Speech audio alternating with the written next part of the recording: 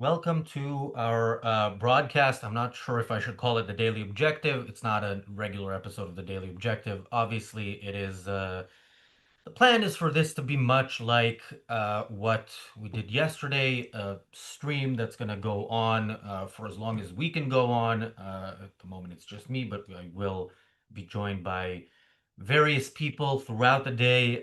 Some of the people that viewers of this channel know and see frequently, and some that you might know and not see frequently, and maybe haven't seen in a while.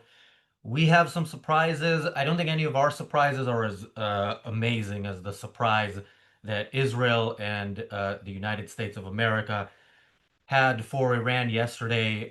So we know a little bit more. Of course, a lot of these things are things that we're gonna know, in the future, weeks, months, years from now. Some of them maybe never, and that's fine. Um, but yeah, so the way the operation in the morning at the start of the war yesterday happened, according to the IDF, was basically within a minute, like 40 of the leaders of Iran were killed. The names are out there. You can find them. We, of course, the one we care about the most, and the one Iranians care about the most, is Ali Khamenei, the supreme leader of Iran, the person who has been the supreme leader for uh, most of the time of the existence of this evil regime. And this evil man is no longer. And many other evil men are no longer after yesterday. It isn't over yet, but it appears like it might be easier than expected. Thank you, Jonathan, for the super chat. Thank you, Bonnie, for the super chat. So one interesting update from the last few hours is that the British Defense Ministry has said that Iran has fired two missiles at Cyprus, at a British military base, or British military bases. Okay, yeah. So having who else did they bomb yesterday? Saudi Arabia, Kuwait, UAE, Qatar, Jordan as well, right? I believe, and Syria. Some stuff fell in Syria, Iraq, and of course Israel. It's interesting. It's a bit baffling. I don't understand. I'm not complaining. I just don't understand why they're not firing everything at Israel and or America or American forces there. It's even the countries that they're bombing and that have U.S. bases. They're not really just bombing the bases. They're bombing hotels in Dubai, the airport in Dubai, the airport in Abu Dhabi. Very it's very bizarre. There might be something they're thinking behind it. I don't know what. So, but yeah, I hope we won't find out. I hope they're just you know, just doing whatever they can in their last gasp, and we're seeing the end of it. Let's hope. Look, let me just look at the news and give the most recent update. But yeah, Israel has been under a constant barrage. It's not at the volume of last time, in that each barrage is sometimes only a few missiles, but it's um okay. Now I see an update that 5 people were killed in Israel in Bet Shemesh. So yeah, that's the thing. If you look at uh, some of the images from yesterday, the building in Tel Aviv, I believe, completely destroyed. These are not small, Hamas rockets, which also kill people, but these are ballistic missiles. They can cause a lot of damage.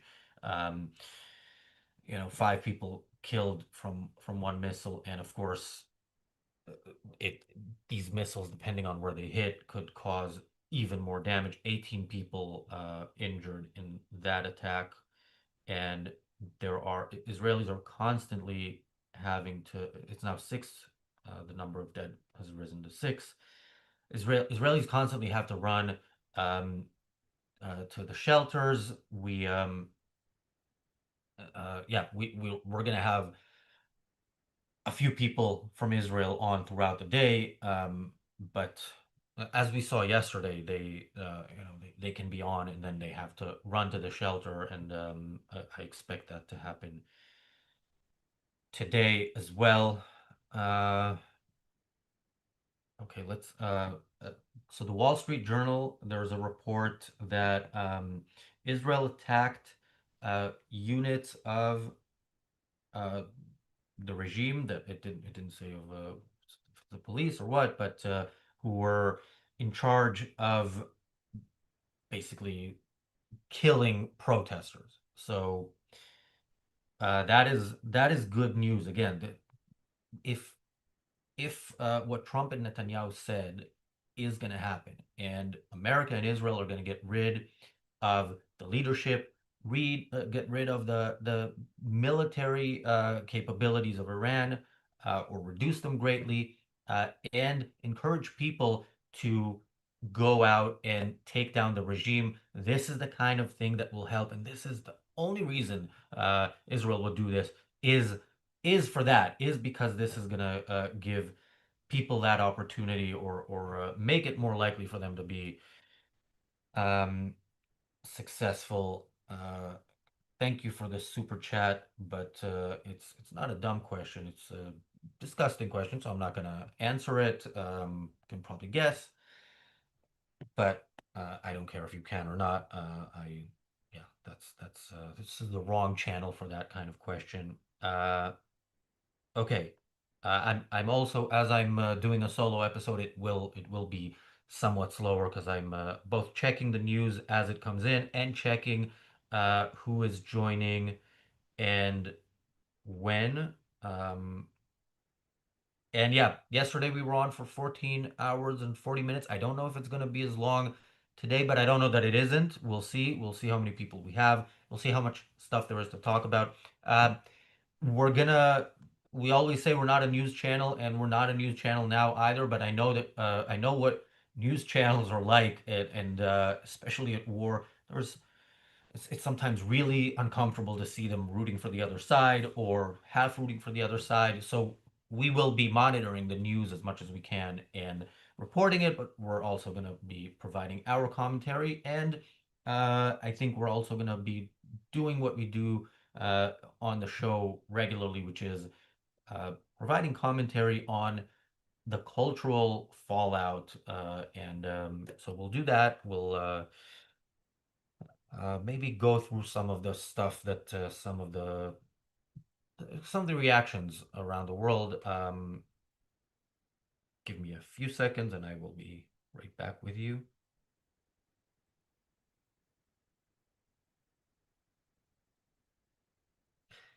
Okay. Um,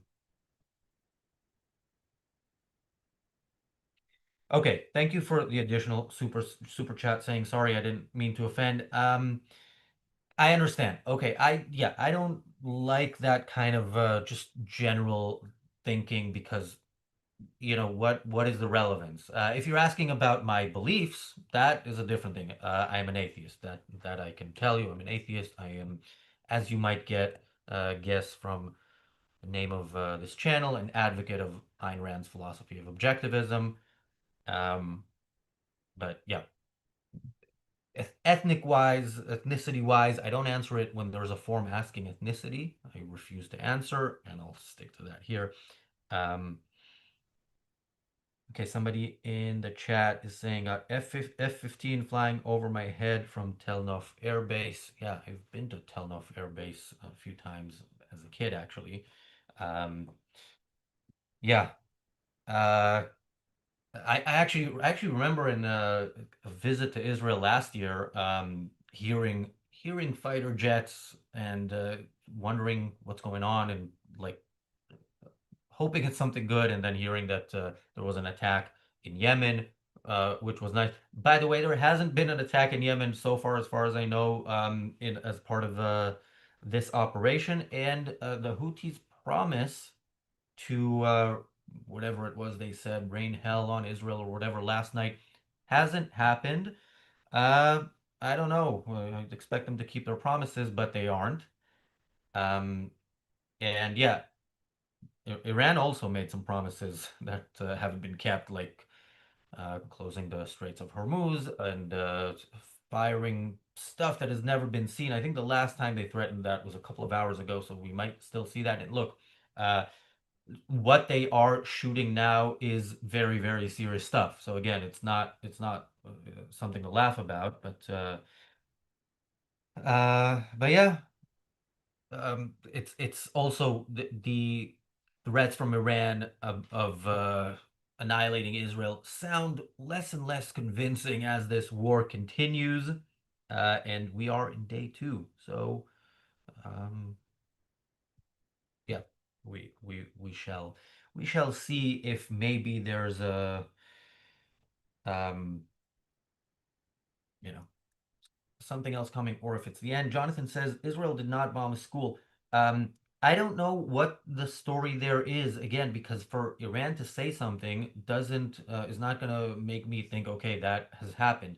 Um, but again, it Israel did not bomb a school, absolutely, in the sense of, okay, we have intel on this school and there's like hundreds of schoolgirls there. Let's go bomb that right now. That definitely didn't happen.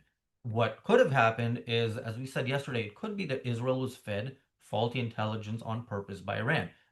Iran knows, the Iranian regime knows that Israel has a massive intelligence operation in Iran. They know that Israel knows pretty much what everything they do, but they can still occasionally, get one past them, and this may have been that. I don't know if it, by the way, do we know if it was Israel or the US that Iran is accusing of bombing it? And of course, there is always a possibility that Iran itself did it and then spread the news to the people they knew would spread the news onwards, from, to the West. So all those are possibilities. There's some possibilities it's a complete lie. I don't think it's a complete lie. I think there's a school was probably bombed, students probably many of them killed, but the moral responsibility in any case is on Iran, and I think the specific uh, responsibility in terms of who made the choice for that to happen is certainly, I think Iranian this was the Iranian intention, and that. I think that school bombing is the most successful thing Iran has done in the war so far. Getting that to spread and to for people to repeat it.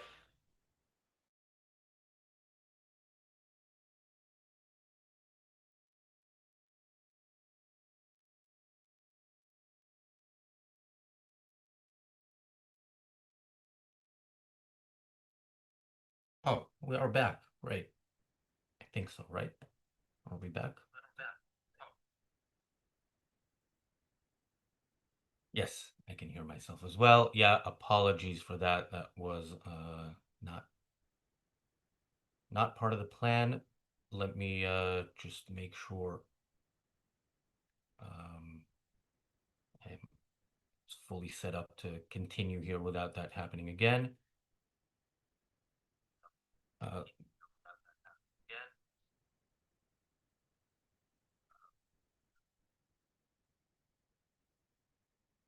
all right.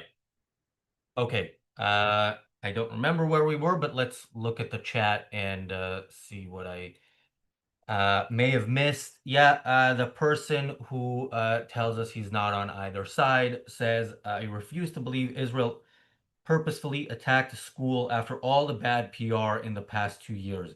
I you know, I don't know how to deal with that comment. You think if Israel didn't get bad PR, they'd be like, you know what, let's go kill a few hundred schoolgirls. Again, what is the basis of this assumption other than what Hamas tells you about Israelis? And remember, when you get information from Gaza about what Israel is doing, from Gazans, that is Hamas. When you hear about journalists in Gaza, that is Hamas.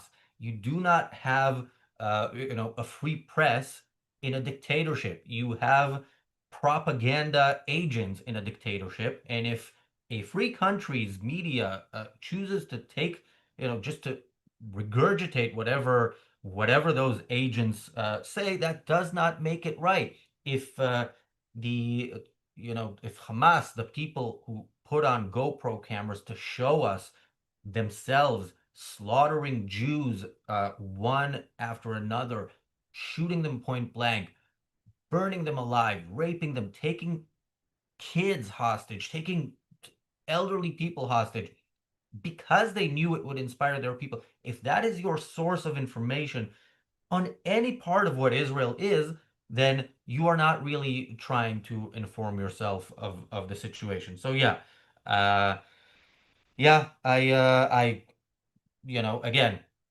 I don't know. I don't know what happened there. I'm 100% sure that Israel and the U.S. Would never ever do something like that intentionally. I'm also 100% sure that Iran would do something like that intentionally to their own people, because they just slaughtered tens of thousands of them in recent months. So bombing a school with like 100 students is no biggie for them. So yeah, let's remind that. Remember that. Okay. Race says congressional Democrats took the constitutional option off the table by pressure to push ridiculous policies as a condition for a war declaration. Yeah, that's part of the problem. Also, I don't know, the people who, right now, what they have to say about this particular military action is their problem with it is that it's happening without congressional approval, as all military actions pretty much since World War II. Um, it's bizarre to me. And I wonder what they would have said had Jimmy Carter, done the right thing and said, we're going to march full force and get back our hostages, as Ayn Rand said that they should. Uh, would they say, oh wait, you need to do it, you need Congress's approval, and if you don't, they can rot in whatever, wherever they were kept. So yeah. Uh, Jonathan asks, why would Iran attack luxury hotels and airports in Dubai? That's an excellent question. I really do not understand. I appreciate it because if they attack more countries, more countries get to experience what this regime is and why it needs to be removed, to whatever extent they understand that issue, even when being bombed. And of course, that also means that they're not, those missiles aren't hitting Israelis and Americans, and they're um, okay. Hang on a second. Part of the technical issue was that I had a different link, so let me just make sure we are hopefully about to have somebody join me. Um,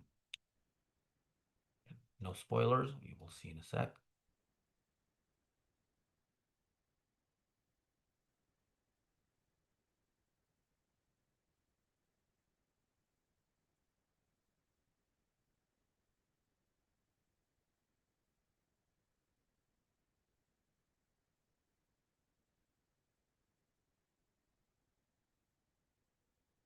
All right.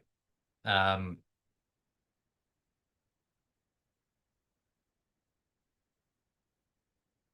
okay. Oh, do we have any full-on trolls in the chat yet? Or um,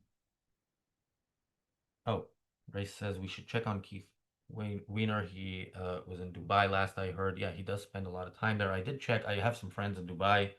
Checked with them. They are fine, but yeah, that's it's not what people expect. Of course, I always encourage people to not go to dictatorships, not visit, not live there. They are dictators are not your friends, even when their taxes are lower than supposedly semi-free countries. So yeah, um, but yeah, I that doesn't mean I wish death on everybody there, obviously. So yeah, hopefully whatever Iran does is the last that we see of them, and is not just going to be a lesson. By the way, I think we're going to talk about this later on in the stream when we have more people, but is also a lesson, and I doubt this is what it's going to be, but I'm hoping it's going to be a lesson down the line when such threats or countries seem like they might become such threats, and you have the opportunity early on to prevent them from becoming such a threat, do it. And it's not always going to be as early on as there's just been a revolution and you can do it relatively easily. Sometimes it'll be later. Look, after Iran, the Middle East is not going to become this super peaceful, beacon of civilization. It's still a cesspool, and the biggest problem is going to be Turkey. So I'm hoping that after Iran, we go after Turkey, but that's not up to me. We shall see. For now, it is Iran that is the enemy, and we have somebody now joining us from Israel. It is Boaz Arad, the head of the Ayn Rand Center Israel, joining us from. Are you in Sderot right now? Yes, hi everybody. Welcome, I'm in Boaz. Sderot in the south area of Israel, and there is, I don't know what you covered in the last few minutes, but there is incoming news about missile hit in Bet Shemesh, in an area between Tel Aviv and Jerusalem. I am located more to the south of Israel, near the Gaza border. It's about 1 kilometer from the old Gaza border, not the new one. And now it's, I would say, maybe the safest place in Israel after Hamas been mostly taken care of. But of course, there is another issues that we're dealing with right now around Israel. By the way, can I share screen? Is it possible? I believe so. It Let me. allow Yeah. me. So I'll give you some peek into the broadcast of the Israeli television. So you'll get a coverage from the field, from Um, the location. I'm disabled, so allow me and you should be allowed now. okay, okay, one moment. Okay, so now I'm sharing the television screen. Can you see that? Yep. Yeah. Okay. So this is actually it's a residential neighborhood in Bet Shemesh where the missile hit. It's a ultra orthodox neighborhood, and the missile hit a synagogue. And there is so far we heard about eight casualties that been murdered by this missile and 20 injured. So the number may rise up, and this is this is the reason we have to take seriously the threat of these missiles. And for people who are not in Israel or are not aware of the risk, some of the casualties of missiles were from the debris. You can imagine that about 5 meter pipe of metal falling on you from the sky, it might be devastating if it's fall on a house or on people. In the last round in June, one of the casualties was a Palestinian from Gaza that took refuge in Jericho, and a debris of missile fell on him while he was walking on the street. Yeah. So Yeah. There's video, security footage yeah, video of that. But yeah, yeah. exactly. So just to get the sense that it's maybe dangerous. Of course, if the missile is not intercept, it's much worse. We're talking about a large missile with 500 kilograms, sometimes more of explosive that could make major devastation in the neighborhood, in houses, and so on. So this is a real risk, and thankfully we are equipped with shelters, and in most cases the shelters saving life. Um, so this is the situation, especially in the center of Israel, center of population. The direction of the missiles are into population, into the metropolitans. It's not accurate. Most of them are not accurate. And of course, when they are intercepted, the debris falling all over, and it could hit different places, and sometimes there is some leftover of explosive. So there is no magic solution to this. The only solution, as it's been said here in the channel, is to be offensive, which means not wait and defend yourself and raise walls, because every defense is penetrable, and it's not a complete defense. So if there is any questions that people are interested in, Yeah. I will be happy to answer and to relate to. Yeah. My first question, so in Sderot, do you have I mean, I'm sure you have sirens. Is it less than elsewhere? It's yeah. I mean, I'm actually I used to live in Ramat Hasharon, which is in the northern part of Tel Aviv, and I still have a place there. And my phone is connected to both places. So in Ramat Hasharon, it's every 15 minutes there is an alarm, and stay alert and so on. And here we are relatively quiet. The reason is the Ramat Hasharon is more is in proximity to army camp, to center of population, all the area of Herzliya and northern side of Tel Aviv. So there is a lot of most of the missiles are directed to this direction. So, but we also have to remember, if I mention the downside of the fact that even an intercepted missile is dangerous, there is also a bit of an upside to the situation, and this is that the question is not how many missiles the Iranians stored. It could be 10,000, 5,000, 3,000. It doesn't really matter. What matter is how many launchers they have.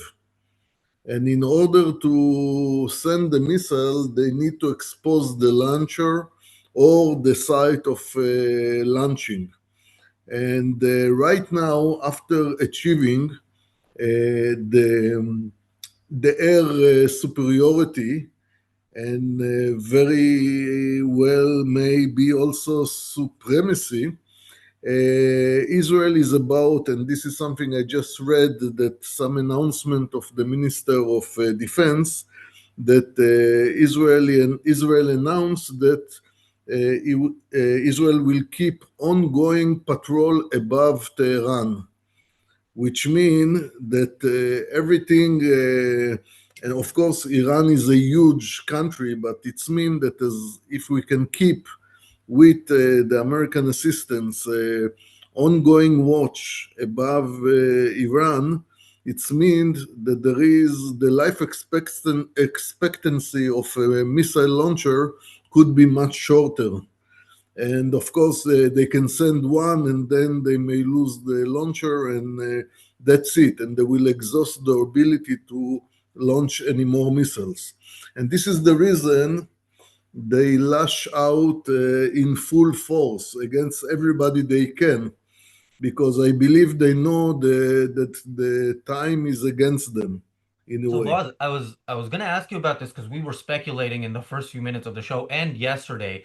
Um, and again, as I was saying before, I'm not complaining, but I don't understand why they're bombing hotels in Dubai and the airports in Saudi Arabia and Iran. They fired at Cyprus today. Like it, what?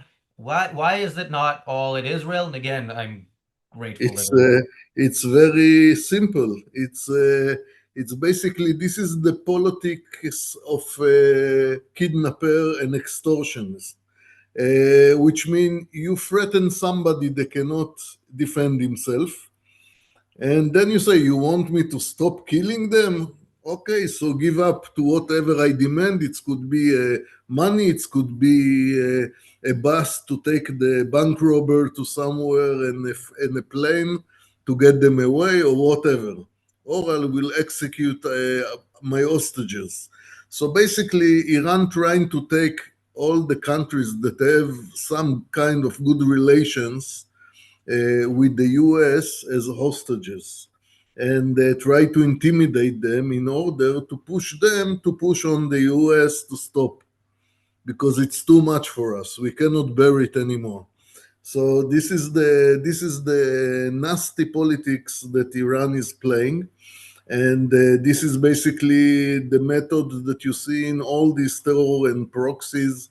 The only tool they have is extortion and intimidation and terror, which mean they will get some hostages, and then they may have their way, and will be able to force the US and maybe the public opinion in the US. Time is also running against the US in this respect, because the public opinion in the US are not favor of ongoing campaign, especially when people don't understand why they need to bother. It's not near their doorsteps, or at least they have a short memory. They don't remember all the casualties that the Iranian inflicted upon American soldiers and interests. And they also tend to blame the US for being whatever white colonialists. So it's our fault that they are killing us. And this is the same issue. I mean, the same problem that Israel faced in the US and in Europe when the war prolonged, and the public opinion turned against Israel viciously. The Iranian may think that it may play for their favor as well, if they can just prolong it as long as they can. There was a side story yesterday that I just want to know if maybe you heard more about of a plane from Natbag to Dubai, Fly Dubai plane that landed in Riyadh, Saudi Arabia. Are they still there? Do you know what's going on with that story? No, I didn't follow. I didn't follow I don't this know. For story. me, it's like one of my, fears of. I generally am worried when I fly, and the worst thing is like you get an emergency landing in a country that isn't welcoming. No, and also I think that there is a closed airspace right now while missiles are flying around. So the whole area of the Middle East, above Iran, Israel, Jordan, and other countries involved, are closed. It's like the threat to close the Hormuz shipping Lane. lane. Yep. So anyway, I don't know if this story have some substance. I just not familiar with it. Uh, Daniel is now joining us as well. Daniel, if you want to jump in, if not, there are a couple of questions. But you go ahead, Daniel, and then I'll go to a couple of questions from the audience. Hey Razi, hey boss. Hey. Hi, Um, Daniel. so I just woke up, so I'm still catching up on the news. Um, but so yeah, apparently Iran has confirmed that Ayatollah Khomeini is dead. Funnily enough, I first saw how they'll continue his vision. Now his vision seemed to be to basically annihilate his own state, because what has happened after uh, when the war started must have been, or at least sort of given. Although no, he was. Did he even see the light of the war really? Because he was eliminated in the first strike, I right? Yeah, think I so think he didn't know what happened and if there is a war or not. yeah, If he 40 if he 40 is people were boiling eliminated in the first somewhere in minute. hell, I guess is the next generals that will follow him will update in their update meeting that they could hold there. However, the last time I appeared on the channel, I lamented the fact that Israel didn't finish him off in the last round in June 25. And what I said is that at the time that we need to raise the bar of messing with us, because this is the only language that brutes and understand, these bullies. Maybe we cannot change Iran regime. Maybe we will not control the fact that a new brutal regime will rise in Syria or in Iraq or in other places. Because as we all know, regime change is only the superficial result of cultural change. And this is something that takes philosophy and many years of learning. And if you'll go to any classroom right now in Syria, for example, or in other place in the Arab world, and you will ask the kids what do they like to be or to do when they'll grow up, some of them will tell you that they want to be shaheed and to have martyrdom and to kill themselves for a great cause and stuff like that. So we are not we will not be able to change the culture very soon, but we will be able to create such a payment for any initiation of force against Israel, against the US, that will intimidate the bullies around us. So this is a win by itself, the fact that we start and did it right now, in the same way that Hezbollah, major part of its breaking down to pieces was the elimination of Hassan Nasrallah, the head of Hezbollah, that become to be a symbol, especially when you're talking about a culture of reverence, that this leader is supposed to be the representative of God's words on earth. And they take it seriously, and you see, if somebody is following the Iranian television and see the narrator breaking down and cry in front of the nation when he announced the death of Khomeini, you realize you get some kind of sense of the North Korean funerals after the leader is dying. So it's not something we know. This type of worship is not something we know in the West. We don't break down totally. And by the way, you see the breaking down all over the Shia and some of the most Muslim radical world. In Afghanistan, in Pakistan, there is ongoing clashes in front of the area of the American embassy. In some part of India, where there is a Muslim population, there is a clashes and so on. So you can see the effect of this leader, the inspiration that he gave to all these radical forces around the world. And I believe that taking him off, and it doesn't matter who will come after him, the one that will come after him will know that this is an option. How about a live Is not a update, new. Boz? What? This is a good. It's not confirmed. It's according to reports, but this is Ynet, so it's not completely random. Mahmoud Ahmadinejad was killed yesterday in Yeah, the strikes, which is yeah. really Is beautiful. He was another symbol of the dictatorial regime of Iran.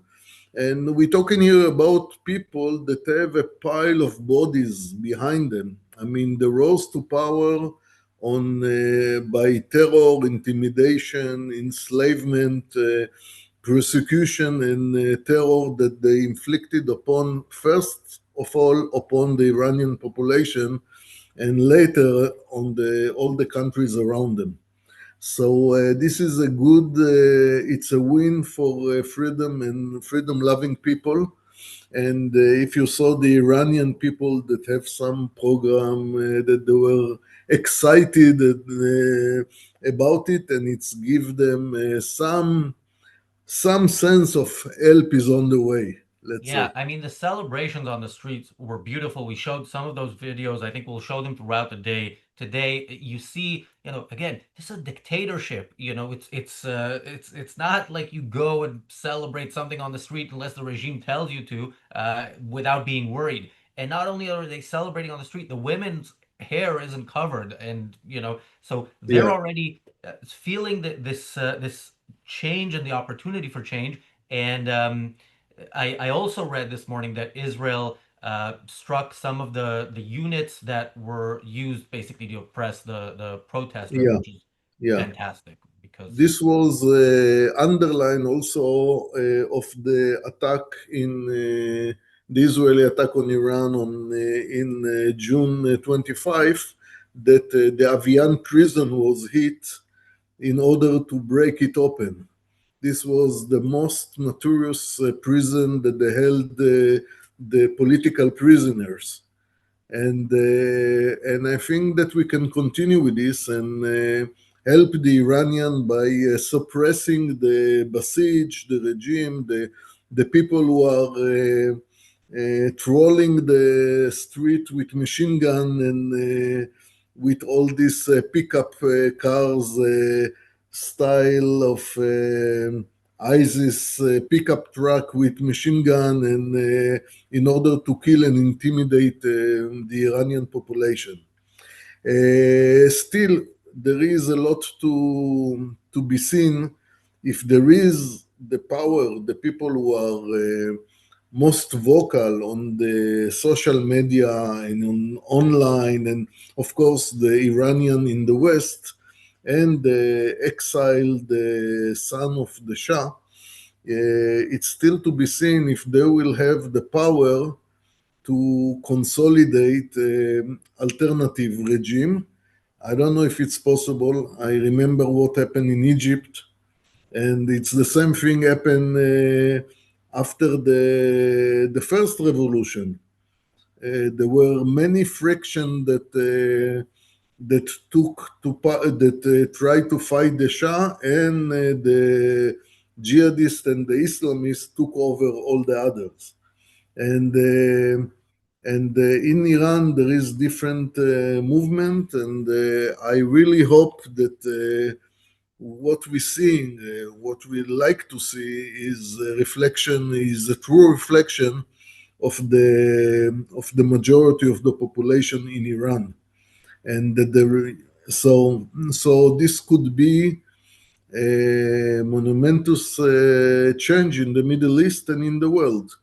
It's mean cheaper energy, more business, great relation. I mean, I can go on and on with the benefit of having a peaceful and Iran that are trying to build a free society.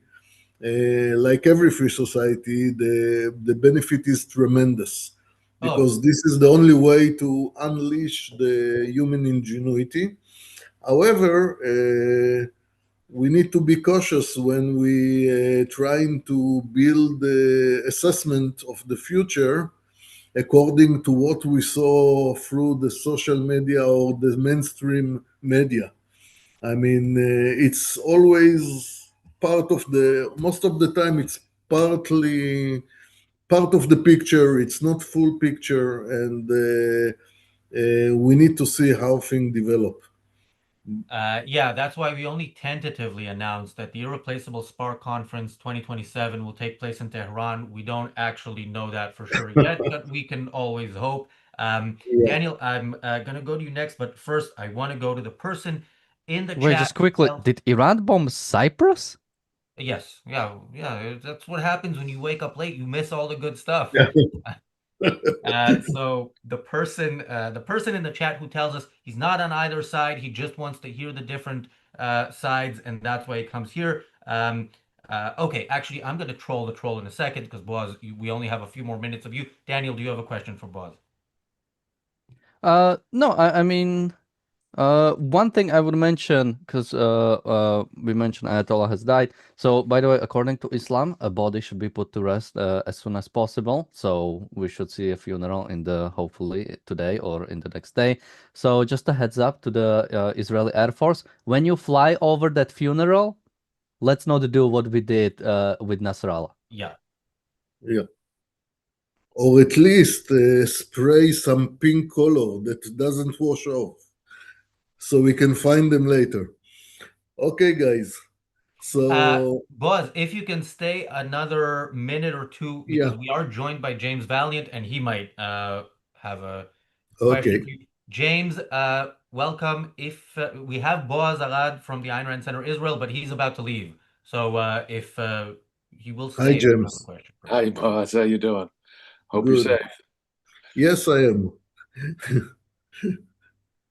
Okay, yeah, I'm as I mentioned before, I'm in one of the safest place in Israel on the border of Gaza, which is now, after intensive treatment, become to be much safer than any other part of Israel. Of course, we didn't finish it, the job, but hopefully we will. Yeah. Stay safe, my friend. Okay. Thank you. Thank you, Thanks, James. Boz, and I hope you'll join us. We do plan to be live as much as we can over the coming days. We are living in really historic days, and we want to be on Indeed. it, and things are happening all the time. So thanks, Thank and yeah, you. stay safe. Take care. Bye. Bye. Um, and James, before I go to you, I am gonna go back to okay, so you're saying, bro, I'm no troll. I literally try to listen to both arguments. Sometimes they are right, sometimes you're right. I want to be informed. Okay. Okay, Earlier, when is Iran right? At what point? well, well, he answered it earlier. So earlier he said, when I mentioned, by the way, James, I don't know if you heard this, but there are reports that yesterday in the strikes, Mahmoud Ahmadinejad was killed. And Are all my dreams coming true? yeah, and so this person told us Ahmadinejad was a great man. I listened to some interviews with him in 2015, and he seemed smart and reasonable. Bob then pointed out that he was a Holocaust denier. And then you said, I saw that interview. I think he just said people should be allowed to investigate more. Is there some law against investigating anything about World War II anywhere? Maybe in Iran. But no, he didn't say people should investigate more. He had Holocaust denial conferences. He hosted them in Tehran. And much like most or all Holocaust deniers, he said there was no Holocaust, but there should be one. So all Holocaust deniers are also Holocaust supporters. And again, he was pushing the nuclear weapons program and its eventual use for the goal of death to Israel more than any president, and he was much more active. Presidents in Iran are really figureheads. They don't do much. Oh yeah, the And Ayatollah. I don't know if they don't do much, but they're certainly not like the leader of the country. No, they're And taking their orders from the Ayatollah. Yeah. yeah, and he was more active than others, and Oh, eventually he got to the point where he wanted to run. He wanted to run a few times, and they didn't allow him because they were afraid that he was too much of a reformer internally. But I don't know of any. I mean, I have unfortunately been following what's going on in Iran for decades because they kind of well, make you. anyone associated with the old regime, we should just go down the list, and anyone raising their hand to be, the new leadership of an Yeah. Islamic Republic of Iran should just be next on the, Yeah, but just going in right terms down of the. actively, working towards the death to Israel goal, I do think Ahmadinejad was, more active than any president. We're now joined by Michael Kaufman live from Tel Aviv. Michael, I don't know if you heard the news that this is not 100% certain yet, but there are reports that Ahmadinejad was killed yesterday in the strikes on Tehran. Yep, it couldn't happen to nicer people. I also heard that the number of virgins available right now is is way down, and I think they're Like having it's to like settle for toilet paper during COVID in yeah, supermarkets, I think. 10 to it's like 10 to 12 per person now instead of 72. So it's a huge issue. They're No, rationing virgins on the other side. It's what's amazing is that American news, of course, is focused on the few direct hits that did hit, and we had some dead people, unfortunately, near Jerusalem. Eight people now reported dead, 20 missing. But that's not really what's going. I mean, that's terrible, and it's a huge problem. But given the number of missiles that have been sent over, which was pretty substantial, there was one volley of 37. I think that one that got through was part of that 37. We had some pretty loud thunderclaps here in Tel Aviv with interceptions. It's been quiet now for over 2 hours, knock on wood. So hopefully that signals some ongoing attacks by Israel and the U.S. But what's really going on is that Israel and the U.S. continue to devastate Iran, and the smoke rising from Tehran and other places is continues to be substantial. This is relentless. It was 900 attacks yesterday that we heard about. It's got to be that number or higher, and Israel has declared that that there is complete Israeli and American air superiority in Tehran, that the skies over Tehran are completely in the hands of Israel and the U.S. and not at all in Iran's control. Imagine how Ayatollah must have felt when he saw those planes coming. Yeah. No, and we're Yeah. seeing celebrations from Iranian exile communities around the world. We're seeing some, of course, protests. I heard there was a anti-American protest in Times Square, for example, this morning. And that also one yesterday. then, Of course. Or sorry, it was pro-Iranian, but like pro-Ayatollah Iranian.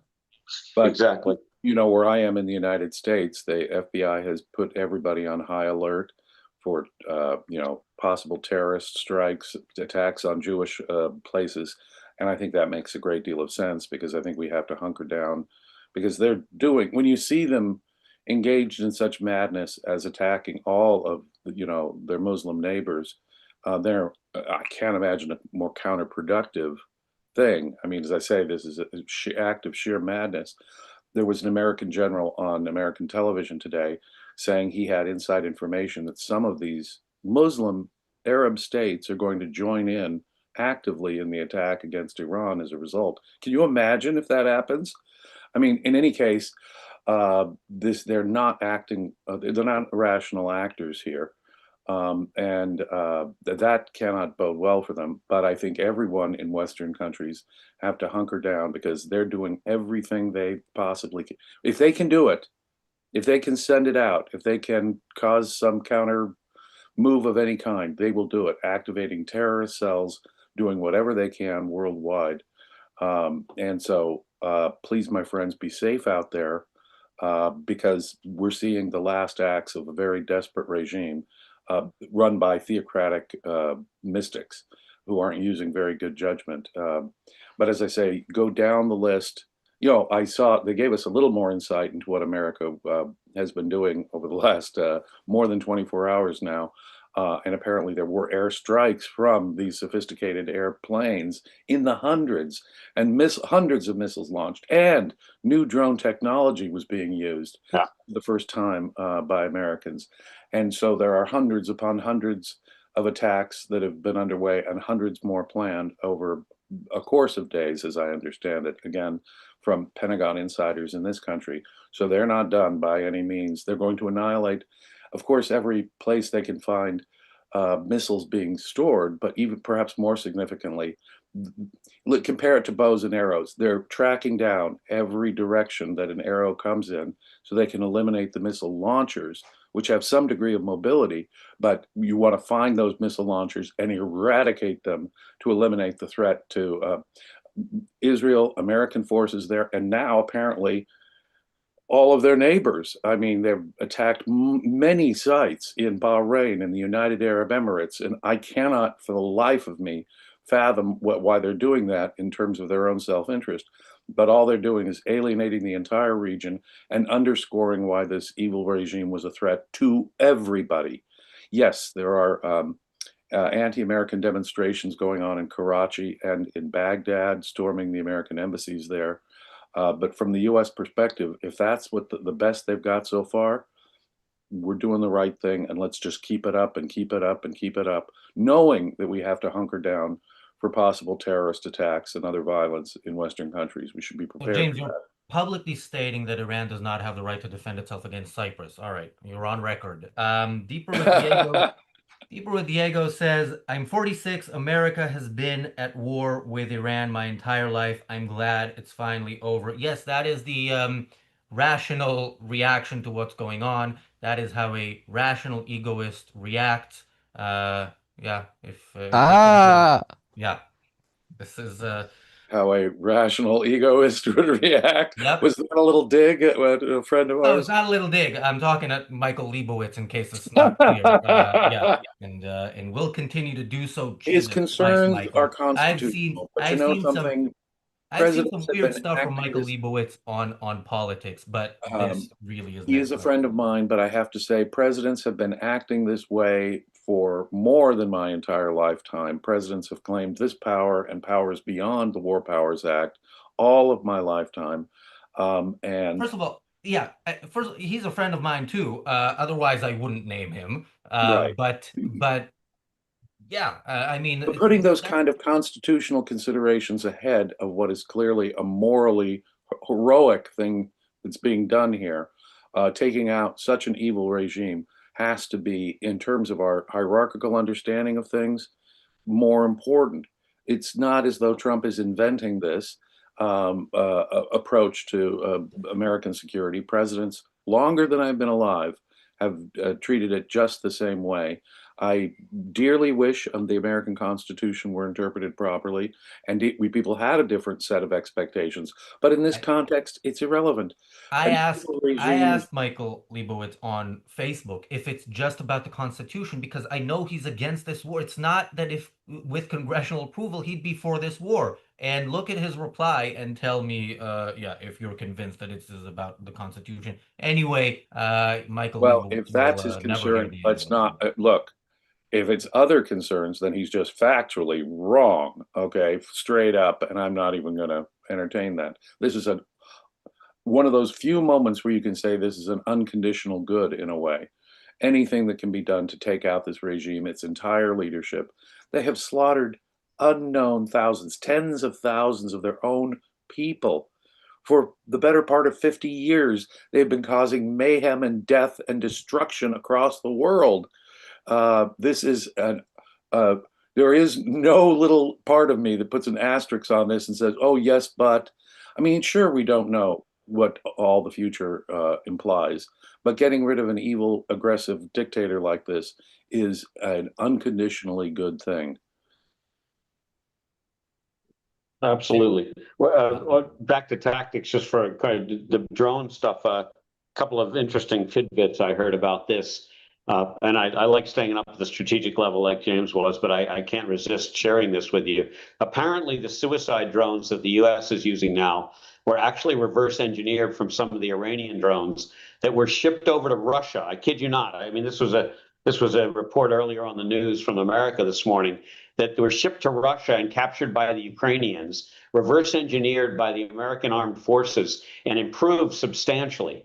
So the irony of this whole thing, of course, is that we're killing Iranians now with their own technology, of course, with American improvements, reverse engineered. And secondly, we Look at have how all these. quickly we react and adapt. Look how Yeah, quickly we it's get them no, that's back what with they're. their That's own technology, only better. yeah, I mean, it shows that's the what. superiority of a rational, civilized country when fighting savages, okay? Right. Yeah, actually, they made that point. I'm glad you added it because it does show you what people that are not with the gun to their head, people that are incentivized because they believe in the country that they're fighting for can do. The second interesting thing, and we mentioned a little bit, was that the way apparently a lot of these missile launchers are hidden. They're very big, so it's hard to move them, but you can hide them. They do have to come out of hiding for the most part when they launch. And like James said, they are tracked but the way apparently the U.S. and Israel have a set of constant drones that are running back and forth along all the areas that are likely to be missile launch areas and pinpointing exactly where these missile launchers are. So as soon as they launch, we have a problem on this end because we got to defend against it. But as soon as they launch, they fire they have their Predator drones, the ones that actually can destroy things. And they send them to hell, the drone launchers. So I mean the missile launchers. So I don't think a lot of these missile launchers are going to be multi-use. I think that over time we'll just completely degrade them down, down, down, and hopefully over the next 24 to 36 hours we start to see a real drop off. And every time I hear about casualties in Israel, I think to myself, that should redouble our efforts to destroy all of these missile launch sites that we possibly can. And the missile launchers themselves, because, you know, if you use the bow and arrow analogy, your arrows are useless if you destroy all the bows.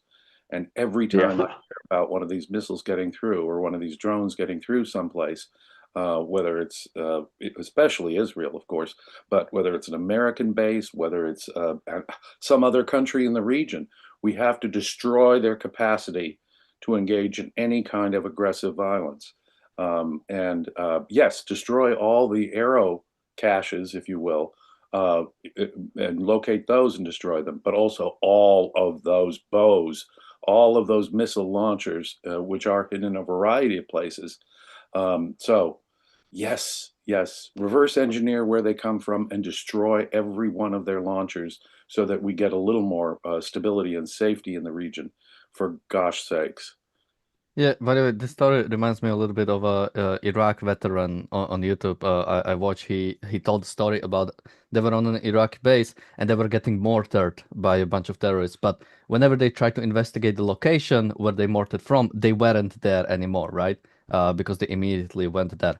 So what they did instead is, instead of investigating the location, they let them stay there, the terrorists, and then they bombed the location, and then they were never mortared again.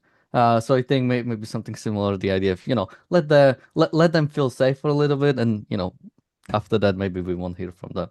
But as we say, both America and IDF are on site, and we have videos from both the Israeli intelligence and American intelligence of them bombing the rocket site. Some seem pretty insane. I mean, like bodies flying, Jesus. But Another great thing I've that's what you heard do is with that ammunition. Revolutionary Guard, IRGC facilities are being taken out, places where we know they've been attacking the population, the Iranian, their own population, prisons and local security force locations. When I hear that the IDF and America are going after those places, that warms my heart as well, because it means that, and we have to keep a track of all go right down the list, as I say, of all the, next leader up. Hands, please. Who wants to be the next supreme leader of the Islamic Republic? Because you should be next on the target list, so that we can bring down this regime once and for all and replace it with something better. Let me just say to people in Israel, if so, the national cyber security thing says if you get a text message under the name Orif Alert in English letters, asking you to update the app, don't do it. It is a cyber attack. Not time to update your apps if you're an Iranian. What? No, this is for Israelis, basically for the app that tells them, when something's coming. There's a wow. spammy. See, So yeah. By the way, just a heads up, that means Iran just wants to kill a bunch of Jews. Like, not military, civilians. Just, Well, we see if anybody still cares about like civilian lives. These monsters, their targets are typically civilian targets. Well, in one sense, they know that the military targets are better defended. That's true. But these monsters go straight for the civilian targets. All of our progressive friends who've been defending the Iranian regime now for decades, and they, cry crocodile tears for casualties in Gaza, but they don't have a single tear for the Iranian people themselves or all the innocent people that Iran has killed outside of its borders over the last 40 years. That's actually a segue to what I was gonna read next, but I'm now realizing it should be Daniel who reads it. So Daniel, I'm texting it to you, and if you can read it in, you know how. basically. So Daniel can do this much better than I can. I criticized Iran's supreme leader Ali Khamenei 1,000 times. He was oppressing his own people, preventing democracy. But there's one thing you can't take away from him. He died on his own 2 feet instead of kneeling to Israel. That took courage. He didn't bow. That is, of course, Cenk Uygur actually tweeting, the things that he didn't like about Khamenei, but also reminding us that he did care about one thing that is important more than anything to Cenk, killing Jews. How do we Now know he joined died by on his own 2 feet? that's a talent. You need to be a supreme leader to die on your own 2 feet. And also, don't Muslims pray most of the times on the knees praying anyway? How many times do you have to pray there? Like 20 times? There's good 5, I chances he think, right? was on his knees.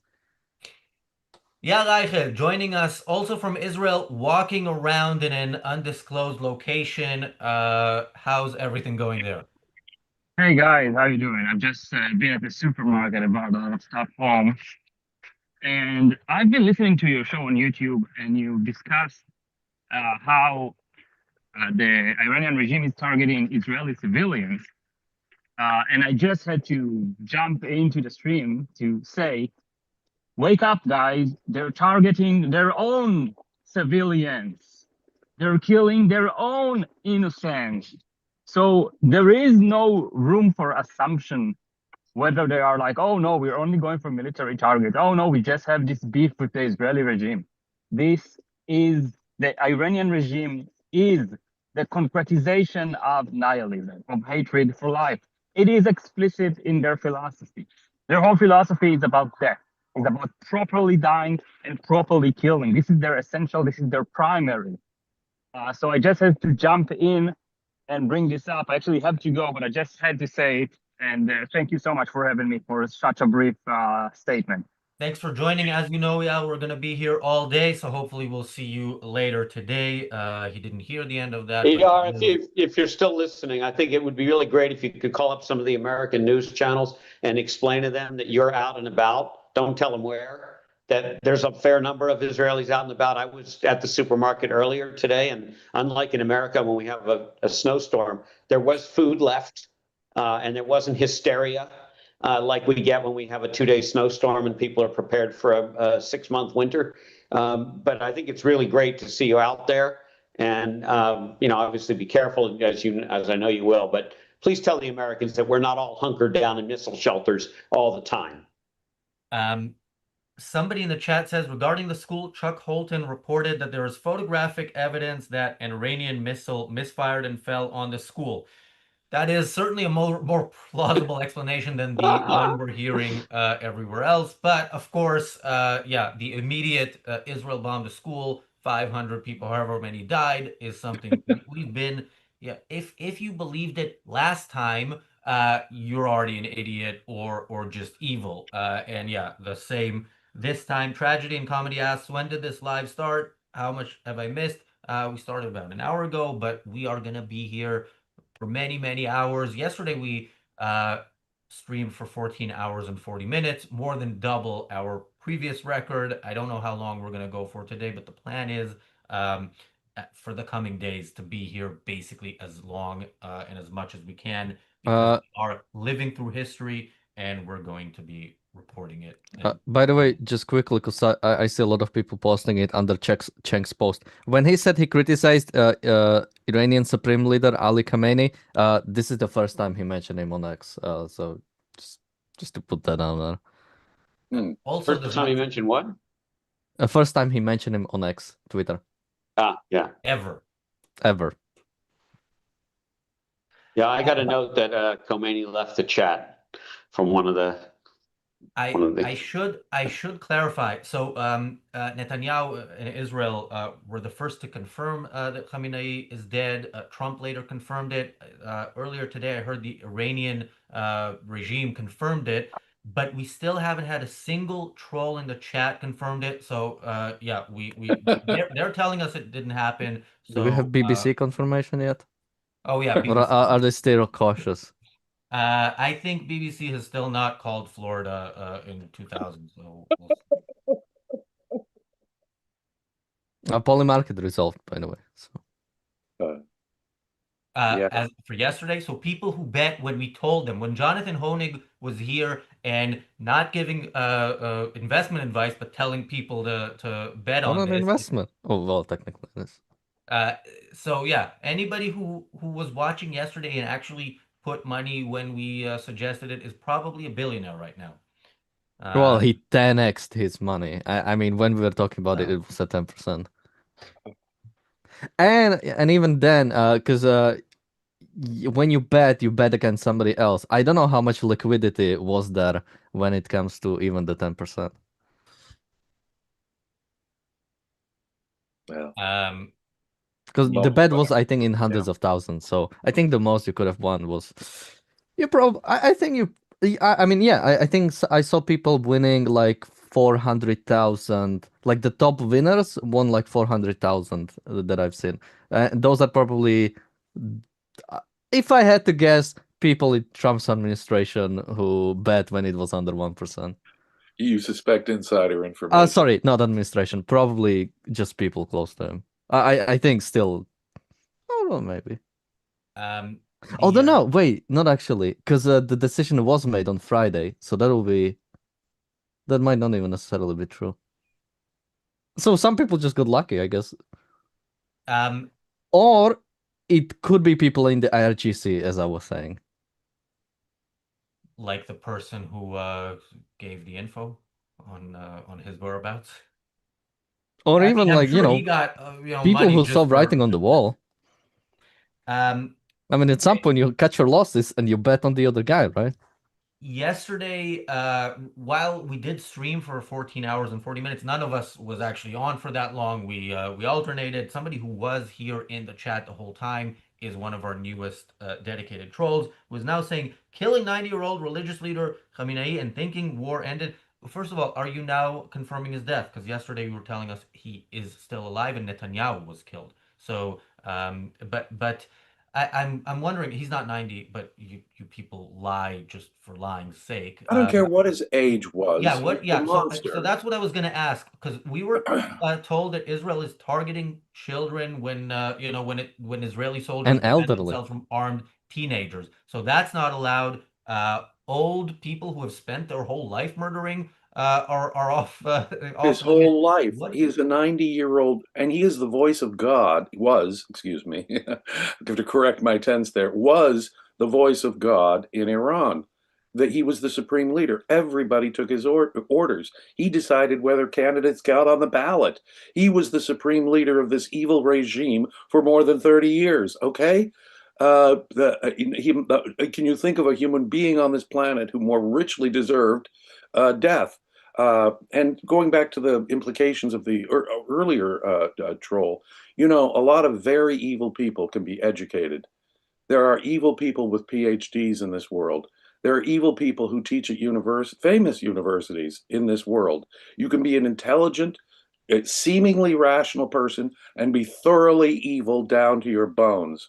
Okay?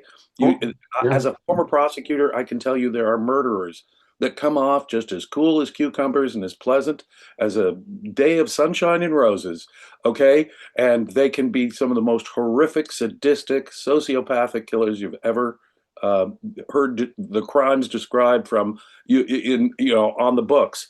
So don't be deceived by education. Don't be deceived by any superficial appearances.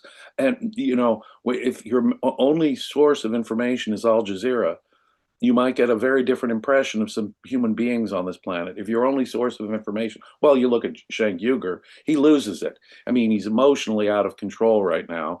As you can imagine, a lot of these, Israel haters are suffering deep depression today, and but a lot of them, can come off semi-rational. Don't be deceived by this. This guy was a killer. How much blood has this guy got on his hands?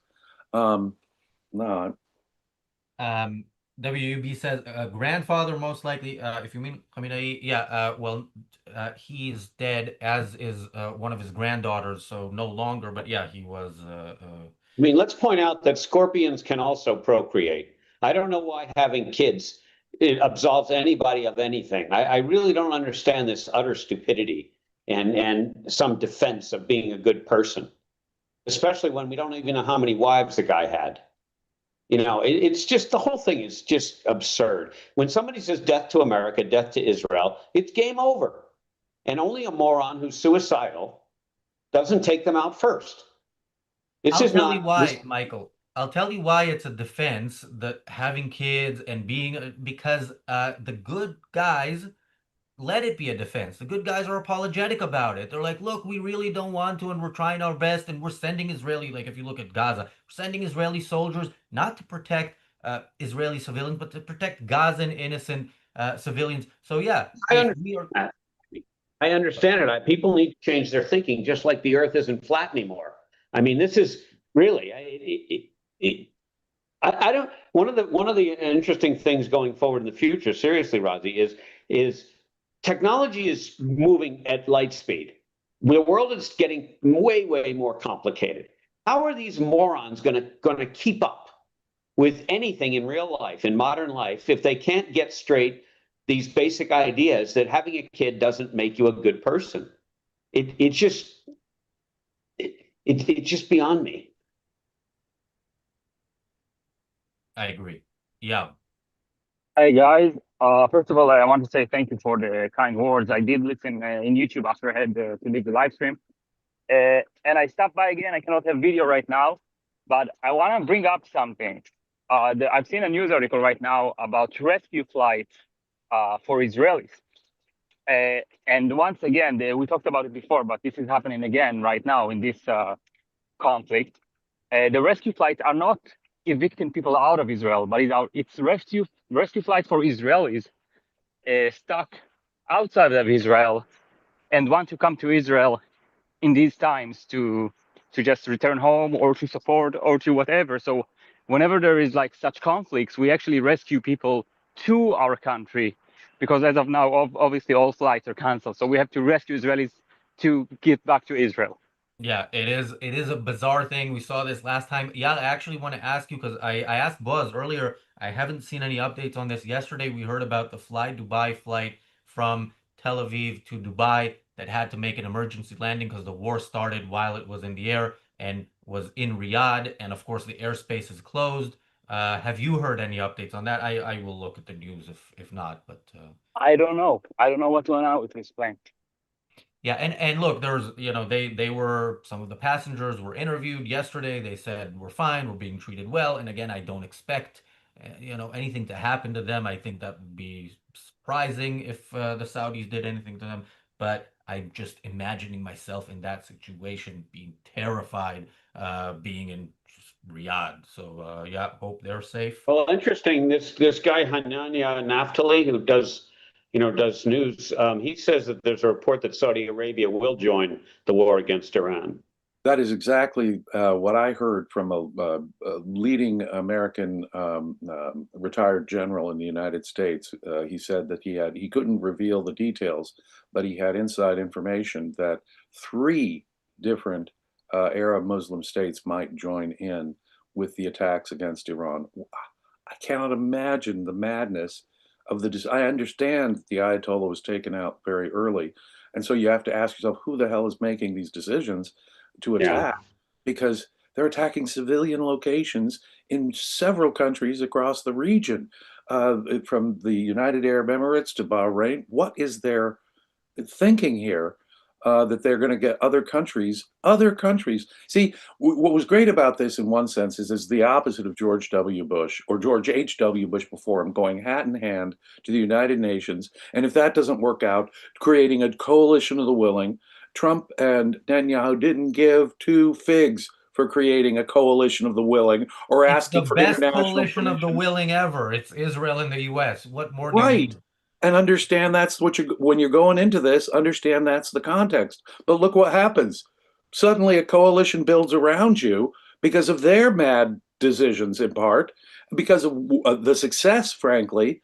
The success will bring any sane person to your Yeah. side. And we didn't go around begging for it. We actually acted in the self-interest of the United States and in the self-interest of Israel without consideration for the details of international law or asking for a coalition of the willing or asking even more disgustingly of the United Nations. So, this funny thing is we're trying to do this from the air as well without risking boots on the ground. Finally we have the right target and we're doing it the right way on so many different levels.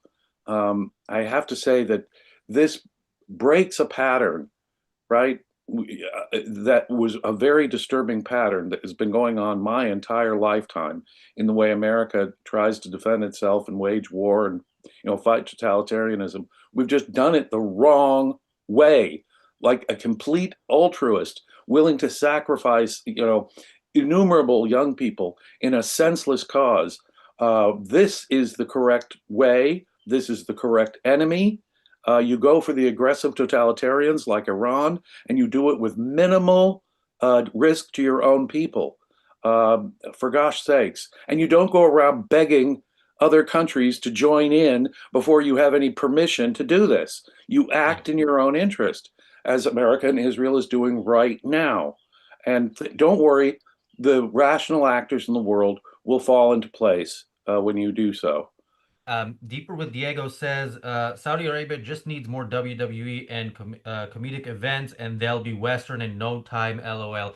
Don't get me started on the fact that I it's don't these know. WrestleManias in Saudi Arabia. It is Yeah. pissing me off. WUB says Mahmoud Abbas is 90 now. Eyal, can you get a message to the IDF? I'm not sure they know. I think 90 is a good age to call it. No, let nature do its thing. It's I don't okay. like it when nature does its thing with evil people. We can Yeah, catalyze. We can accelerate it. well, yeah, we kind of have our hands full right now, but I agree. Actually, I have a point on the question: why does Iran attack the Gulf states and the Arabian Peninsula? What's the point? What's the motive? What's the philosophy? Well, the philosophy, as I said yesterday and today as well, it's nihilism.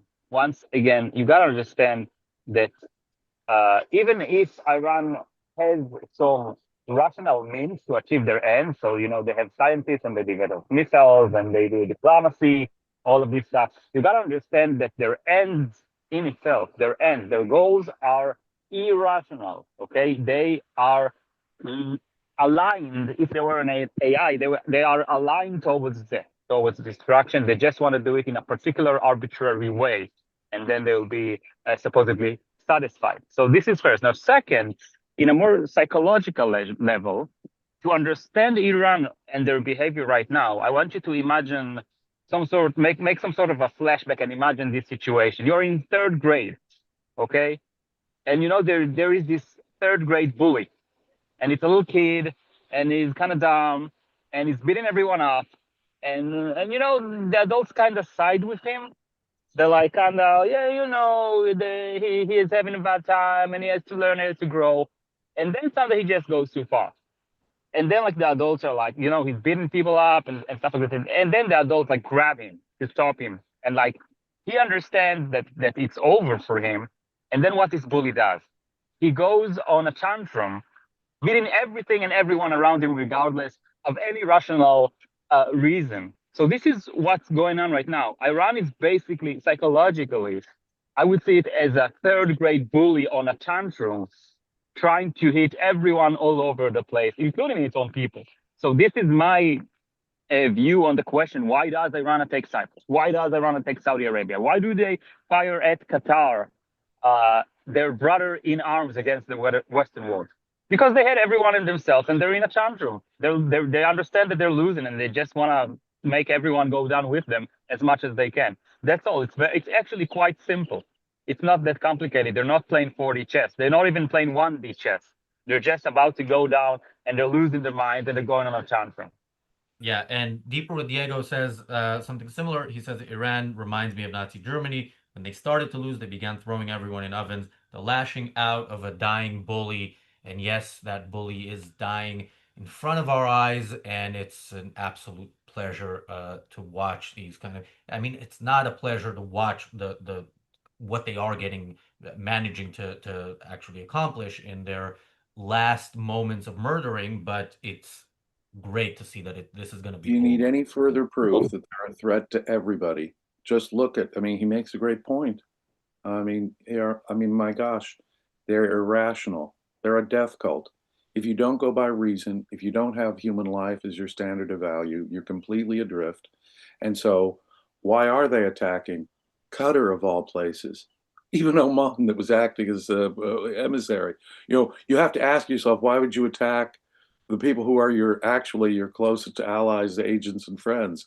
Um, it's sheer madness because they must be so irrational on principle, so such a death cult on principle that they can't even see their near-term self-interest in a way that other rational actors would. That's all I can think. There's a few updates. So some shrapnel from a what is it, drone fell on the Israeli embassy in Abu Dhabi and caused some damage. But as far as I can, oh, um, yeah, and a woman and her son were injured in that incident. Um, 6 people were arrested by the IDF in Jericho, planning to carry out a terrorist attack immediately. The Revolutionary Guard has said that they attacked the USS Lincoln with 4 ballistic missiles. I'm not sure that's a good idea, Iran, but also, everything else you do is not a good idea. So Yeah, far, there's okay. been So the, zero the people American casualties. injured in the Abu Dhabi uh yeah, they are Israelis injured in the Abu Dhabi Oh, agency. okay. Uh, There were people injured there, and they will injure and kill. They will do what they're lashing out with whatever they've got right now. But the point is that so far there've been zero. I understand the Iranian news has been reporting that there have been American casualties and damage to American ships, but America so far is reporting no, none of that has actually landed or killed Americans or injured American military assets in the region. So this is going better, actually, than I think we might have expected. When you consider the number of attacks, even on Israel, I'm kind of surprised, but I think it shows how effective the previous Israeli attack was in taking out so much of their capacity. I can only think that that's the main thing. Israel's previous attack had really hurt them a lot. I'm not saying they're out of ammo. I'm not saying that we don't still have cause for fear. And every time I hear about one of these missiles or drones getting through and killing Israelis, that only causes me to urge us to redouble our efforts to take out all of these missile launchers that we possibly can and further degrade. Because if that continues, then fewer and fewer and fewer attacks at all will happen. And that should be the first key here. But also, I like to hear the news stories that they're going after the Revolutionary Guard in internal security places and prisons where political prisoners are held. That too should be the focus of Israeli and American attacks. And I hear that it is, and that pleases my heart greatly. But both of those things have to be key, uppermost on our mind, I think, right now. Daniel? Yeah, by the way, Alex also says she can join us. I was just I'll texting send her her. the link. Um, yeah, sorry, I was distracted for a long time. I'm just so yeah, I mean we talked about sort of like Iran going crazy, and something I was wondering about is if the chain of command has like truly broken at some point, because I don't know, like who's supposed to, like who takes orders or who gives orders after the supreme leader is done. I'm supposing there is no vice supreme leader, right? They probably do not have the sort of like similar chain of command. So something that might be interesting is if the Ayatollah Innocent was the moderating figure, because like attacking Gulf states for apparently no reason. Seems like a crazy thing that I could see an IRGC commander or some other kind of senior figure that probably should have never been actually in charge, meaning like sort of like rationally, even from the Iran perspective. And I'm wondering if that is what's happening, basically. Although even then, because if you look at the Ayatollah's policy even before there was no Ayatollah policy anymore. We are talking about a country, we are talking about a leader who didn't make any deal with America, where I feel like they could have. Again, just a reminder what the American deal was. American deal was nothing about the missile production, nothing about them supporting proxies, and America would provide, from what we've heard most recently, America would provide Iran with enriched uranium as long as they don't enrich it themselves. That was the ideas we had for the deal, and they didn't take it seriously at all. That's why the decision was made. Okay, they're not taking this seriously. Let's just attack them. And I'm still trying to wrap my head around this. Like this makes like and again, some people say, well, Iran is irrational state. But even then, right, there is like even when there is no full rationality, there is at least like some modem of self-preservation, right? That like anybody has, unless you go suicide bomb yourself. But even on like a nationhood state, on like a whole leadership scale, like if something similar was done by Putin, I couldn't explain it as well. Like as much as I have a yeah. point on that. Sure. So this is the case in simple terms. It's when you have to give a stupid excuse for actually doing the right thing. So usually you give excuse for bad things, right? You give rationalization for doing the bad thing. Well, in this case, they did the right thing, but because of the broken morality of the rest, they had to give excuses and justify it in stupid terms of diplomacy and negotiation. That's all. You mean specifically with the deal? You mean Like the when, West? like Trump offering them uranium and blah blah blah. Like this is an excuse, a poor excuse for doing the actual right thing, regardless of the negotiation.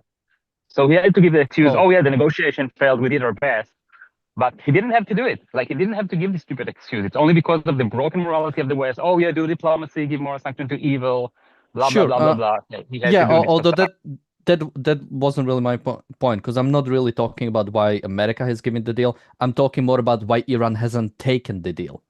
Yeah, they Like should that, have. like that's the They part I should don't have been get. making offers. Well, would you take They this? were Would we being go this consistent. far? You know, I think that the point turned, frankly, honestly, for the administration with the slaughter of Iranians in the streets. I really, really do. Trump would have. But even just to jump in, even Yeah. that I don't get, because apparently the decision was made on Friday. Like the decision by Well, Trump was made on Friday. yeah, right. And that's why they were building up forces bigger than any forces that we've seen since, a previous major war in the region. No, he's putting way Well, more but even assets.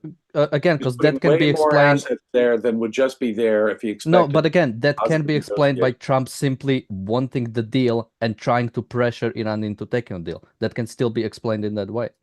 I suppose they Again, could, I'm not claiming that either of those is true. Like we don't know, right? they could have, but the way he said it when before as the attack was starting and he announced it, he did frame it in those terms. The American, Yeah, and he did say, because what is he gonna help. say? Hey, I really wanted a deal, but they didn't give me, so now I'm gonna attack. Of course, he's gonna like put it into words that he can like make himself look the best. Like even like I agree, this was a great decision, but we are still talking about Trump, right? He didn't change his nature from one Is day to there the a other. deal that they could have offered Trump? I don't know, but I don't think that they would have. Well, Listen to the way America was offering a deal, America, right? yeah, exactly. Well, that's the thing. And I don't think America was offering a deal. and what I did think we this was what we So said was again, we that's don't what we believe know. them. What we said is the thing is it's not that they didn't have any response. They had a response that might have opened up another round of negotiations. Yeah, We it was like a didn't believe them. bogus. Were we going to Yeah. believe them whatever they said? Yeah, basically what we know is apparently when what are these guys' names? Steve Witkoff and Witkoff and Jared Kushner. Kushner. They came from negotiation. Apparently, they realized Iran is not taking this seriously, and they are simply trying to like extend the time forever.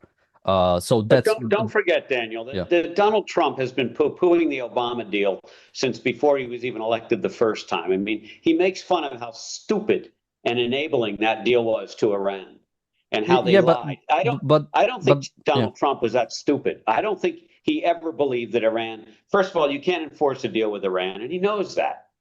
Number one. Number two, I don't think there was anything that Trump could offer him. He certainly wasn't going to give him $500 billion like Obama did to stop doing all the bad things he's doing and release the sanctions. I mean, Obama, if anyone enabled Iran to do terrible things and fund all the terrorists, it was Obama. Because not only did he give them a ton of money, but he stopped all the sanctions. I don't think Trump was that naive. I do believe Witkoff is that stupid. I think he's a very nice man who should go back and negotiate real estate deals. I think Blinken might be stupider, but I don't. I'm not sure he was that good at negotiating real estate deals. Well, he made a lot of money. I mean, fair enough. Well, he made a lot of money when he sold his building to Qatar. Yeah. Yeah, he made a lot of money. I mean, Witkoff is anyway. The bottom line, I don't think Trump is that stupid, and I agree with James. Nobody puts that kind of military power in an area. He would. Can you imagine if Trump had to say, "Okay, we're going to do a deal," which would have involved transferring money and allowing Iran to sell more oil to China? Lifting. Can you imagine how he would have looked if he announced a deal? Right. And we're going to make sure Iran doesn't funnel all this money to Hezbollah. I think it was. Could you share the image I sent you on WhatsApp? What is the image about? It's about Obama policy on 2016. You'd understand. Sure. Yeah. Yeah. So these are American soldiers in 2016 surrendering to Iranian forces. This is the humiliation the United States of America got from Iran under Obama. And Obama eventually just cuts another deal with Iran and gives them more money after seeing those images, okay? So to see the stark differences, like 10 years ago, Iran humiliated American soldiers, and today Israel and America together are finally doing the right thing and working to take down this regime. Yeah. The resources that were already on the way there while negotiations were supposed to be going on was more than you would put there just to put pressure on or to enforce sanctions, etc. It was a war level type force that was sent there and being positioned there. And I do think that the violence on the streets of Iran was the difference, because he was unprepared. When that happened and he said help was on the way, he did not have those resources in place, as I think he ought to have. You should never have been so unprepared. It took him a while to get forces there, but the forces that were sent weeks ago were more than enough to put pressure on the negotiations. He meant you don't spend that kind of money and take those kind of risks and put that degree of resources there, Daniel, I think, if you're not planning for a significant military strike. And so I have to believe that this negotiation stuff was window dressing, especially when the bottom line was, well, we don't believe them. Yeah, but we don't believe them came on Friday, as far as we know. That's the thing. Yeah. That's what he said. Yeah, the window dressing had to last to the last minute. And you'll notice what happened and triggered is intelligence that we knew. By the way, this is like Trump saying he made a decision on Friday. Oh, yeah. And I got a bridge to Brooklyn, if you really believe that, in my view. Okay, I mean, you are taking diplomatic window dressing he needed for public consumption, including, by the way, some forces on the American right. You have to take the idea that war with Iran is not popular. Trump doesn't have that much time to even do this whole thing. That's right. There is no chance he decided to go to war on Friday. Come on. Absolutely. There's no way. That's what we know. You don't put that kind of military might in the area. And don't forget, Daniel, there's a non-zero chance there's going to be some military interaction before you want to go to war. just with that kind of heat in the area. Trump is a deal maker. Don't forget, in June, the same shit happened. He was giving them 2 weeks, and 3 days later, into the 2 weeks, he attacked, or Israel attacked. It was He actually a loves to day do this. shy of the time limit. So it was a day before the time limit he gave them. And notice they reacted on Israeli intelligence said, we know where the leadership Yeah. is. And that's Yeah. what caused them to react, not some, negotiations. Well, we're waiting and there's another round of negotiations that could happen next. No. That was All right. window dressing for public consumption. I share Daniel's sort of lack of enthusiasm for praising Trump because of all the bad things he does. But I have to say, of anything any U.S. president has done in my lifetime, I think this is probably the best thing that has been done Which, by by the the way, president. that's again So- not even what I'm talking about. And I don't know if I'm not putting myself clearly or, Well, I was going to segue into praising something else good that Trump did, which is his building in Chicago is amazing. And we have Jonathan Hoenig here. First segue ever, So- but Jonathan, your thoughts? Good morning. Great to be with you, and happy to hear so many interesting and unique perspectives, and even like some from Yar and Boaz Arad, who are in Israel, giving us kind of up to the minute reports from their perspective, and James always bringing a philosophic kind of bent to his analysis. So I'm just taking it all in this morning, but really on what is a historic day. I do remember when the Berlin Wall came down, and I remember where I was when Princess Diana was killed. Some seminal important moments in time, and I think now is one of them as well. So we are living history truly. Yeah, we are living through really This is the historic most days. significant geopolitical event to happen since the fall of the Soviet Empire. And I think that those world leaders like Ronald Reagan and Margaret Thatcher, who were most responsible for it, deserve a great deal of credit. But since Western leaders helped take down the Soviet Empire, what's happening right now, what Israel and America is doing right now, could have the most significant worldwide geopolitically transformative effect of it ranks number 2 in my lifetime, as far as I can see, to the end of the Soviet Empire. When you think Yeah. about it, it's Who potential was at it? least. Somebody here, I don't remember who mentioned that they re-engineered the drones, the Iranian drones. I don't know if you were pointing out. We might see people. Michael Oh, brought Michael. up So, details how he um, used Iranian drones from Ukraine, got them more sophisticated, and used them right up against him again. So yeah, and Yeah, these also, and that's suicide drones. I mentioned yesterday when Ukraine made a statement in support of the U.S. and Israel, and Russia, of course, condemned. And I was hopeful then. I'm hopeful now as well that all these things that at some point the president will understand who his allies are and who his enemies are on that front. Because again, in terms of long-term world peace, as cliche as that expression is, that these are major things that are connected. And the fall of Iran and the um, massive change in the Middle East from really something that could spark a world war to something that doesn't look like it can at once Iran is gone. Russia and China are the next threats, and standing up to Russia is is going to affect whether or not China decides to do what it wants to do. So yeah, we're living through historic days, and it could, if the right things are done afterwards, could be even more historic. And of course, I have my own hope that the West might also realize that Turkey is the enemy in the Middle East after Iran is gone. I doubt that, but we will remind people on this channel exactly what Turkey is. And well, we do have to bear in mind some history here. I mean, by taking out Iraq when America did, we did create a power vacuum that Iran was perfectly happy to fill in. And we have to bear in mind that when a major player gets taken out in the region, there's a next up. there's a next up player who might negatively influence the region. But if we're getting, and I share your concerns about Turkey, Razi, but if we're getting down to Turkey on it, then that at least the list is growing shorter and the situation is getting better. So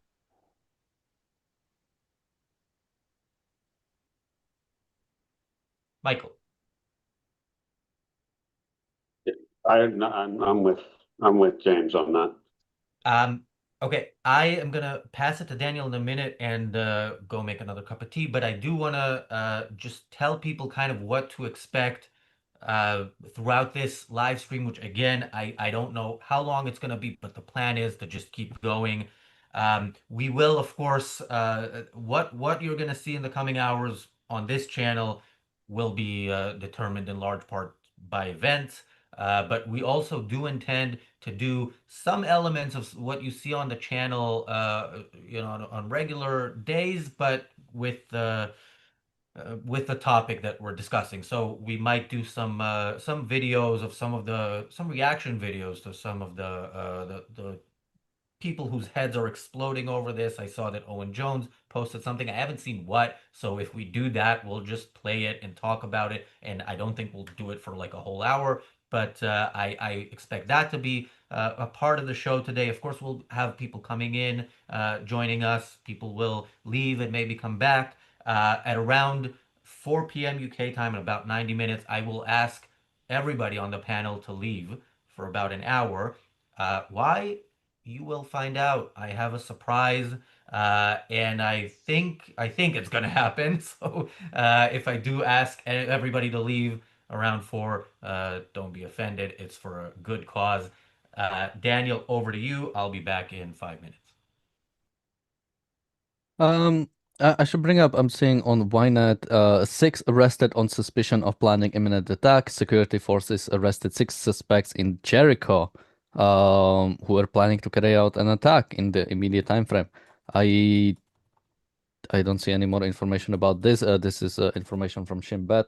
So stuff is definitely happening still, and it's not. well, there's no question Iran still has its active supporters in places like Iraq, Well, or this Qatar, couldn't or even be directly Pakistan. Iran, right? Yeah. Hamas and or Palestinian Islamic Jihad or any So terrorist organization in the region is exactly. very keen to take this opportunity. So Israel and America, and frankly, every Western country has to be on alert for potential terrorism right now.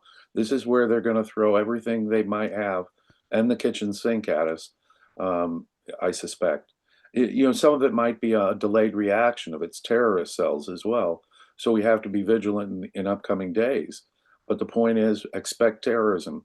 Yeah. Although apparently something that I've heard, and I'm wondering if somebody can correct me wrong. Apparently, when it comes to Muslim terrorism across like sort of domestic, it usually comes from the Sunni Salafi Muslim side, not the Shiite.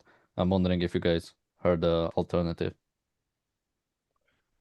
Well, or if you heard anything they're about it. perfectly willing to put their differences aside when it comes to their hatred of Israel. Sure, or but there is like a different inspiration, right? Like, I don't know Yeah. to what extent, like, if you're like Sunni, Salafi, Muslim, I don't know to what extent you care what like the Ayatollah said. It's like saying, like a KKK cares what like the Pope says. Although I don't know, like, I don't know what Well, are but I like gotta the believe that yeah. whatever unity they might have, Sure. put the differences aside and have some Islamic unity was badly injured with the attacks on other Muslim neighboring states.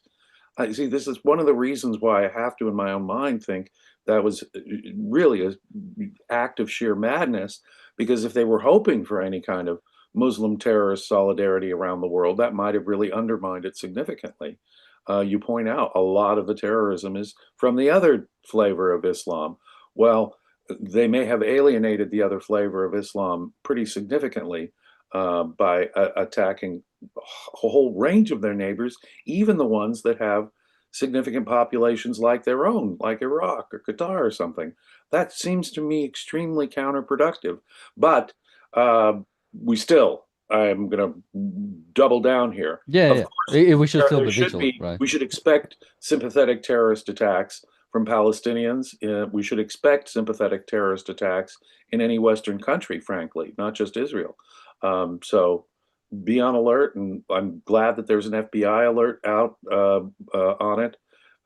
Take care out there, people, because they are going to throw whatever they've got left at us, including the kitchen sink. Somebody's saying they're only attacking American military base. Yeah, of course, the American military base in the hotel in Bahrain, and on the airport in Kuwait. No. They're attacking airports, hotels, residential buildings. And also, by the way, attacking American bases, that's also not okay. That's also not okay. That is not any more justifiable than attacking a hotel or any other building. None of that, all of that is illegitimate. All of that is unjustifiable. Just because you attack soldiers, you cannot attack soldiers of a free nation are not like a free lunch. That it's not something that you can just attack and somehow you can get away with. The existence of this regime is illegitimate. Therefore, every action of this regime is illegitimate, and every right it supposedly holds, it withdrew. By the sheer fact that it's massacring its own people, that it's trying to destroy the West explicitly by supporting proxies, by committing terror, by supporting terror, by funding terror. This right has no right. This regime has no right to exist and to do anything. And when it inflicts death on people from the West, it gives the West the moral obligation and interest to act against this regime immediately. So this whole argument, they're just attacking American soldiers. They have no right to fart. They ought to die. End of story. Yeah, absolutely. Michael? Yeah, I mean, I love the notion that it's okay if you attack military bases. Like, you remember that if you attack military, especially, they're going to defend themselves and they're going to attack you. We all assume that when we hear, oh my God, Iran's going to attack this or that, we're just going to sit there lamely and say, oh, that was really mean of them. They shouldn't have hit me like that. I'm going to go tell the teacher. What is this whininess? They're attacking everything. We're going to beat the crap out of them. And we're going to continue to do it. Finally, I think we finally have a president that understands the goal here is just to win the war, and don't win the peace. Win the war, and hopefully the people will give them something better. We might have to decapitate the next snake. It would be great if we didn't wait 50 years for that, or whatever the heck it is, 47 years for that. But this notion that you don't do anything because they might get mad at you, especially when you have such superior force, it's like, oh my God, a patient has pancreatic cancer. Oh, that's really bad. I think we should just throw in the towel. Sorry, sir, you're going to die. It's ridiculous. What happened to our world? We learned nothing from World War II, really.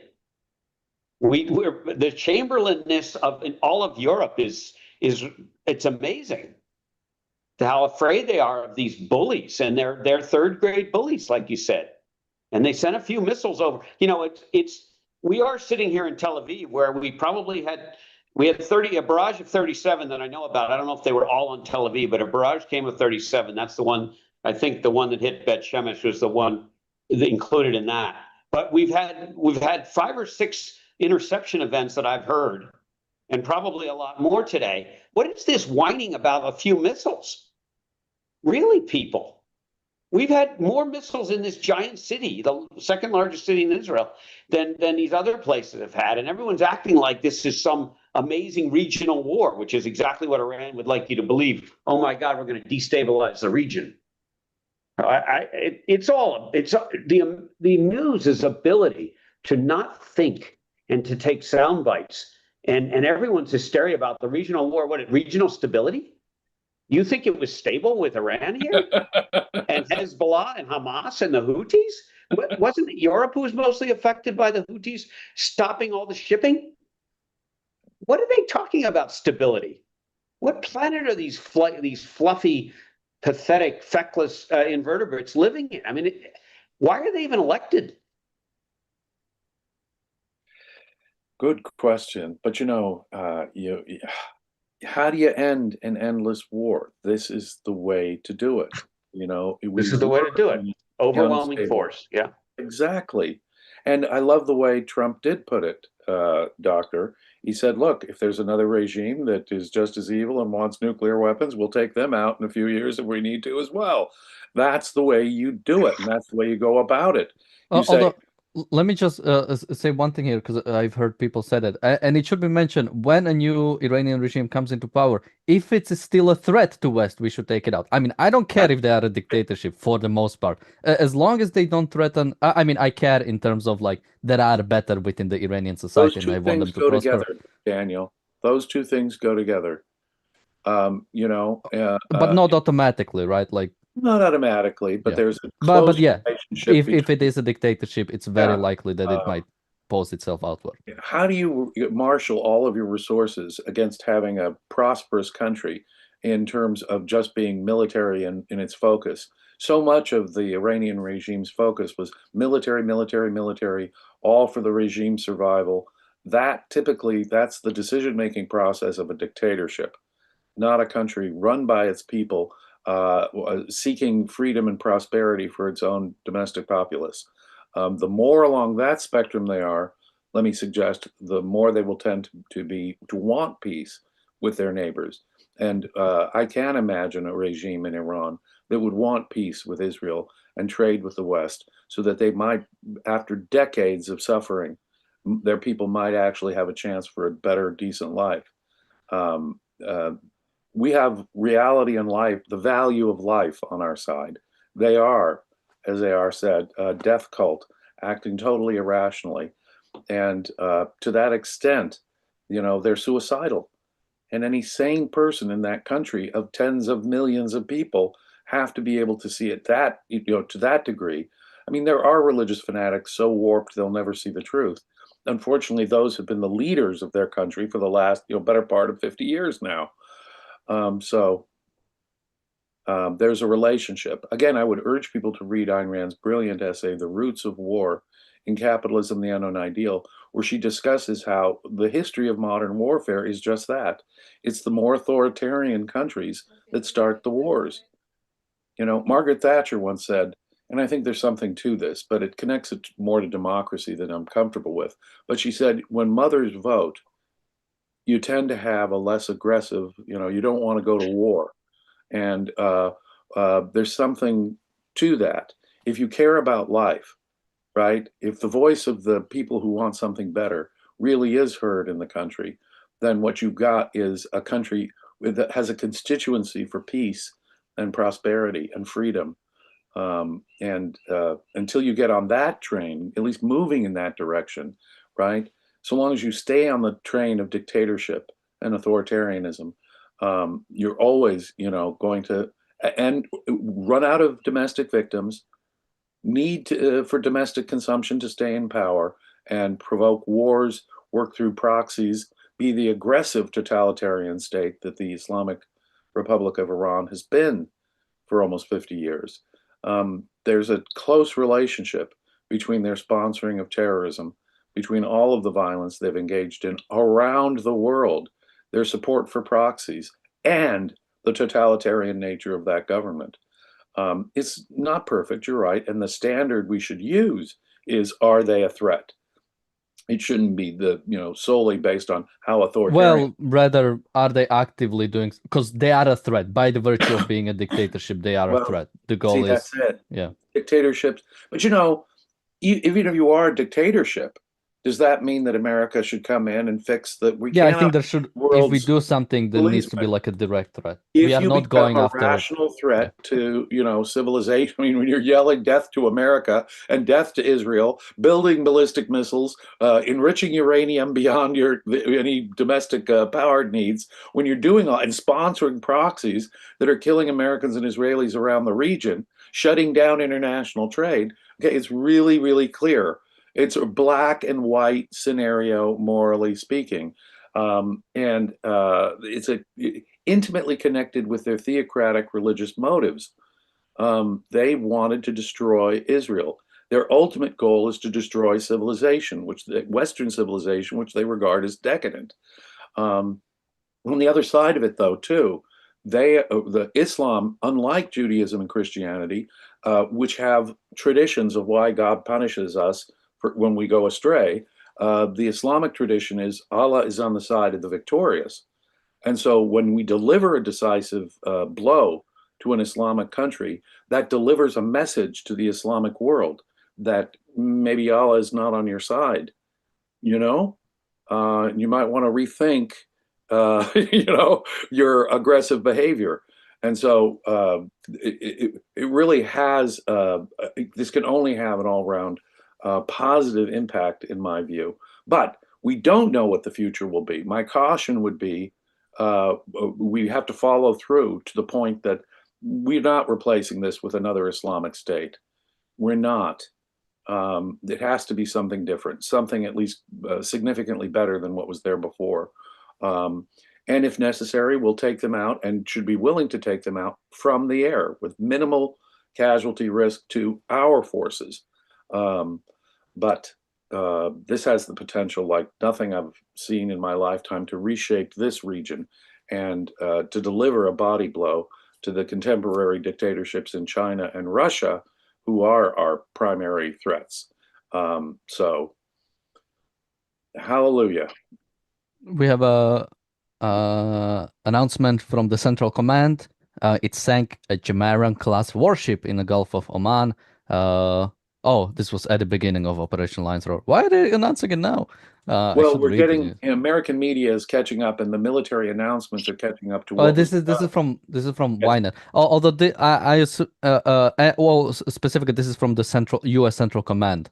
So they probably just announced it now, which I guess makes sense. Iranian Navy, yeah.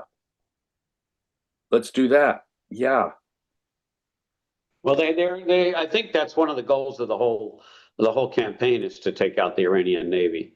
There was another. I just saw a report that this baloney that the Strait of Hormuz is closed is just baloney. The U.S. is monitoring that. Apparently, the ship that they fired on, at least according to Fox News, was actually an Iranian and Indian ship. The crew was Iranian and Indian, and that's what the Iranians fired on. You can well imagine them firing on their own ship just for theater, and they can take pictures and make it look like everybody get hysterical. And of course, oil will spike and we'll all be hysterical because obviously it's 20% of the oil goes through there, and God forbid for 2 minutes it slows down and it's 18%. But anyway, if it's only for a few days or a few weeks, yeah, exactly. I mean, this is control the right. But I think they're going to take out the Navy. Down. Iranian oil production and exports, they were selling significant amounts of oil to China, by the way. China, exactly. That's only a piece of the puzzle. We can take out that piece of the puzzle, all the better, and keep the Straits of Hormuz open for all other countries to ship oil, and you'll have a much smaller effect on the international price of petroleum. I have another update. Sure. Yeah. And this is from 9 minutes ago. I don't know if we discussed it, but there is an IDF announcement that Israel have destroyed the headquarters, like the major headquarters of the Iranian internal security forces, which are the forces that are responsible for killing the protesters. Wait, is that separate? Is that separate from IRGC or under IRGC? It's a part of IRGC, okay. But these are the ones particularly responsible for murdering all the protesters. Domestic security, yeah. Now this, for me, when I look yesterday at the killing of Khamenei, this is like Hitler's suicide. When I look at this attack, it's similar to Allied forces taking over Germany in practice. And why am I saying this? Because our soldiers on the ground of Iran are the Iranian people who want freedom. And by Israel and the United States of America destroying the Iranian forces, basically killing those responsible for killing the Iranian protesters, we're actually creating a route for the Iranian people who wants freedom to take over. This is as important as Israel killing Khamenei.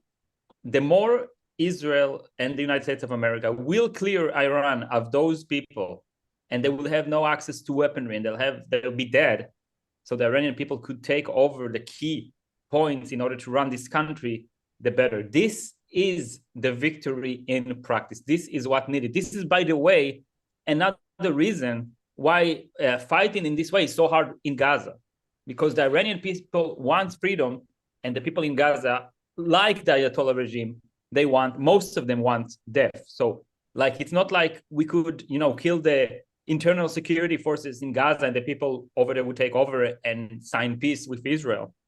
This will never happen, unfortunately. So Iran is a very special case.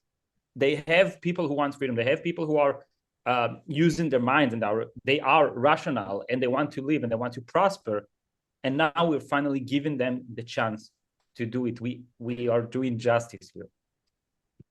Oh, just a quick update. So apparently the Iranian ship that was sank was actually docked. So it wasn't even getting out there. It was straight up while in the dock was destroyed. So America is definitely willing to preempt the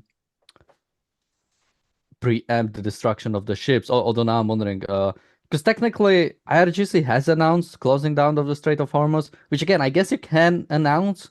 The way of actually making sure it is closed is another question. I don't know. Have you guys seen any update on this, on the closing of the Strait of Hormuz? They've dangerously been mining the sea channels there, but there has been still an open channel for tankers, ships to come in and out from, and so much of the world's oil does come in and out from there.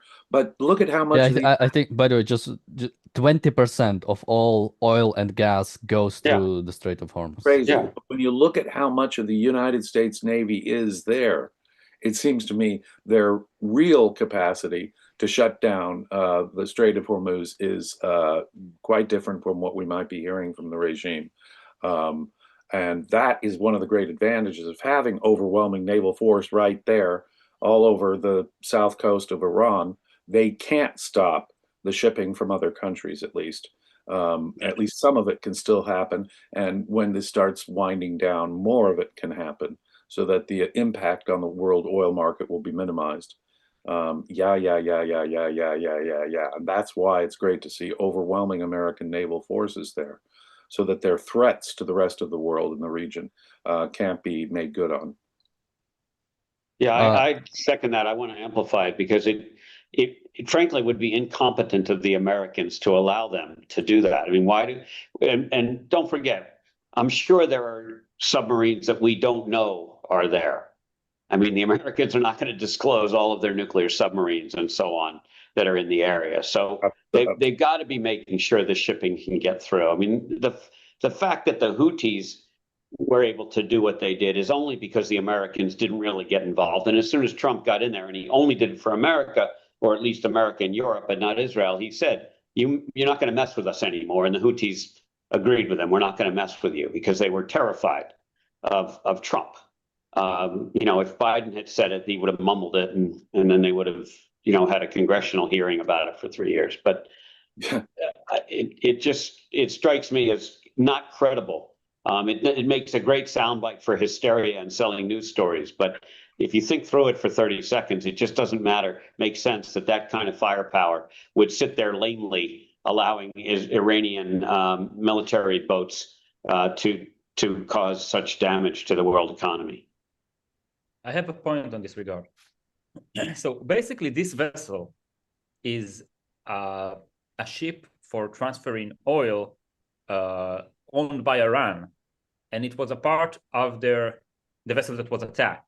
It was a part of their fraud and deceiving operation, so they can basically trade without the sanctions.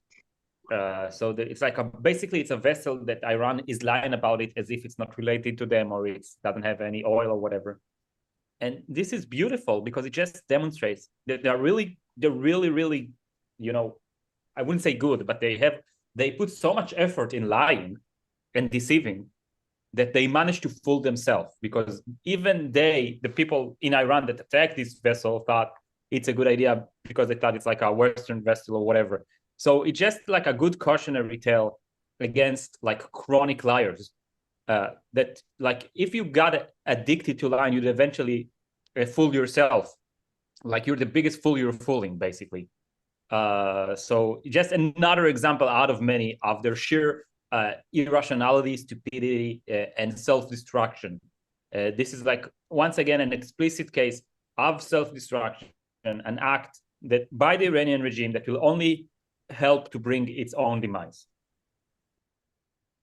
Hey guys, so a couple of things. First of all, the latest update. So the attack in Bet Shemesh, 9 killed, 51 injured. 3 people were killed in the Emirates today, from my understanding. Yeah, the U.S. has announced that 3 American soldiers have been killed and 5 injured since the war started. And B-2 bombers are bombing sites in Iran. So yeah, this is. We knew there would be casualties, and of course there are casualties across the region, and that is horrible. But you know, I will make this point, and I will make this point incessantly. The long-term advantage of destroying this regime and their capacity to go on decade after decade after decade of killing, we will, of course, we take the risks up front. Yes, there will be Israeli civilians killed. There will be people in the regional nations killed, and we're now hearing that there have been American soldiers killed. We have to expect that. But please, please, policymakers, Mr. Trump and Mr. Netanyahu, make it worth it. Make this one stick and count so that they will not have died in vain, and so that the violence and the killing that has been going on continuously for the better part of 50 years because of this regime comes to a permanent end. Yeah. Yes. Yeah, that raises the stakes because now saying, okay, let's go back to the negotiation table, if that is really an option, then it absolutely shouldn't be. Yeah, whatever casualties America suffers, Israel suffer. Remember, in the June war last year, the assessment in Israel was that thousands of civilians will die, and that is not as bad an option, and certainly what's going on now is not as bad an option as what will happen if this war is fought on Iran's timeline when they're comfortable with it. Because you know when they're going to be comfortable with it? When they have a nuclear bomb and you can't fight back, or it's a nuclear holocaust. So Right. yeah, there's going to be more tough news undoubtedly, and uh, the people, American troops in the region, and of course everybody in Israel. It's going to be tough. I hope. My heart goes out to the brave people of Israel. My heart goes out to those U.S. Service people who are putting their lives at risk. But this is the front line of the battle for civilization, and anything better that might happen in the world hereafter. It really is. Your focus, Razi, for more than 2 years now on this has been correct. And we have the potential here of seeing at least, I mean, after October 7th, we were distressed at the kind of reactions we were seeing from Netanyahu and Mr. Trump and so forth, Mr. Biden when it started. But we were distressed, and for good reason. But I mean, I think about the horrors, and I'll still get emotional thinking about that because you put me through trauma, having to look at the horrors and read the reports of the atrocities on October 7th. But for God's sakes, people, make them pay fully and completely so that we never have another October 7th again. Please, please, please. And frankly, when you look at, I mean, I was going to ask for any updates on Hezbollah or Houthi activity. Have we seen Iranian proxies doing much? Not as far as I can tell. There have been drones going into Israeli airspace from both the south and the north, which would indicate it might be, but it not necessarily means it is. It could be Iranian drones. Maybe Iran is trying to fake it. Oh, look, they are coming from the south. They are coming after you. That their proxies are still active. So I would still be on guard for that. And I would still be on guard for a delayed reaction of terrorism, both in Israel and in other throughout Western countries, including my own. We should be on ultra alert for all of that. But make this count. Make it so that no more October 7th happen ever again. You know, when an evil actor acts like this, and the source of 90% of their resources is this country over here, that country over here is the head of the snake that needs to be completely annihilated. And finally, we're seeing that appear to be the policy of the United States. Everyone who's heard my comments on this channel over the last 2 years plus some months has known that I keep returning to Iran, and Iran to like Cato the Elder in ancient Roman times, and Carthage must be destroyed at the end of every speech. They've heard me say, and Iran must be destroyed at the end of every speech. And I honestly did not think that American policymakers had the intestinal fortitude to do such a thing. I cannot tell you how pleasantly surprised I am at both the nature of this attack, as late as it is. I mean, we ought to have been prepared after the 12-day war, frankly, for this. That's what the 12-day war should have included, is this. I mean, think of the thousands of Iranian civilians whose lives might have been saved had we done this earlier. But better late than never. Better late than never that we got Trump's attention on this. Let's end this regime forever and ever, so that they cannot support Hamas and Hezbollah and the Houthis and their murderous activities and proxies around the globe. End it once and for all. Yeah, there is, of course, it's war. It's a mixture of very bad news and very good news. The good news is the IDF is still, the IDF spokesperson just said that the Israeli Air Force has started another wave of bombings in the heart of Tehran, which is something that they've been doing a lot more today. Yeah, so this is who is going to win if this war goes on until one side wins is perfectly clear. There's no doubt. It's 100% certain. What isn't 100% certain is that the good guys are gonna keep going until they win, and that is what's needed here. We've been waiting for this. Leonard Peacock, I don't remember when he first called for targeting Iran and understanding that that is the enemy, but he did so multiple times.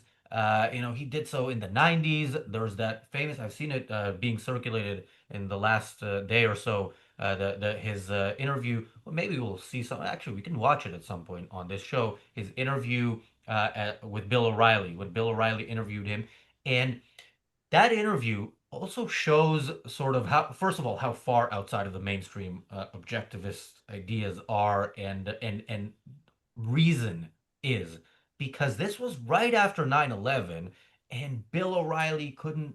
Okay, you know what? I'm not going to spoil it. We'll watch it later and then we'll talk about it. But yeah, Even Peacock when has been. when George H.W. Bush was, uh, going after Iraq, but only because they invaded a small neighboring country. And then later, when George W. Bush was going after Iraq, finish that Even off. when Clinton was bombing Iraq, I Even remember when Peacock Clinton, wrote something, I think it was Peikoff 98. was, Leonard was constantly saying Iran is the real target, Iran is the real problem. As long as I've known him, he's been saying Iran. He took out, after 9/11, a full-page ad in the New York Times, end states that sponsor terrorism, starting with Iran. And he has been, at his own private expense, he took out a full-page ad in the New York Times to make this point 25 years ago. So it's not as though we lacked the information we needed to make a clear moral decision, decades and decades. I mean, Ayn Rand, back in 1979 when the Islamic Revolution was happening, say, do it now or you will regret it. The longer you wait, the more you'll regret it. If you don't do it in the first few hours, you've really blown your best opportunity. And she was so right, and Leonard Peikoff was so right.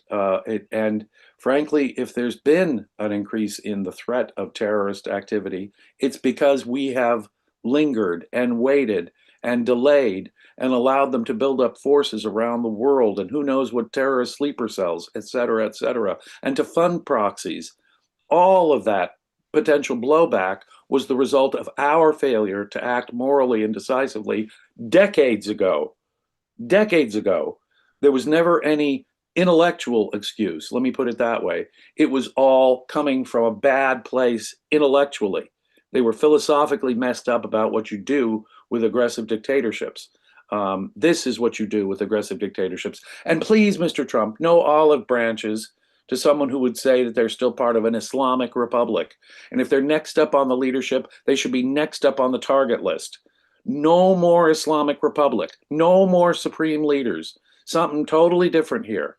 And we have to continue to make it possible for Israel to destroy all the domestic security forces, all those hit those prisons where they're keeping their own domestic prisoners tortured and under arrest and being executed. And we have to have a reaction from the worldwide Iranian community of exiles, frankly. And seeing their celebrations around the world is a great, great thing, because it does tell you that there are Iranians who want something different. And if that means some of them have to return to their country to help make something better and different, we should facilitate that. We do not want this to have been in vain. We do not want the deaths that are necessarily going to be part of any attack. That's the nature of warfare, to have been in vain. But if we want there to never be another October 7th again, we have to take care of it decisively and now. Yeah, to the people making the argument that, okay, American troops are killed, so now this is going to create some sort of backlash, only among idiots and people who are against the war to begin with and are defending the Iranian regime. Because otherwise, you understand what war is. You understand, unfortunately, sometimes people on the good side die, and you understand that they're dying protecting the citizens of that country, which is what they are doing now. So yeah, this is a ridiculous claim. And again, it's only going to be people, if anybody is going to change their mind about this war, because of deaths as tragic as they are, then they either weren't for it to begin with, they didn't understand it, or they're not very bright. Jonathan. Yeah, I have a point on this. Yes. Well, I'll just quickly just say, as frightening as the retaliatory strikes have been so far, and as we've been pointing out in the stream all morning, it's not just been going towards Israel. It's been going, I think Iran has attacked more Gulf states in the last 24 hours than Israel has in its entire history. But what would this conflict be like if Israel and America had waited until Iran had a nuclear bomb? I don't know if you could have this type of attack with any level of operational safety. So, the time, in my opinion, at least, was now to do it, because once they achieved that nuke, the whole rule book would have to be thrown out and rewritten once again. Yeah. I have a point on the voices that are going to now criticize Israel and America for the soldiers that have unfortunately died in these battles. But first of all, I assume the casualties are probably soldiers in American bases in the Middle East that were there in the first place. And the reason I assume that is because this is the known hits on American assets in this conflict. So this is my assumption. So these soldiers were there in the first place. And think about, Iran, as you said, becoming stronger and then attacking those soldiers with nuclear backing of their own. That's first. And second, I assume that in the upcoming criticism of America and the voices within America, the anti-Zionists and the anti-Semites, and the people that say, "Oh, America should just be a pacifist and wait to be attacked," or whatever. I assume those posts will have an implicit moral sanction for Iran. as if America, implicitly, of course, forced Iran to attack its own soldiers, and therefore it's a mistake. And what I ask the viewers and whomever listening to me is to call those assholes out and basically tell them in explicit terms that what they're doing is giving moral sanction to the Ayatollah regime that in the past 50 years, directly and indirectly murdered many Americans, humiliated American soldiers, just like we've just shown, has an active role in 9/11 and many other things, because all of those, anti-American, pro-Americans are now going to come and cry out and try to take the strategy of those American soldiers dying as a means of turning people against American interests. So just call it out on how they are, in fact, giving moral sanction to one of the most horrible regimes on the face of the earth. Absolutely. James. Yes. I mean, we have to stand up to, where is the opposition to this? It's coming from the United States Congress.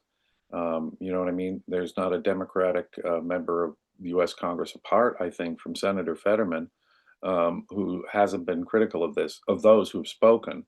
And then, of course, there are anti-Semitic forces on the American right as well. I mean, we've made the comment here more than once about Tucker Carlson being at the White House. The fact that the man has any influence on the American right and policymakers going up that high is distressing to me. The fact that they weren't effective in stopping Trump from doing this, I think, is a good sign about the relative, weakness of their influence, at least in this context at this moment. But there are anti-Semitic forces on both the right and the left in my country, and they need to be taken on.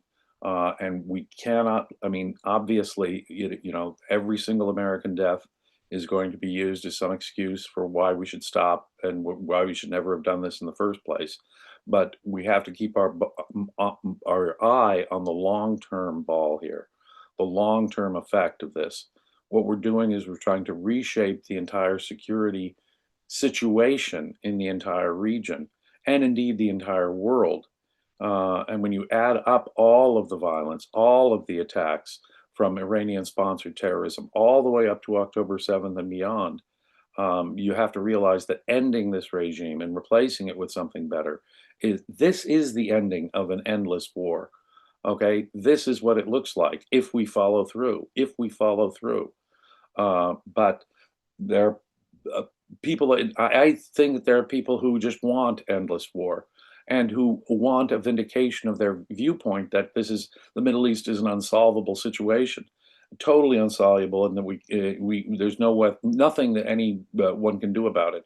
That's just fundamentally wrong. We just have to go about it in the right way. Don't sacrifice American lives. It should underscore the fact that you don't want to have, we should be putting as a high priority minimizing the danger to the American service people working in the area.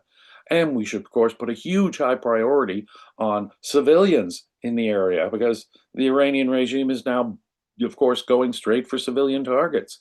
But that only underscores that this existing regime is a threat to everybody. They're an ongoing threat to civilization as such, and should only underscore why we have to do this, and make it stick. Make sure that we don't have another Islamic Republic or some supreme leader there of equally totalitarian bent. So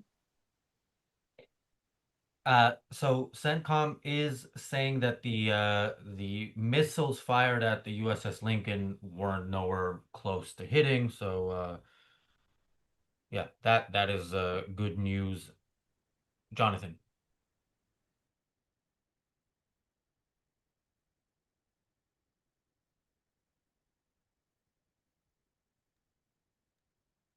Jonathan, yeah. Thank you. Apologize.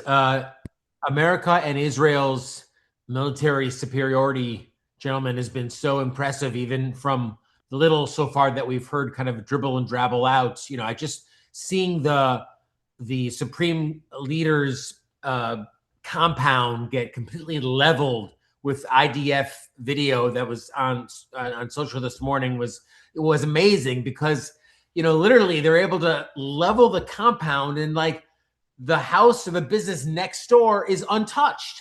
That's how precise and accurate and devastating and lethal the American and Israeli weaponry is. So I hope other would-be aggressors, in particular China, are watching and realizing that the U.S. interests and the West interests are not to be messed with.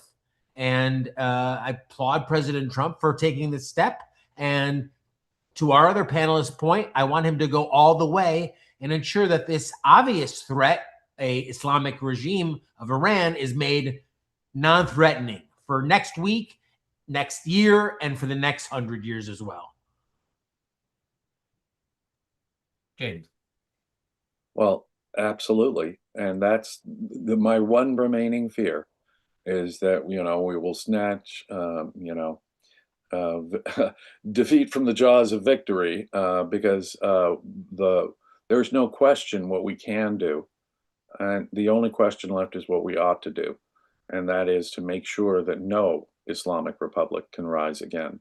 And so, as I say, when a leader is identified as next up as being the supreme leader of Iran, he should be next in the target sites. We should simply go right down the list, and it would encourage, hands. As I joked earlier, anyone care to represent the Islamic government of Iran, Republic? Think of that, the Islamic Republic of Iran anymore, because you are precisely the ones that we're going to target.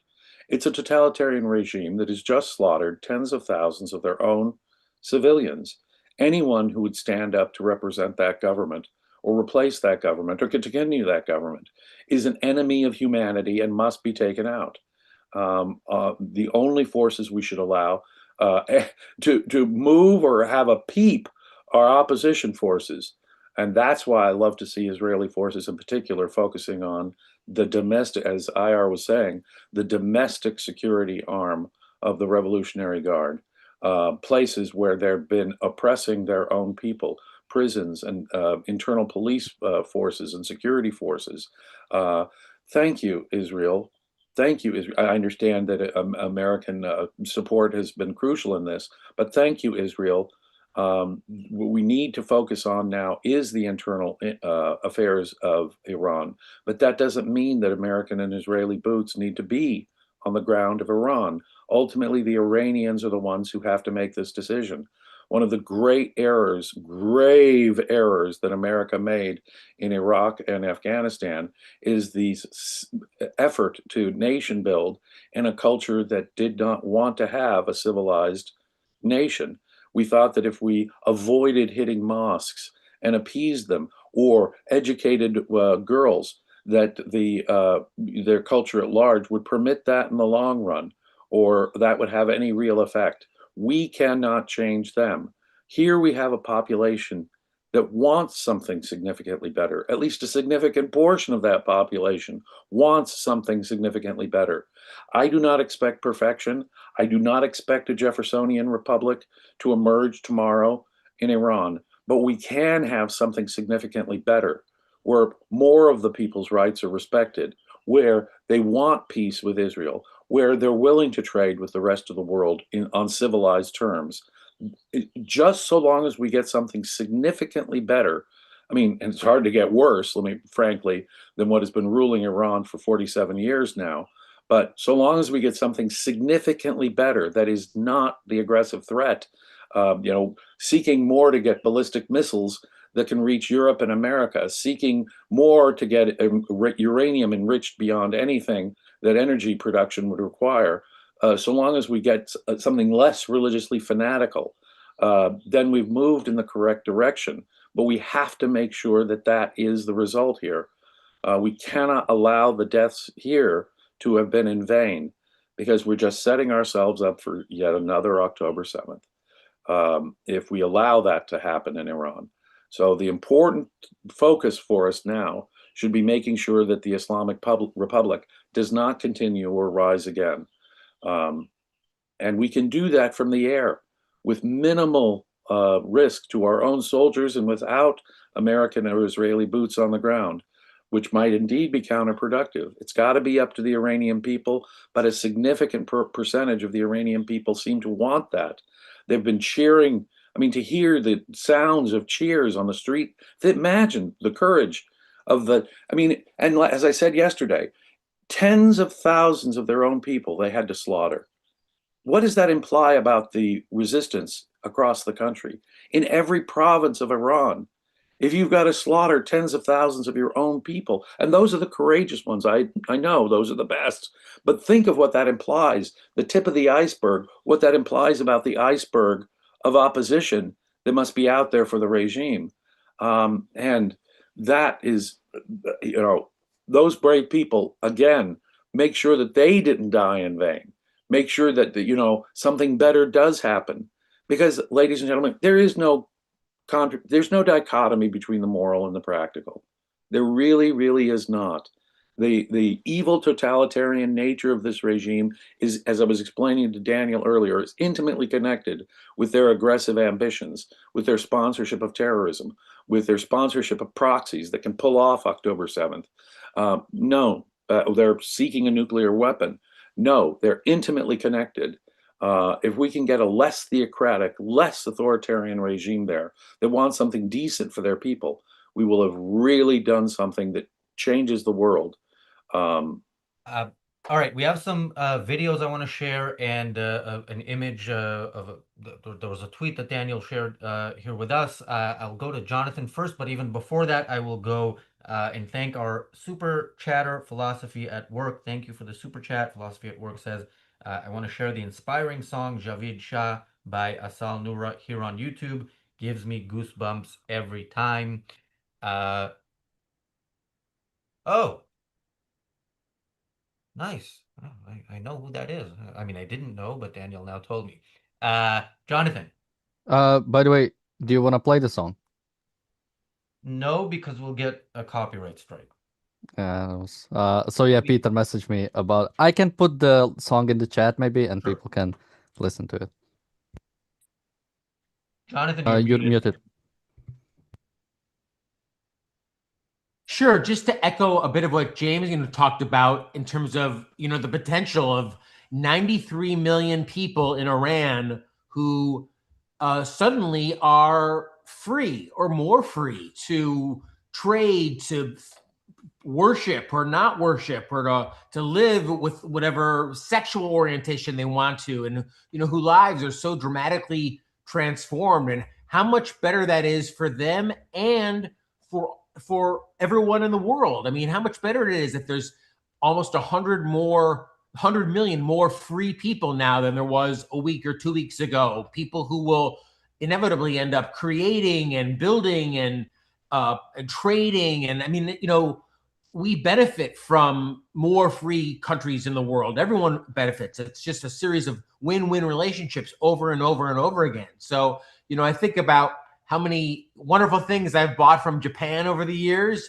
or Germany, for example, and, how their economies and their societies benefited when they got better ideas. So why couldn't we see the same thing happen with Iran as well? And this, basically economic pariah in global world markets become, an active participant in global markets with IPOs and with entrepreneurship and new development. I mean, it sounds out there, but, before you have the economic benefits, you have to have the right philosophy. And so hopefully with these strikes, they're taking some of the first steps towards moving the country in that peaceful and prosperous direction. Now, what I know of the Iranian exile community around the world, there's a large Iranian exile community in Los Angeles, where I have a whole bunch of friends and family. They are Western in their values fundamentally. They are educated and civilized human beings. If that represents any significant portion, and if a group of those go back, say, to Iran, if it becomes peaceful, and that would be a transformation of that society and a transformation of the world. All they need, at least a significant portion of them, all they need is a little more freedom. Yeah, And and freedom is the key here. Robert Nasser says we can, should, and must do better than either the Shah or the Ayatollah. I agree. I don't like putting them together, but I agree. Yeah, so that's why when people say Javid Shah, I am not enthusiastic about any type of king and not a supporter. No, So, no. but Oh, that doesn't eliminate any potential role for, the Shah's son. well, But yeah, I Reza would not Pahlavi want a is return to not a is anything not a like that. yeah. I would not. I would not. Now, the Shah may have been better than what came before, and certainly better than what came after. But understand that to the degree you have an authoritarian at all, it's a problem. What we need is something significantly freer, and whatever coalition of forces that will do that to make it significantly better, we should encourage. But no, no Shah 2.0. Thank you. All right, guys, we have about 30 minutes until I politely ask you to leave for an hour. So let's watch some videos and see what's been going on. This is from the first one. Let's play them in the order I sent you, Daniel. The first one is from an attack in Abu Dhabi by Iran on. Oh yeah, you can play it and I can talk. The audio is not a big part of it, on a French naval base. So France condemned the Wow. attack. Wow. Wow, another one. Wow, shit. Wow. Oh my god. Wow. Wow, shit. Oh my god. Oh my god.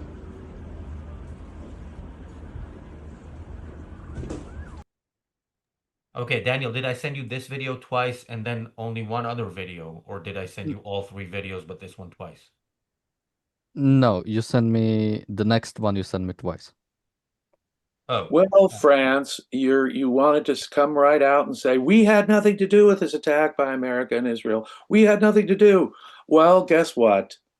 In the minds of these crazier death cult Iranians, you were there. Whatever your statements trying to insulate yourself from any kind of blowback, you still got the blowback. You're telling me this was a French facility that got it? Well, guess what? They're enemies of everybody. They're enemies of the whole wide world. And so all you cowards across the world who are running for cover and trying to protect your own rear ends, the Iranians don't look, ultimately at the end of the day, the Iranians don't look at it that way. Any civilized, semi-civilized country is on the Iranian hit list because they were enemies of everybody and the whole civilized world. Get it? let's watch. This is so. By the way, I am sending these to Daniel without actually watching the whole thing. So bear that in mind. This is from a hospital in Iran where, according to the description of the video, there was some chants against the Ayatollah, and supporters of the regime came out, and this is what happened.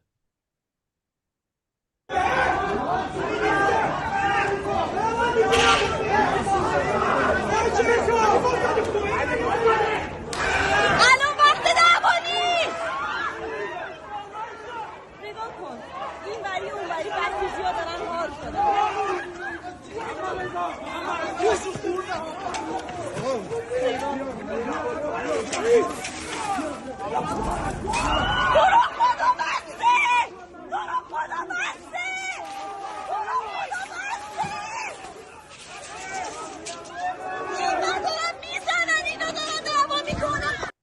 Yeah, so we see all these protests, and of course, it's great, and I think it's many Iranians as far as I can tell, but we don't know. We don't know how many are on each side. Of course, the regime would not have survived half a century if it had no support.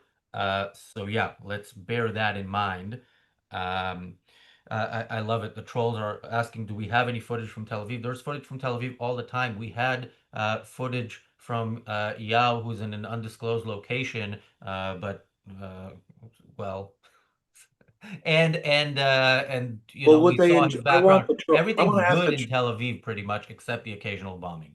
yeah, are the trolls happy when Israeli civilians die? Of course, they're happy. Is By the way, a that different what you want, troll, trolls? a different troll informed us that Beth Sharam is being flattened. So to the residents of Beth Sharam, my heart goes out to you. Of course, there is no such place for people who are not familiar with Israeli geography. But yeah, that's people who are in our chat daily, and yeah, you know anybody in Beth Sharam who has been suffering this recent flattening? Well, I have no idea because it doesn't exist, as you said. I just want to say here is a footage from Tel Aviv County. I don't know if it's count. And I want to say about the attack against the French base. I think once again it's another event worthy of condemning Iran. They've attacked France, even though they've already surrendered. So, you know, it's really not nice of them. But it just shows, like, it's really, you know, I was looking at the last video as well about the panic and the chaos in the streets. And it's really sad. It's really sad. In a sense, we had to get to this point. It could have ended way earlier with less casualties to the good guys. But as James said, it's better late than never. So I'm glad we are doing it now, and it is painful, and there are crises and casualties everywhere, but we just have to finish this off before it becomes worse. And, you know, I want to touch on the snake argument, like, you know, you kill one snake and then another snake comes, and then you need to kill this snake and everything. And yeah, I'd rather kill 50 snakes, one after the other, rather than just letting this one snake stay alive and acquire an army and nukes and come to kill me. So that's way easier job to kill 50 snakes than to have to fight endless wars with hundreds of thousands of soldiers all the time. So just kill the goddamn snakes. Like, it's not that hard to understand. Like, this argument is so dumb. Oh, another snake will come. Well, kill the next snake as well. And once again, the people of Iran have a responsibility to make sure another snake will not come. It's that easy. You just have to give them this information. You have to assert the fact, give them the knowledge that every time they will allow a snake to rule them, there's going to be destruction. And then the next time, it could be the fifth time or the 10th time or the second time, they'll be like, okay, we're gonna actually make sure this regime will respect human rights. It's that easy. So this, by the way, this whole argument is like, oh yeah, we basically saying, yeah, we expect those people to crown another dictator. So why do you give them moral sanction then? This is like a really dumb argument.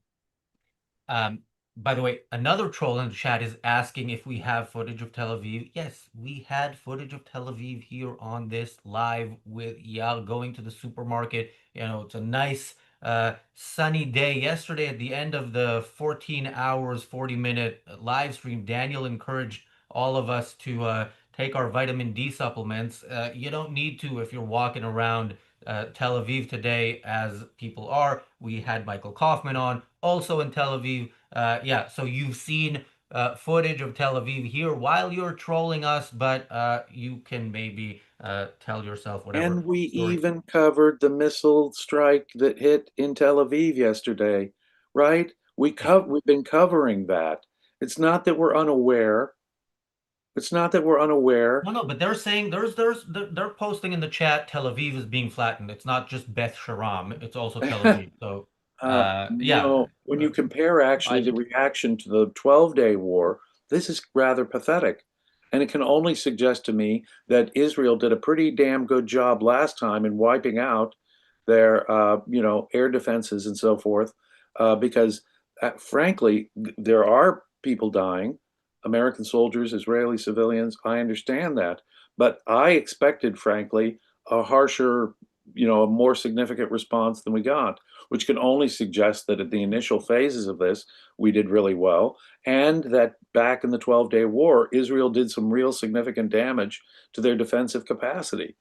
So it's terrible. It's tragic. Make it count.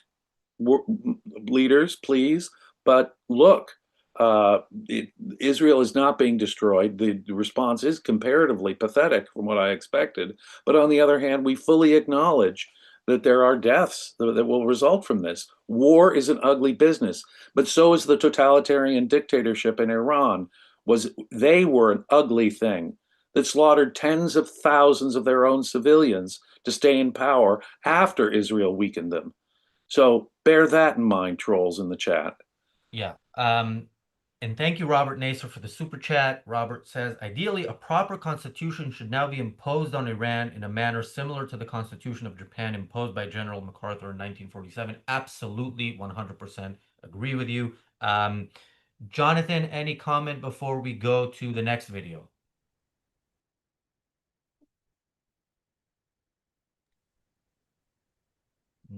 No answer means no unless you're muted. So Daniel, you can play the next video.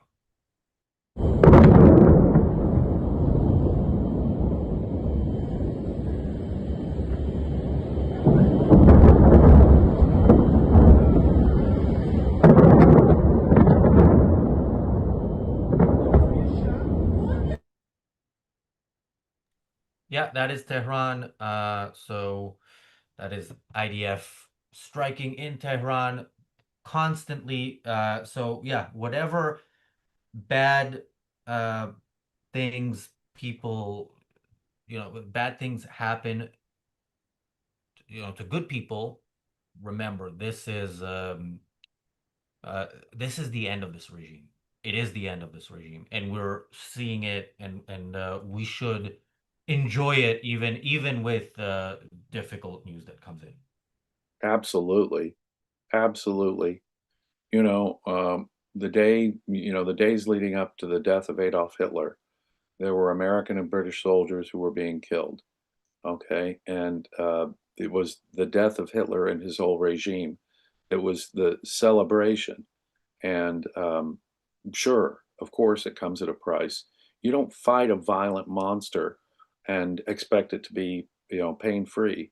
On the other hand, it's amazing what an astonishingly good job that Israeli and American forces have done. And it looks like they are trying to permanently eliminate this most evil of regimes. Yes, and somebody who is like all of us, but more than most of us, going to benefit from that is Alex, who's joining us now and lives very, very close to some very, very bad people. Alex, how's it going? How's everything What there? bad people are you talking about? You're across. I remember in the last war, you were out and about with your phone and told us what's behind you. So I was worried about an infiltration from Ramallah. I think that was what we were worried about. Yeah. But no, we didn't have any of that. But we did have a nice speech, I think, on the Muezzin yesterday. It was very loud, very obnoxious for several hours. It was just ranting and blah blah blah blah. So yeah, they're definitely making their presence known. But yeah, besides that, they're really not really doing very much, to be honest. Alex, you know things that you're not even allowed to tell us that yeah, we're Do not I? going to talk about. But is it over? Is it really almost about to be over? Are we You think I know any of this, are we Razi? What the delusionally optimistic saying this is the end of the regime and we're gonna see? No, I think it's probably far from over.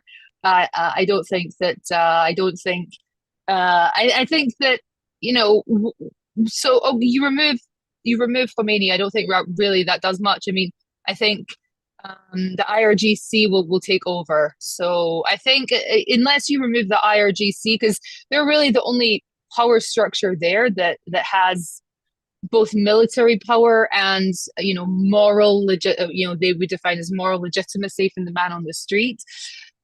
And they have the monopoly on the violence as well. So yeah, I mean, I think if the IRGC is still standing, and I assume they will be, then I think that you'll just have like a junta like a military dictatorship, but maybe it won't have this kind of messianic tinge to it, like the Iranians are wanting to bring on the messianic times through the Mahdi and their kind of beliefs on that.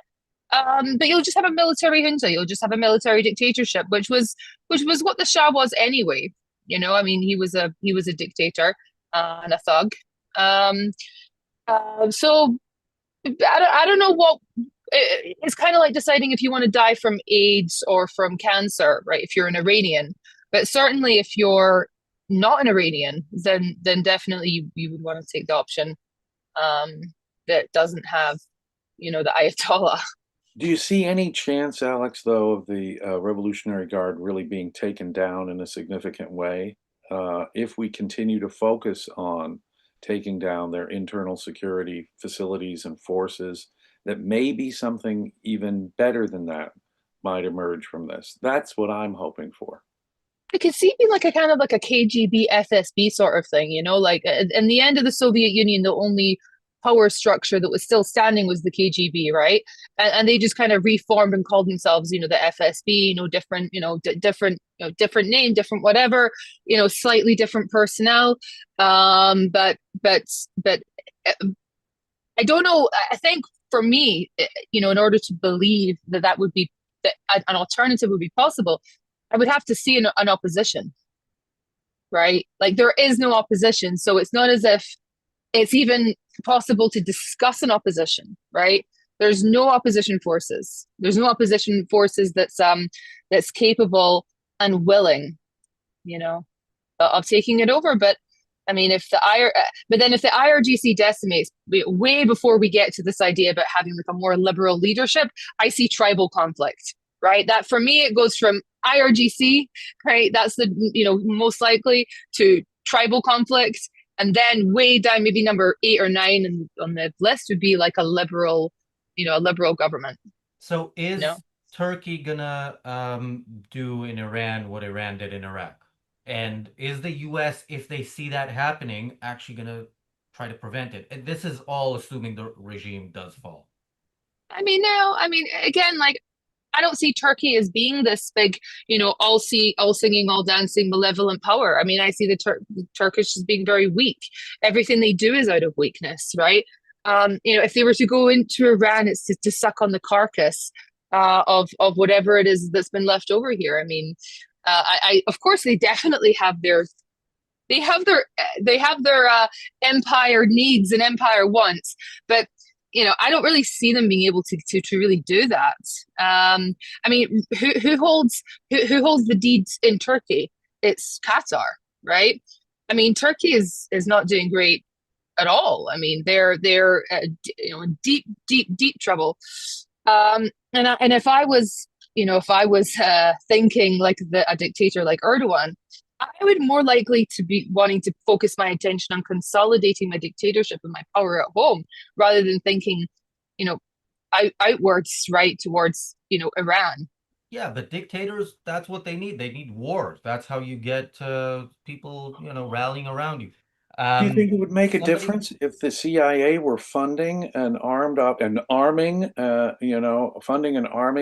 opposition within Iran? Should American intelligence be trying to create at least some kind of force of opposition to the Revolutionary Guard, so that it doesn't break down necessarily into either a religious or some other kind of tribal dictatorship? Sure, go ahead. I think that'd be wonderful, but it's just, it's. I would imagine that they would try and do something like that, right? I mean, why not, right? There's it's very getting other people to go and fight your battles for you, right? It's I suppose like a low risk, but yeah, I just don't see anything besides the IRGC that would be able to kind of keep this coalition together.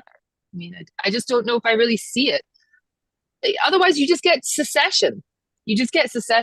And maybe they're saying maybe secession would be a great thing, to fall into all of these kind of, tribal conflicts, tribal areas. But then that's also terrible for the Iranian people. I think troubled times are ahead for them. Somebody in the chat says, "Who is this hottie?" The name's Rosie Ginsburg. Follow me on Instagram. I was going to say the name's Jonathan. Jonathan, no. Jonathan. And you are once again muted.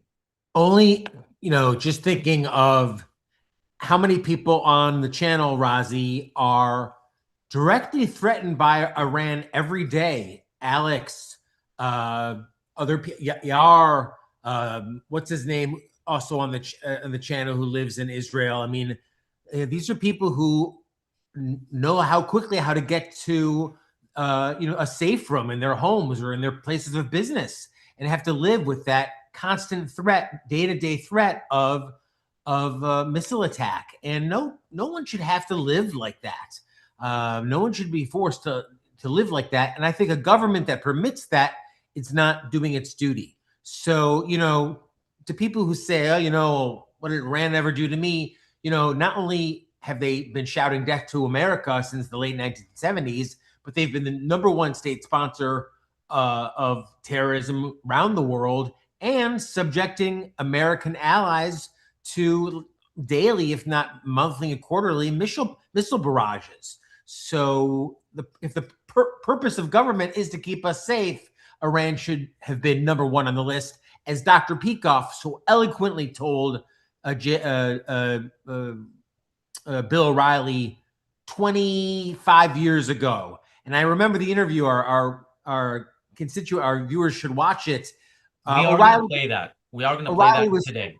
O'Reilly's floored. He's like, Dr. Peikoff, slow down here, man. You're talking. And Peikoff was steadfast. He was honest, and he was right.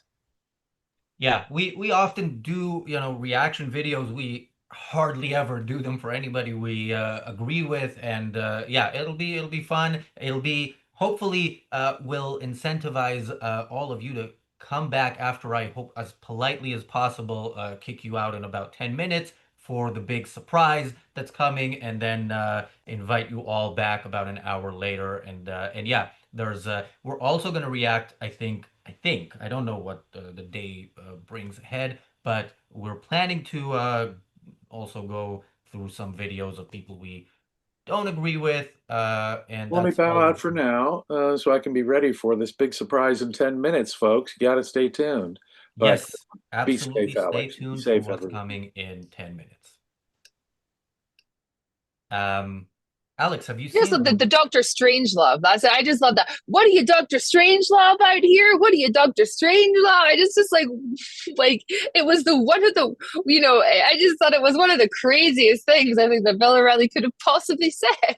Yeah, and O'Reilly didn't have any arguments. He just felt it's wrong because what Peikoff was saying was completely outside of what you normally hear. Therefore, you expect that it's not true. And yeah, we are living in the world that is a logical conclusion of Bill O'Reilly's reaction to Peikoff 25 years ago. Today, the city in which O'Reilly was conducting that interview from is run by a person who shares the ideology with the people who flew those planes into those buildings. So, yeah, Jonathan.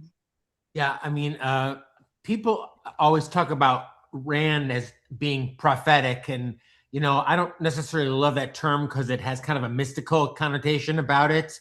But Miss Rand had such a wide, long-range view of history and philosophy and the direction of nature of a culture, and it's not surprising to see so many of her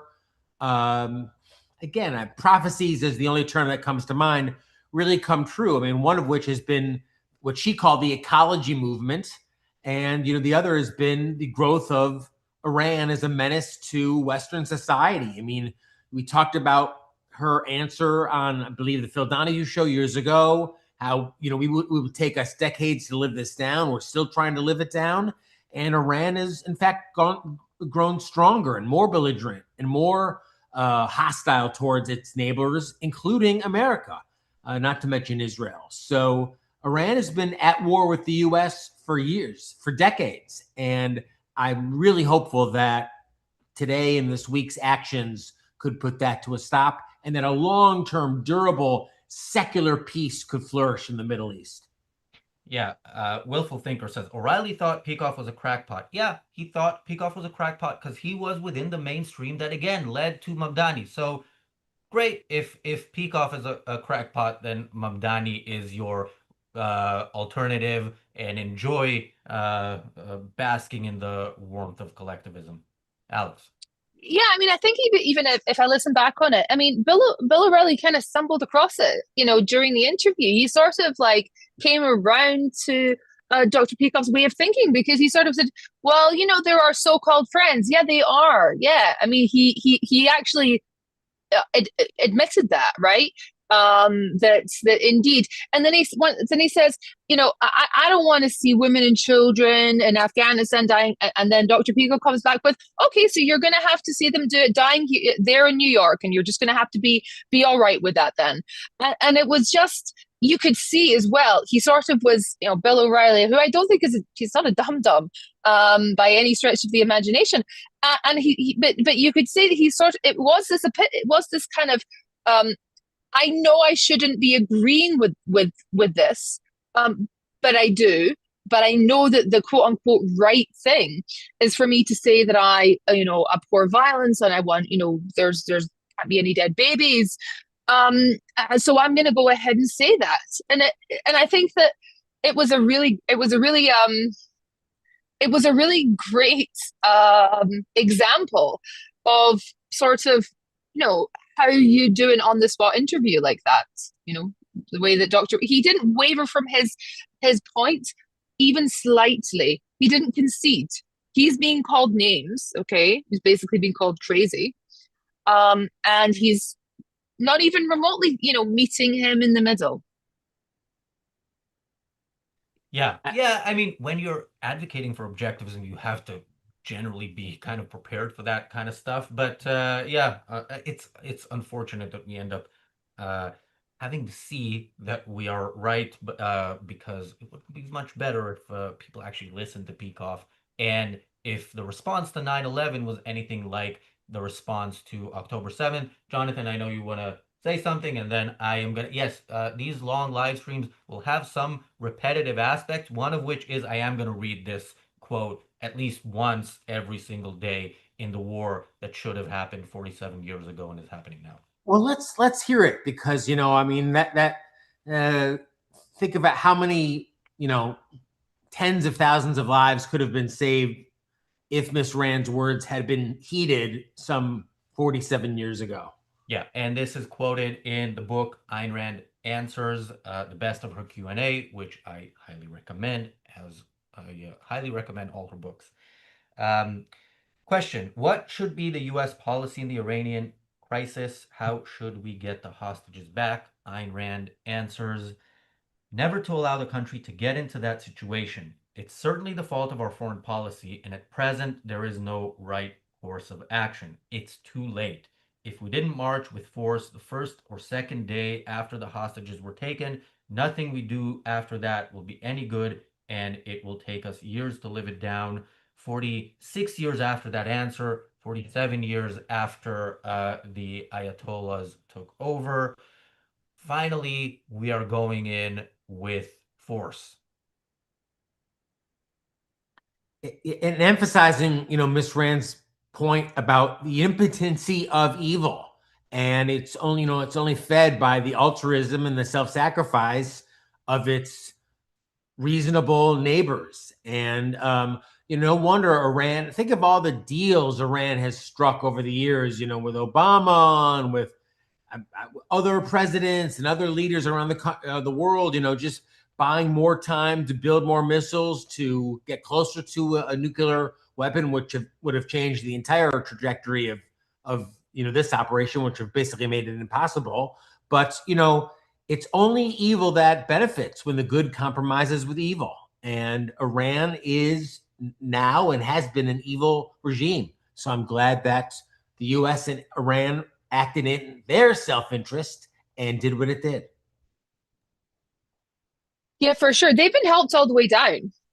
I mean, they've been helped at every moment by so many people, right? There would have been no chance for them to have continued this long without the help of being bailed out so many times, right? Being bailed out by the Iran nuclear deal, by the sanction relief, okay, but being bailed out even by the complacency after 9/11, and thinking that that the bigger threat was, you know, by the way, I sometimes I think like I'm hearing sirens. So if there is one, people write in the chat, please. Like there's a siren in Jerusalem, because I can think I'm hearing them. That's why I'm kind of making these faces.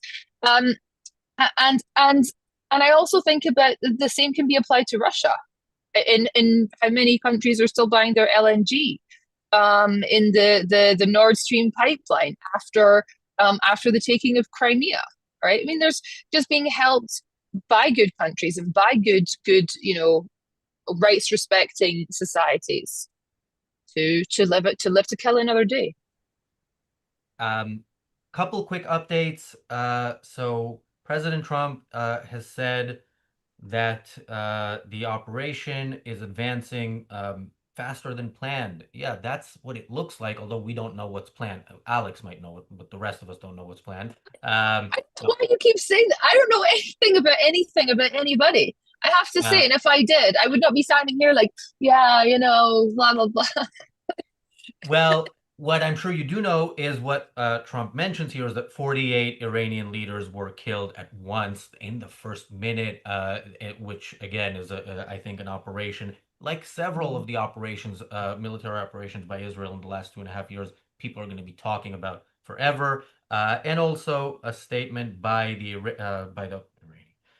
best leader of any country in the world, Argentinian President Javier Milei, who said that he celebrates the death of Ayatollah, one of the most evil, violent, and word for this, whatever, in human history. So yeah, good people don't struggle to understand which side they should be on. Okay, everybody, thank you very much, and I hope we will see you very soon later today, but I did promise a surprise. It is 4 p.m. UK time, so if should we keep watching this stream? Is it going to be a new stream?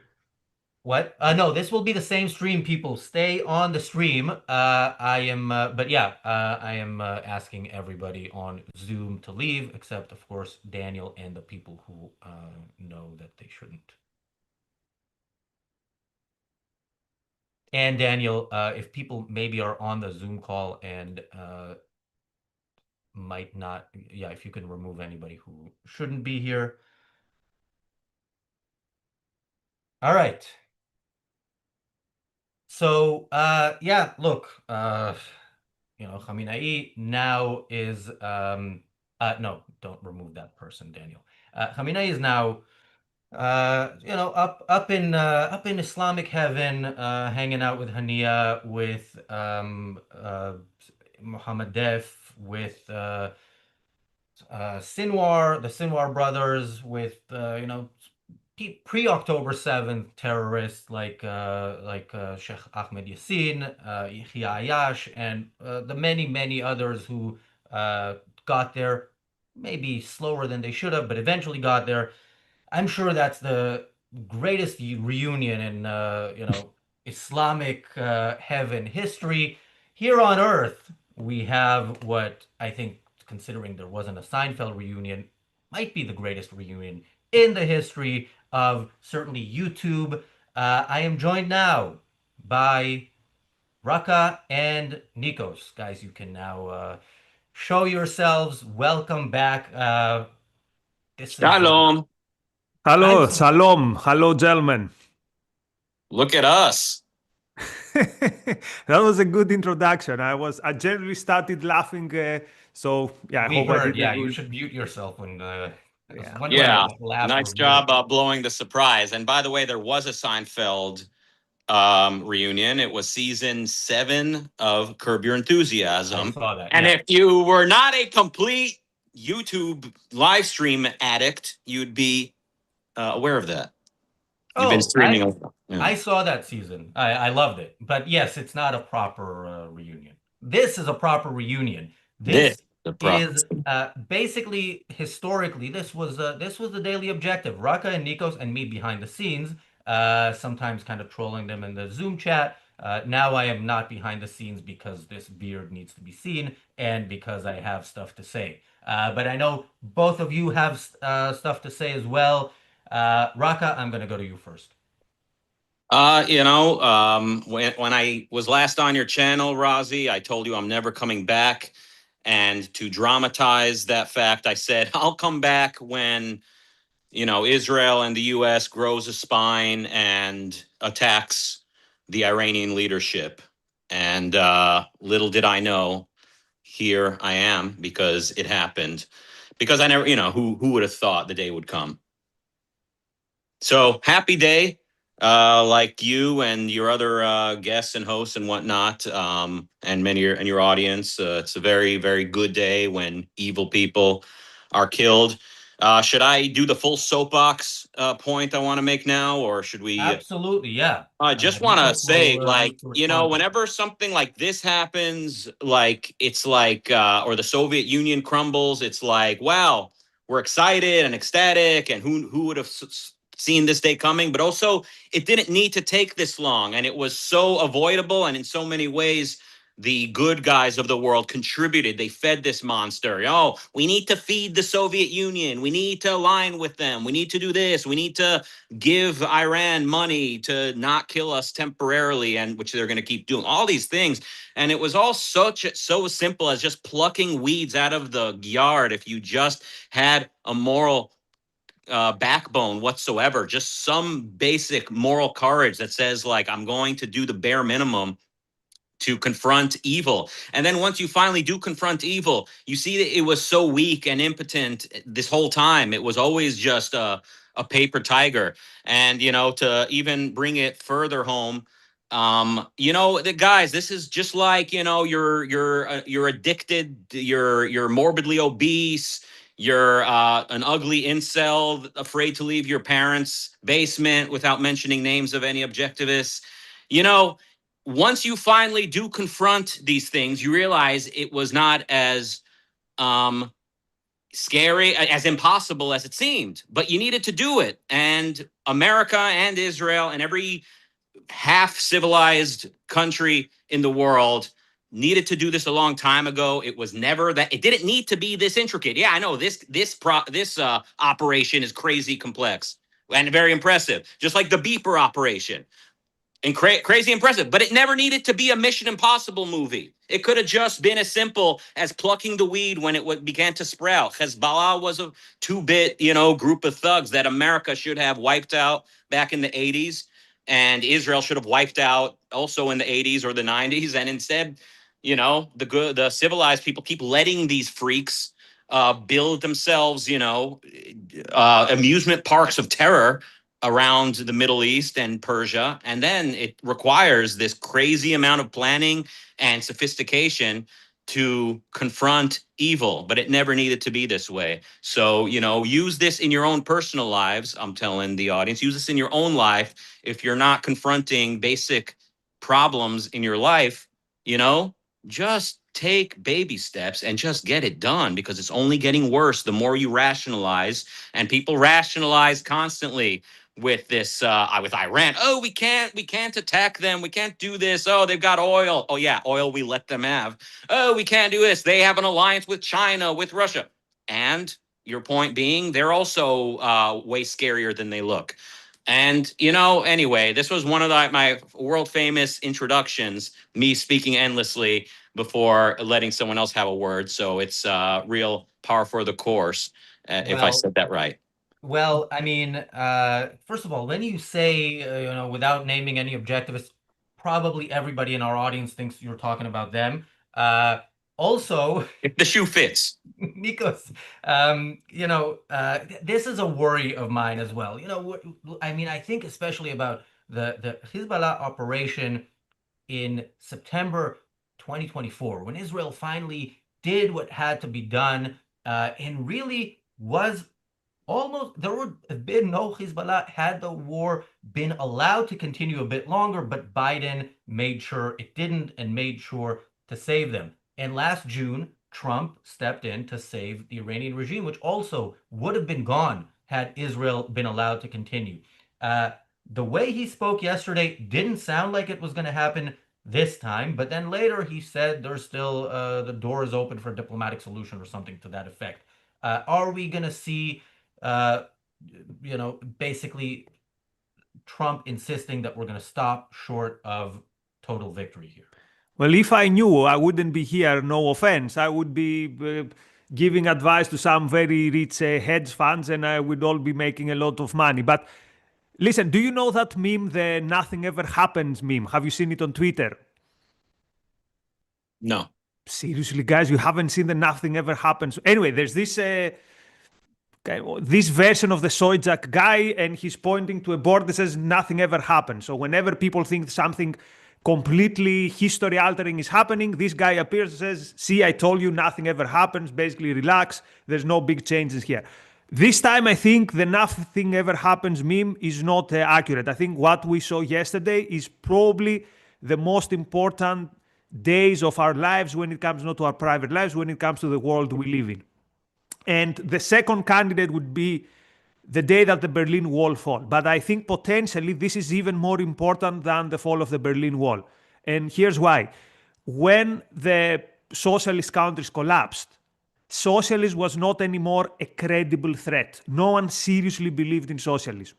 I mean, these countries still not terrorized, still oppressed their people, but it was mostly mechanisms of bored bureaucrats. No one really believed in socialism in Romania or in East Germany or in any of these countries.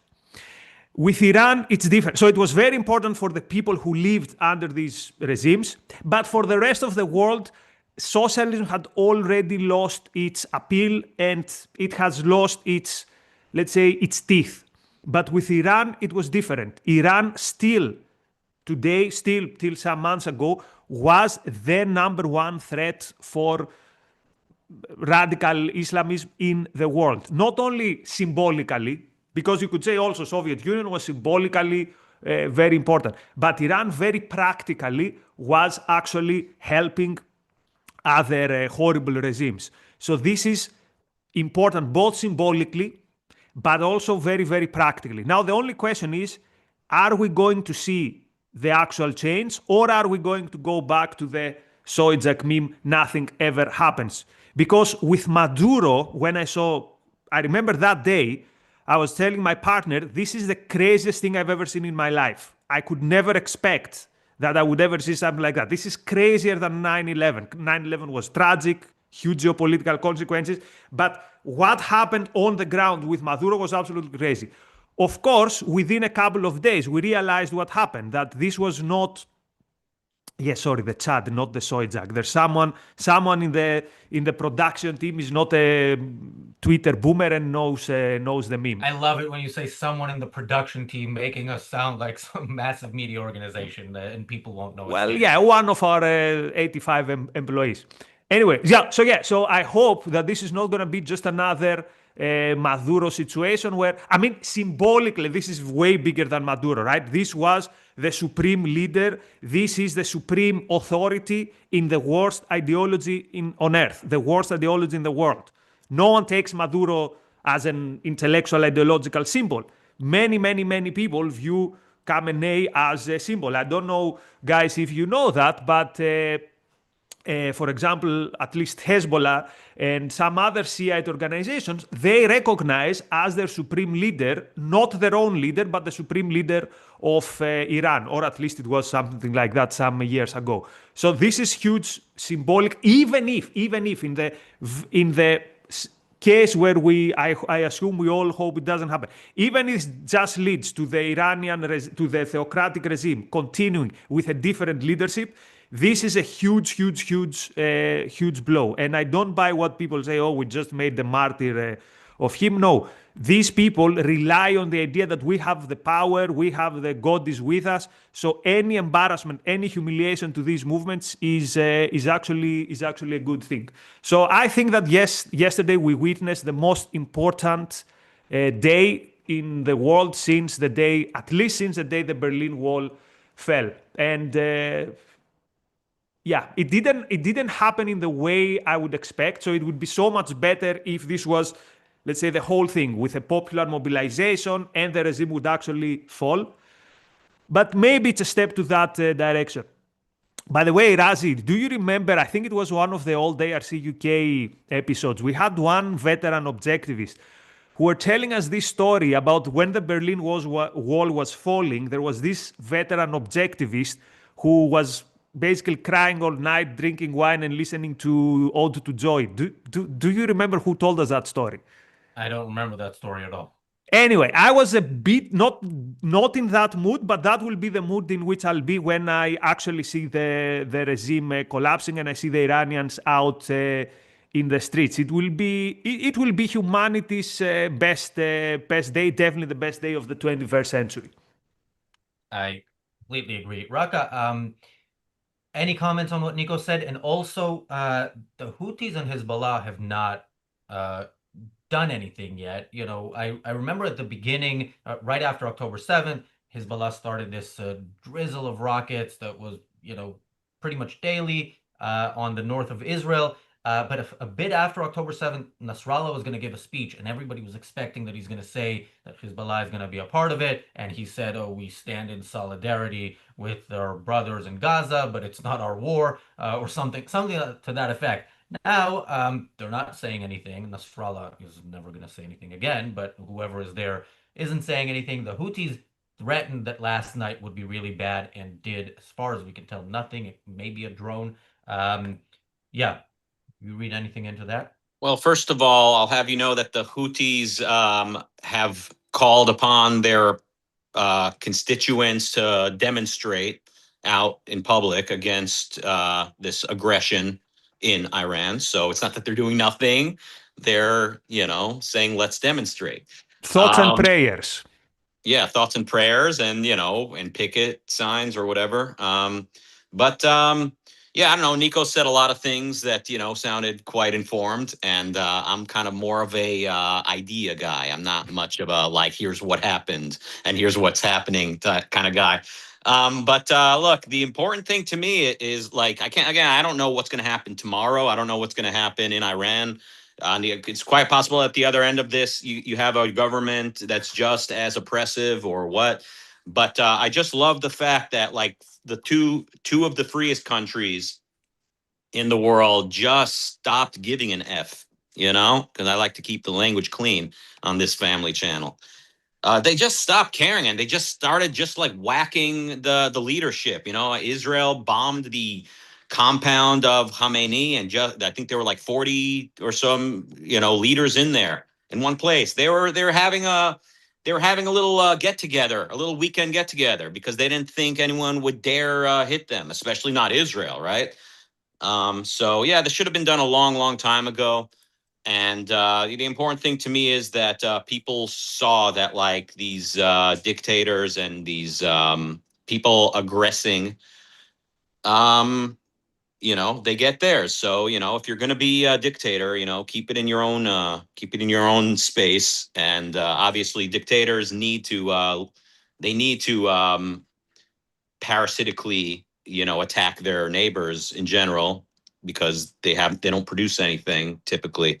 But they should, you know, if they're going to attack, they better not attack the freer countries. You know, just find some other 2-bit dictatorship to leech off of if you need to. I know it's not the most inspiring message, but you know, there's that.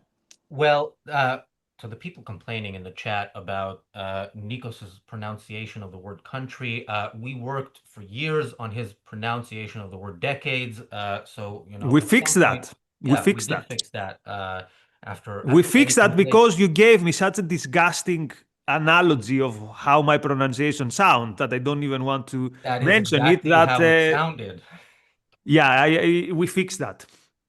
Nikos, you know, the Houthis, and Hezbollah and all the different proxies of Iran, once the regime falls, are going to be running on fumes until they're done, basically. They're going to be much easier to defeat because basically there's no source of what they need. And the Houthis are already in trouble. The Southern Transitional Council in Yemen is getting stronger. And I don't, that's Yemen. Remember, Houthis, Yemen was not like some peaceful place, and then the Houthis decided they're going to go after Israel, and now we hear about Yemen. Yemen is constantly at war with like hundreds of tribes and a few armies that have armies, within the armies. And the closest thing to normal, and it's probably very far from normal, but it's closest in Yemen, is the Southern Transitional Council,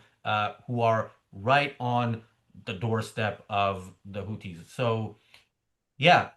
Do you think they're just gonna sit it out? What are you? Well, you're talking now to the world authority on the history of Houthis. No, I've no idea. But I can tell you one thing from history, right? What happened to the socialist regimes in Europe? Not when Soviet Union collapsed, because Soviet Union collapsed last. When Gorbachev told them, guys, you're on your own. When Gorbachev told them, don't expect the Red Army to roll into, so don't expect more Tiananmen style massacres or more Hungarian Revolution blood type massacres. One after the other, these regimes collapsed. And this is going to happen also with these regimes when Iran collapses. Not just because the money will stop. Maybe they'll get money from somewhere else. But because the legitimacy will collapse. Like when the Kremlin tells you, guys, it's game over, what is the point of having a socialist republic in Czechoslovakia? Like, what's the point? The headquarters have closed down. You don't need like a small neighborhood shop. So when the regime collapses, and I think the question now is when, not if. Then all these regimes, they will still live on borrowed time. Or you might see the more clever of these people will be like, okay, now we're gonna be your neighbor, like a different type of dictatorship, not very crazy things. We're not gonna piss off the West, and which is still going to be a positive development. Not so much for their people, but positive for the world. So yeah, only good things can come up from the collapse of this regime, and I know that libertarians out there, they will cope and they'll say, oh, but see what happened when Iraq collapsed. By the way, why did we have this chaos in Iraq? Because Iran was ready to step in and to promote the Shiite rebellion and so on and so forth. So even this usual argumentation they give, oh, look what happened in Iraq, even that had Iran's footprints all over it. So yeah, nothing... I don't think there's any scenario which is worse than a scenario of this wretched, horrendous regime leading Iran. Yeah. And leading the global jihadist movement, basically. And not only was Iran nearby when America went into Iraq, but the way America went into Iraq was, apologetic and based on some premise that was not about avenging 9/11. And you had Al Qaeda as well, ready to step in, and all these freaks. And I mean, it's just a big tribal playground. But yeah, like this operation in Iran. It's like everyone keeps saying like, oh, it's bad because look at Iraq. I didn't like Iraq, but Iran was always supposed to be the battleground. And as Peikoff points out in the famous or infamous clip on Bill O'Reilly, like it was always about Iran. He said, take pity on Afghanistan and let Iran have it. So it's the way Trump is going into Iran to me is like proper. It's like, and I don't enjoy giving Trump any praise because there's just so much about his lack of philosophical direction that's irked me over the years. But this seems like it's got the right balance of like he doesn't want the anti-war crowd to get too upset.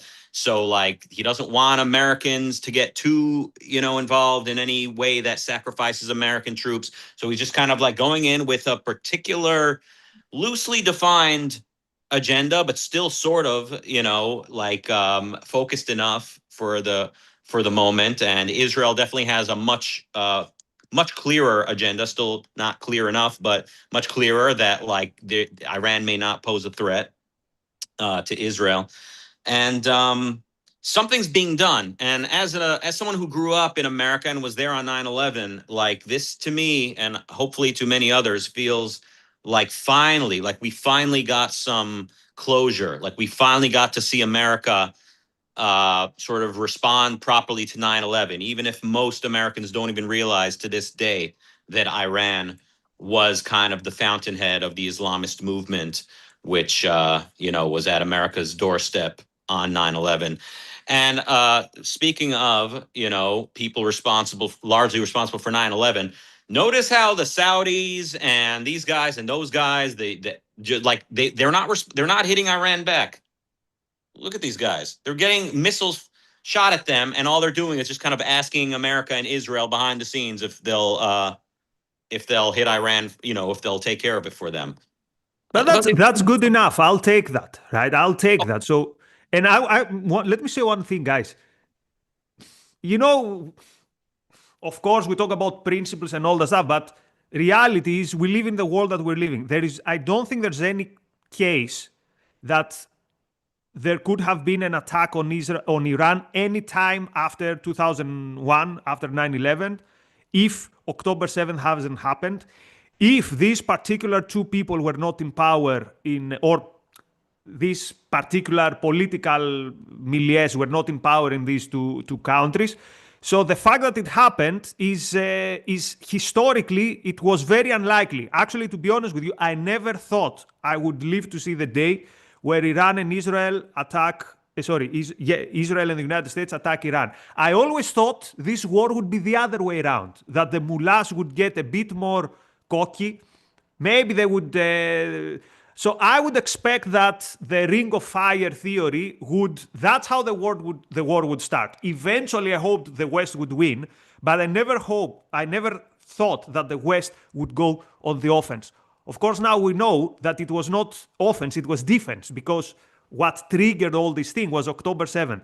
But without October 7th, this would never, ever have happened. So this is the only silver lining to that unspeakable tragedy, that it triggered the biggest geopolitical turning of tables, let's say, definitely of the century.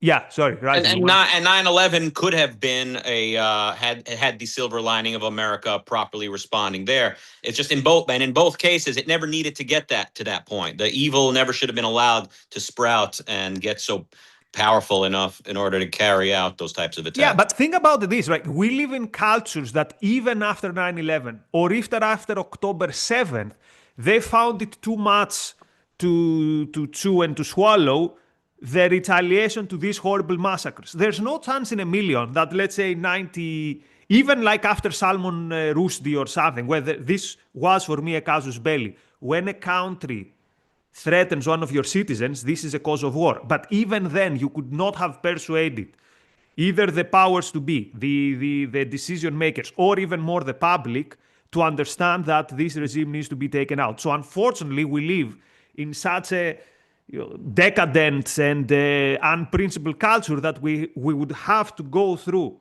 what we went through both in 9/11, but even more in October 7 to get to this action. There was no other scenario that this would have happened. Long-time viewers of this show probably remember the story of how the idea for this show came about. I called Nikos one day early, first lockdown, and said, look, we're shouting at each other for like 20 minutes a day on the phone about whatever political issue. Why don't we do it live? And Nikos' immediate reply was, this is the worst idea I have ever heard in my life.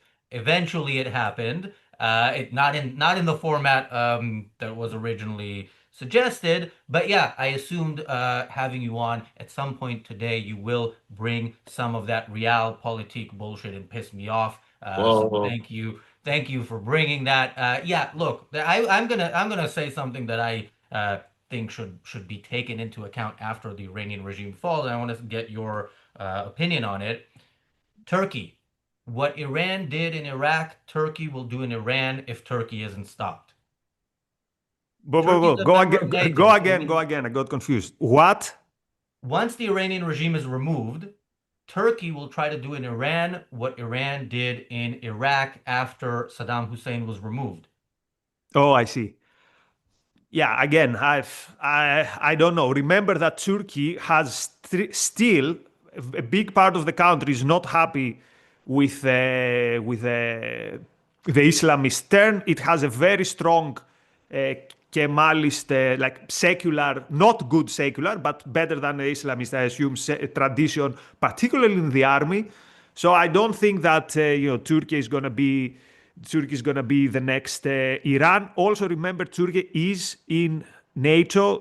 Still, there are some few forces in Turkey who hope that they can have a future with the European Union, though that's not realistic anymore from the European Union side. So I don't think that Turkey has such plans. And as a Greek, I'm constantly worried about Turkey, but Erdogan is getting older. He has many problems at home. I don't think he has. Maybe he has the aspiration, but I don't think the establishment and the elites, particularly in the army in Turkey, are looking forward to such adventures. But I've been wrong so many times. I was wrong. For example, I never expected that Russia would invade Ukraine the way it did. I never expected that Hamas would attack the way it attacked on October 7th. So Really? I've been wrong many times. Maybe I'm wrong again. Yeah, I think you might be. And I don't think we should take the chance. That's the thing. Let's not take the chance and see if Turkey becomes the next Iran. Let's just take care of it. Thank So you. wait. So what's your idea? That someone should attack Turkey? No, first of all, my idea is that Turkey should not be a member of NATO, and if there is no mechanism to kick them out, just undo the whole thing and redo it with countries that actually belong. So here's my problem, though, again, with many people in the objectivist movement. So I understand that this is a principled view, but it is so fantastic. It is so, like, it's never going to happen in a trillion years. So merely entertaining it as a possibility, I think it's engaging in It's also fantasy. fantasy to say Hamas is going to do a terrorist attack where 1,200 Israelis are murdered and 250 are taken hostage, and Israel is going to go into Gaza and flatten the place. Yeah, unfortunately, after telling people to get out of their buildings, will pretty much destroy Hezbollah, will put into motion basically the downfall of Assad, and then we'll end up taking out the Iranian regime and having the whole network collapse. So fantasies can become reality. Raka, you mentioned you don't like Trump, and I also don't like Trump. And as you mentioned, not liking the president is not a reason to oppose a just and necessary war. Michael Leibowitz and other people who agree with him. Whoa, shots fired. I will say this. I mean, Trump, in a sense, is kind of like a sponge, or there's probably a better metaphor, like object metaphor for him out there. But it's like whoever kissed his ass last gets to have influence on him, it seems like. So it's like, do you blame Trump, or do you blame that nobody around him is influencing him to do what he should do? Now, in this case, it looks like Netanyahu influenced Trump to do a halfway reasonable thing vis-a-vis Iran. That's what it looks like, given what I know, what I see.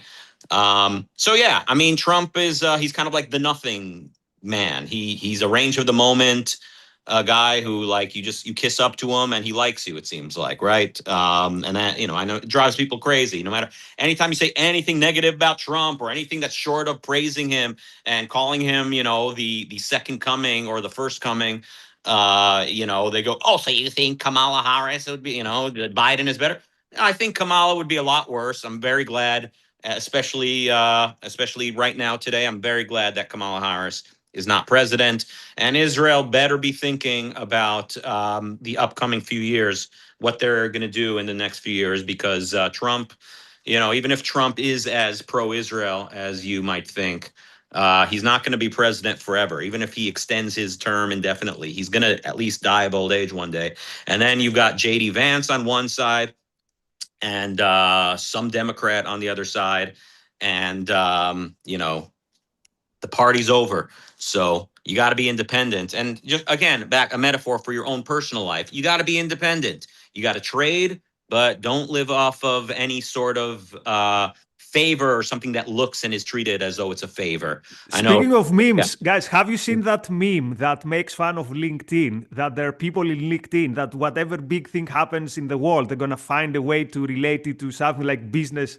So it's like I don't the assassination attempt against Trump. Like, oh, this is how this shows us how. I don't know, marketing, whatever. So the fact that Raqqa found a way to link the attack against Iran with people who are shy and who should take more steps in their life, I salute you. This is what I've missed from the good old days. And Nikos, speaking of being independent, you also have a life update. You are now an independent intellectual, planning to do a lot of stuff, planning to work with ARCUK, and of course, your YouTube channel is also doing very well in recent months. So yeah, do you want to give us a bit of a life update? And by the way, people in the chat and people watching, we will have more on that in the future and how you can get involved as well. But yeah, any updates you want? Yeah, well, the update is that for reasons that are sad, but not to elaborate now, I'm institutionally orphan. So either I'm gonna create and produce good content and intellectual content by myself, or I'll be literally in the quarry or whatever is the 21st equivalent of the quarry. So I'm trying to do good work on my own. You mentioned my channel. Soon I'm gonna have also websites, and you're gonna find some hopefully useful intellectual content there. Speaking of the website, I published a video, and it was actually a tweet last night, and I wanted to share with you some thoughts that I have, that because you were experiencing this war and this conflict in such directness, like we are all the time in front of Twitter and it happens in real time. If we zoom out a bit, have we realized that what Israel is doing is going to go down in history as one of the most impressive military operations ever? And if we zoom out a bit more, if we see Israel from 1948 to today, I think there's a very good case to be made that pound for pound, so if we take into account how small a country it is, if we take into account that every war that Israel fights can potentially be its last war, I would claim that Israel is the most impressive military power in the history of humanity. We have this idea that always the greatest are on the past. Like we see Messi play, and people are like, oh, the greatest ever was Maradona. Have you ever seen Maradona, or do you remember Pelé? No, but he's the greatest ever, because we have this fallacy that the greatest are always in the past. So we think the greatest warriors were the Vikings or the Spartans. I mean, I love the Spartans to death. The Spartans lost many major wars. The Spartans were a militaristic society. The Spartans were spending their whole time preparing for war, and yet they were losing some wars. Israel, you have this unique combination. You have people who try to live a good life. They have built a society geared towards people being free and living a good life. And at the same time, they have scored the most impressive military achievements in such a short period. Like you could have like 15 Netflix series with all the brilliant stuff that Israel has pulled off. So let's zoom out a second and realize that we are witnessing history, that we are witnessing something that will be taught in military academies throughout the world for the centuries to come. And we still don't know the details. We don't know the details of the pager operation. We don't know the details of the 12-day war. We don't know the details. How did they know where where Khamenei was. So we are actually in the center of history. We are experiencing history. Yeah, as much as I wish that America and Israel had taken care of these enemies back when they were pipsqueaks that you could step on with your shoe. And Nikos, no, they did not need to attack us, each country, the way they did in order for the American and Israeli people to agree to bring them down, because they took the Iranians, or the whatever you'd call that group, they took Americans hostage in 79, and anyone would have been happy to deal with that properly. Back in the 80s, Israel should have, completely defeated the liberationist Palestinian movement. But anyway, I agree with you that Israel's, America and Israel, but I mean, certainly Israel has been doing some very cool stuff always. And certainly today, it's like some of the coolest stuff happening in the world is being done by Israeli intelligence and Mossad and military. And these guys, like, people are like missing out on it. And congratulations, Nikos, on your success as a YouTuber.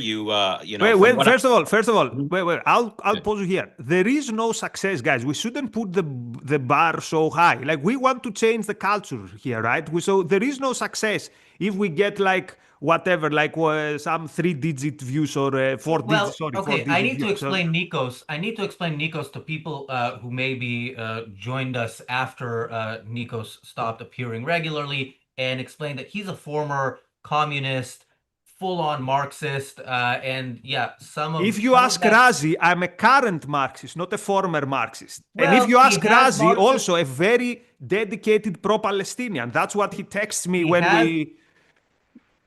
Well, we'll get to that. Yeah, we will get to that. But yeah, what I'm saying is, yeah, you have some of that still in you, and part of that is this weird humility, which has no place, because humility is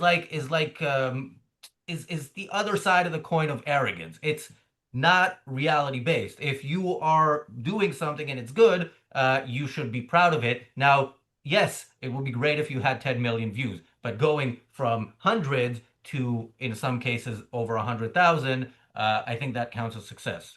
Well, and maybe Nikos's point was that we're not changing the culture by getting YouTube views. We're changing the culture when we uproot altruism from people's moral... No. We are totally changing the culture when we get YouTube views, but we are not getting the YouTube views that we would have to be getting. Now, why this happens, by the way, should really trouble us, because it's not like an ARC UK problem, or it's not a problem of this or that other objectives organization. I think it's a movement problem. It's like we're all having some germ inside us that has us in a particular way, limits us on our messaging. So the question is, how can we fix that without becoming like some other clowns in the movement who claim their objectives and they post memes on why selfishness is the problem is that central planners are selfish. I don't want to name names. Yeah, thank you for not naming the Atlas Society. Continue. Okay, so the question is, how can we become better without betraying our principles and without becoming intellectual charlatans? But anyway, this is for a different time. But it's a discussion we should be having. Well, as I was saying before, congratulations. I think you have done a lot. You've come a long way, at least, from having, no views to millions. You've put the ARI YouTube channel on the map, from what I've seen, with some of your Israel-related content, and then your own personal YouTube channel as well as on the map. And it's great. And in a very different arena, I can point out, before the internet was shut off in Iran, a top 100 charting song in the city of Tehran was Call Me Khamenei by one Rucka Rucker. But so when I say give the people the internet back, it's not because of, it's not because how cool is that? How cool is that? Yeah.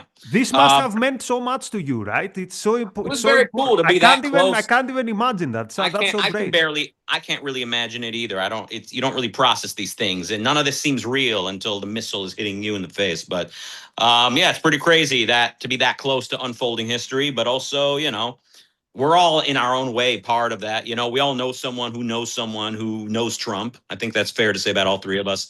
And Trump is, of course, the nucleus of culture. But my overall, the point I was trying to make with all these detours is with everything happening in the culture. When I'm on Instagram or something and every third comment is just Jew, Jew, Jew, Jew, Jew, Jew, Jew. It wasn't like this a few years ago or even a couple of years. It's like, and I'm thinking, dude, Jews look pretty cool this weekend.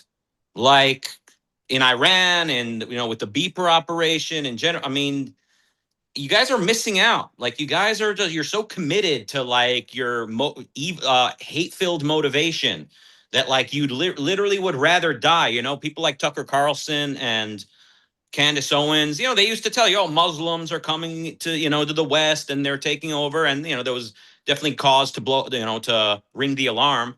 But they've sort of let that go. They've said, wait a minute.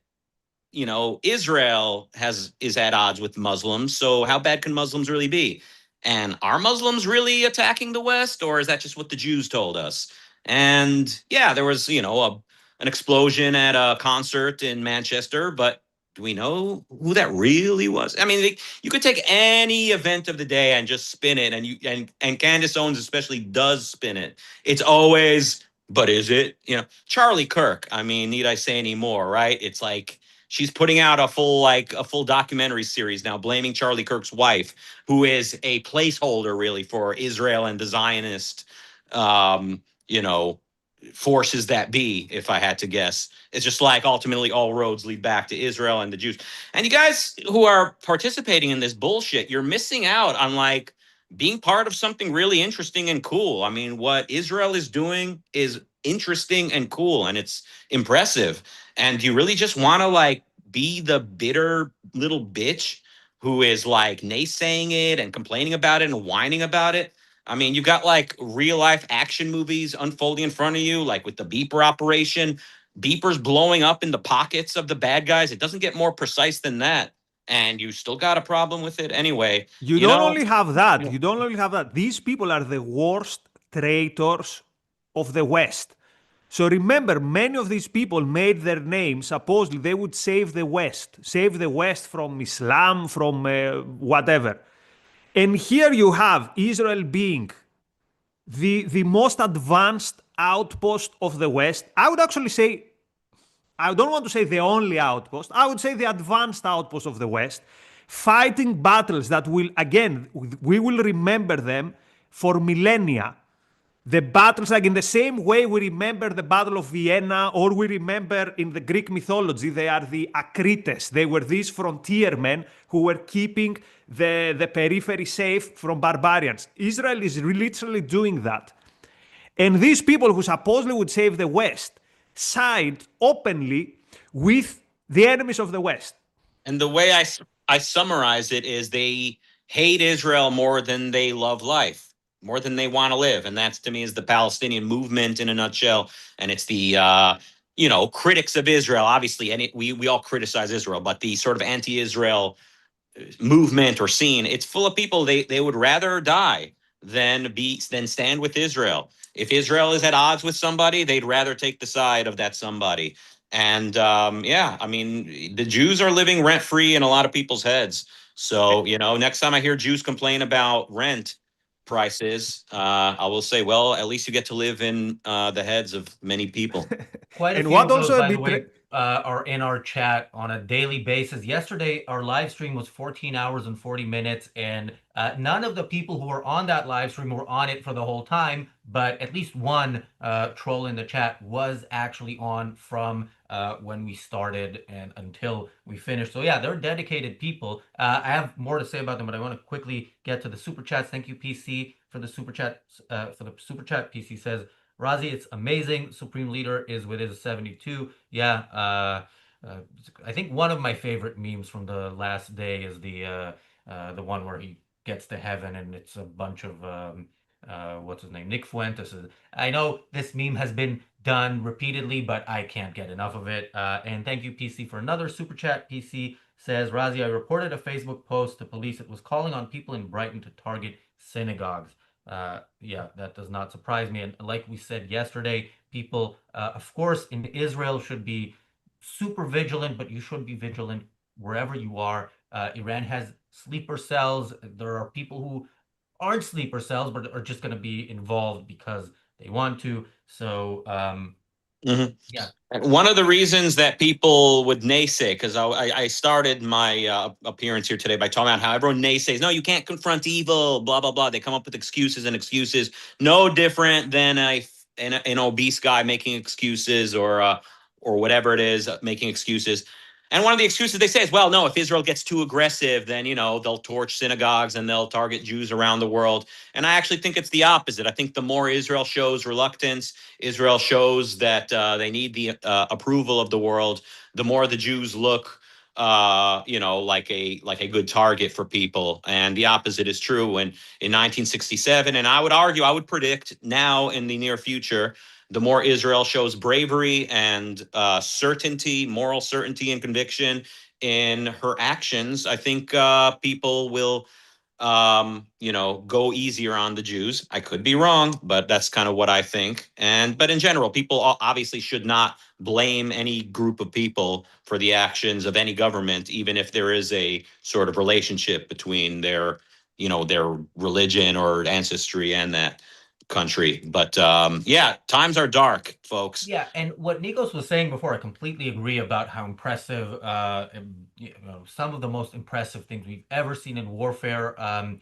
But also, yeah, had Israel flattened Gaza on October 8th, there would have been maybe a couple of months of protests. We definitely, I don't think we would have what we have today around the world. Okay, let me get to Robert. Thank you for the super chat. Robert says, on behalf of all the Nassers, Nasirs the world over, I say liberty for Iran. This war isn't over until the people of Iran are free. Absolutely. Nikos, I've also seen on social media what Rucka was talking about, not on Instagram. They mostly show me women in bikinis for some reason, but on Twitter, I get like the amount of stuff that I get that doesn't even have the pretense, doesn't say Zionist. On Twitter, fewer people say Zionist. They just say what they really mean. Yeah, you, I'm sure, have noticed it, and I don't know if this means I don't think social media is the barometer of the culture as much as it's the barometer of people who invest in being the prominent ones in social media, but it's still scary and disgusting. Well, I've seen many Greek leftists using the term Jews rather than Zionists for the first time in the last couple of days. I've seen Varoufakis for the second time in a few months expressing solidarity with Iran. But did you know, by the way, guys, Varoufakis, for those of you who don't know, he was for a few months the finance minister of Syriza, but there was a time he was the hottest prospect of the left in Europe. He was the most celebrated, he was the celebrity leftist intellectual in Europe. Now, what does Varoufakis do at the beginning of the 12-day war? He sends an official communique, how it's called, letter to the Iranian embassy in Athens expressing solidarity. So you have someone who has been bullshitting the population that he cares about women, he cares about gays, he cares about minorities, he cares about progress, sending a letter to the butchers of women, of gays, of minorities, of progressive people. And the leftists are stupid, they never learn. They should know what the regime did to the Tudeh militants. As most leftists who watch, if any lefty watch, are illiterate, Tudeh was the Communist Party of Iran, one of the strongest communist parties in the world outside of Europe, and they overturned Khomeini. They overturned the Shah together with Khomeini, and then Khomeini is the leftist. By the way, have you ever wondered why Khomeini made this stupid move, which should have been a casus belli, to occupy the American embassy and keep hostages? He wanted to do this to outflank the leftists, to say, I am more radical than you are.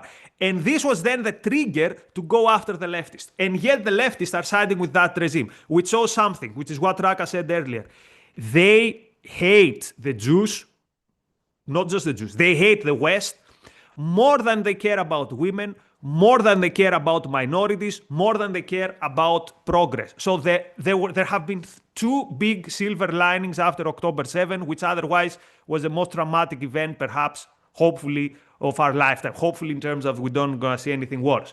The first is what has happened, the decapitation of Hamas, Hezbollah, and so on. The other thing is that never again can the leftists claim the moral high ground. They can never again bullshit us that they care about women or about minorities and all that stuff. How does Douglas Murray put it in the opening of that book with a weird title? I've never seen, by the way, a book, such a good book with such a weird title, of dictatorship and how he's calling it.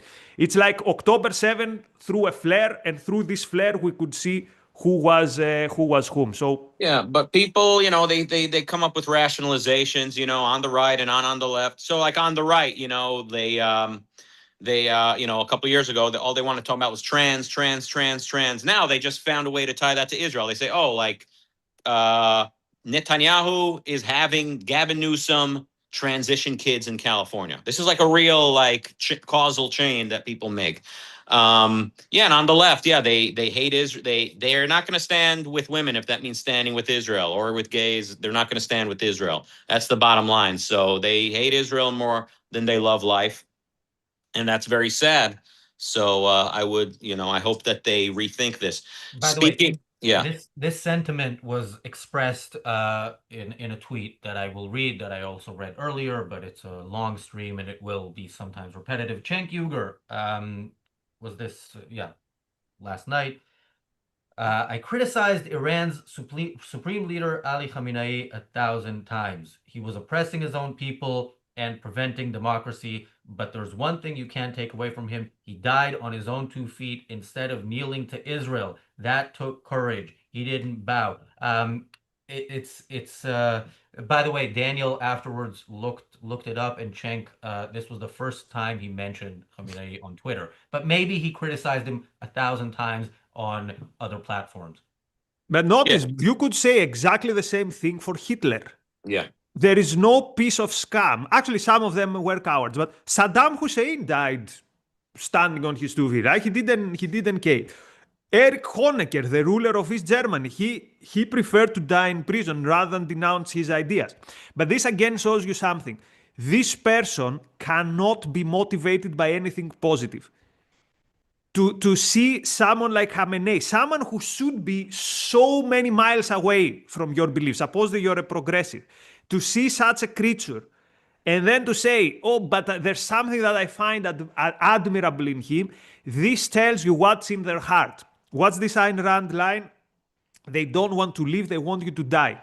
He would rather have such creatures rule over people and destroy, rather than see a world where Israel and the United States, you know, they have their way, the way of freedom, and people are free and they create stuff. So these people are motivated. There's like, I don't want to psychologize.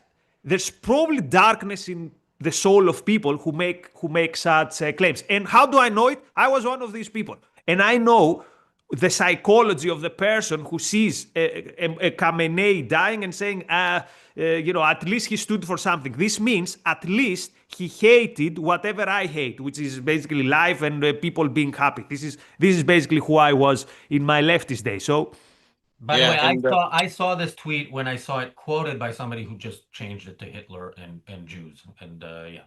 Yeah. So, and Cenk's co-host Anna Kasparian's really been letting the mask slip lately. I'm sure you guys have talked about it on the channel. And I wouldn't be the first on this channel to point out the sort of, you know, horseshoe, quote unquote, of the right and the left kind of uniting lately about Israel. But what I've always found interesting about Anna Kasparian, and if I were ever on on like the Piers Morgan show up against her, I would point this out to her. The thing that made Anna Kasparian start to detract from the left a few years back, like she started saying things that made her own side kind of eat her, was she got dry humped in the street by a homeless man and while walking her dog, and she was upset about that, and she spoke about it publicly, and she got attacked for it, and she said, I don't care if he was homeless and black and this and that and the economically inferior. I have a right not to be sexually assaulted, not to be dry humped when I'm walking my dog. Like, so that was a bridge too far for her, right? Getting dry humped, and rightfully so. But when Israel's, women, among others, are sliced open while being raped in front of their loved ones and murdered, that Israel shouldn't really respond to that. That's the time for a ceasefire, according to the Kasparians of the world. I will say this: Nikos, I never knew if we would ever be on a show together again. But one thing I've always a bone I've always wanted to pick with you as time has proved me right. And I wish TV's Lucifer were here with us, because you, me, and Mark were once on an episode together, and maybe Daniel could even find out which one it is. He's so tech savvy. But I pointed out, this was probably around 2021-ish. I pointed out 2022, that year was a blur, wasn't it? I said, if Republicans could get away politically with bringing the Nick Fuenteses of their scene into the mainstream, they would absolutely do it. They're friends with him in private, most of them. They're friends with someone who's friends with him in private, absolutely. They know they can't associate with him publicly yet because it's political suicide at this stage. But if they could get away with affiliating with Holocaust deniers and with real anti-Semites and with real racists and with all of these people, they would absolutely do it if they could get away with it politically. I was laughed at. I was told that, we have no way of knowing that. And I said, believe me, I've seen it. I know it. I know what I'm talking about. So anyway, Nikos, knowing what we know now about the, where the right has moved in recent years, would you say one of us more than the other turned out to be correct in that? Or do you conveniently not remember that conversation? Not only I remember it better than you do, Whoa. because I remember specifically the conversation, and actually I think at some point I retweeted it because ARCUK or someone made a clip out of it. So it was. Damn it. You don't remember it better than I do, because you're thinking of the post-election episode. I know. That's where I'm getting. That's what Kirk or somebody turned into a clip, and that's what continued to age well. When I said, Ben Shapiro, have fun with your new friends, Exactly. Ben Shapiro. And that aged so well. What I said aged so well that it's largely understated, and it therefore aged poorly. Like Ben Shapiro's friends around him and the ones he's had to kick out and the ones still on the Daily Wire are so much worse than like the people on Breitbart in 2016, I think, or whatever. It's just like he's got the worst of people around him. But anyway, no, you're not going to take us away from the issue at hand, Nikos. The disagreement was, I said, if the Republican culture, if the Republican people involved in politics as Republicans, if they could get away with having people like Fuentes in their midst, if they could get away with it, they would absolutely do it. They have no problem with him. They hang out with him. They on the down low think he's cool and edgy.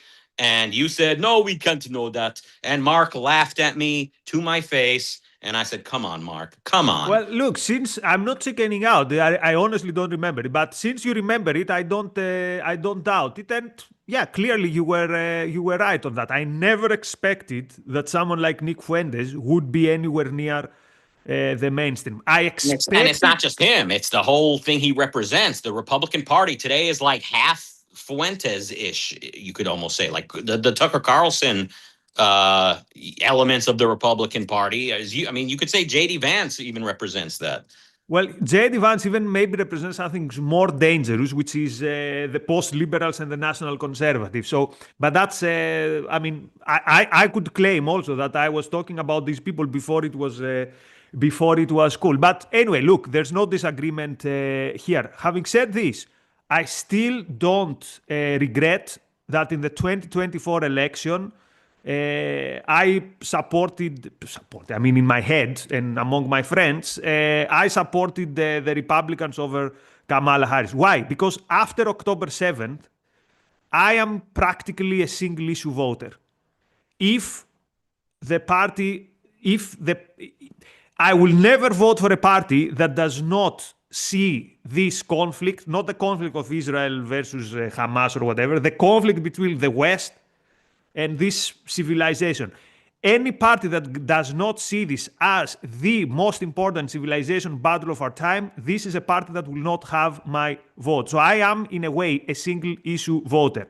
And because I was in a business trip with a then colleague of mine, both of you actually know him, who is from Israel, the morning after the election, we were both celebrating only for this reason, that at least now there's a better chance that this war, this civilizational war, will have a better outcome. And looks like it might Jonathan, be like why don't that. you name people, Nikos? You know, they're I not don't know if he intelligent. wants to be named. I don't know. I don't remember if he was He's open. on this channel frequently. I don't think he minds But being. my point was not who you should support or not support in any election. My point was that Republicans, the people involved in politics, they don't have a problem with this freaky Holocaust denier version of conservative that we've seen since then overtake. Yeah, no, I and agree with you. Not only I agree Mhm. with you, I can also explain to you and reverse engineer it. It's their contrarianism.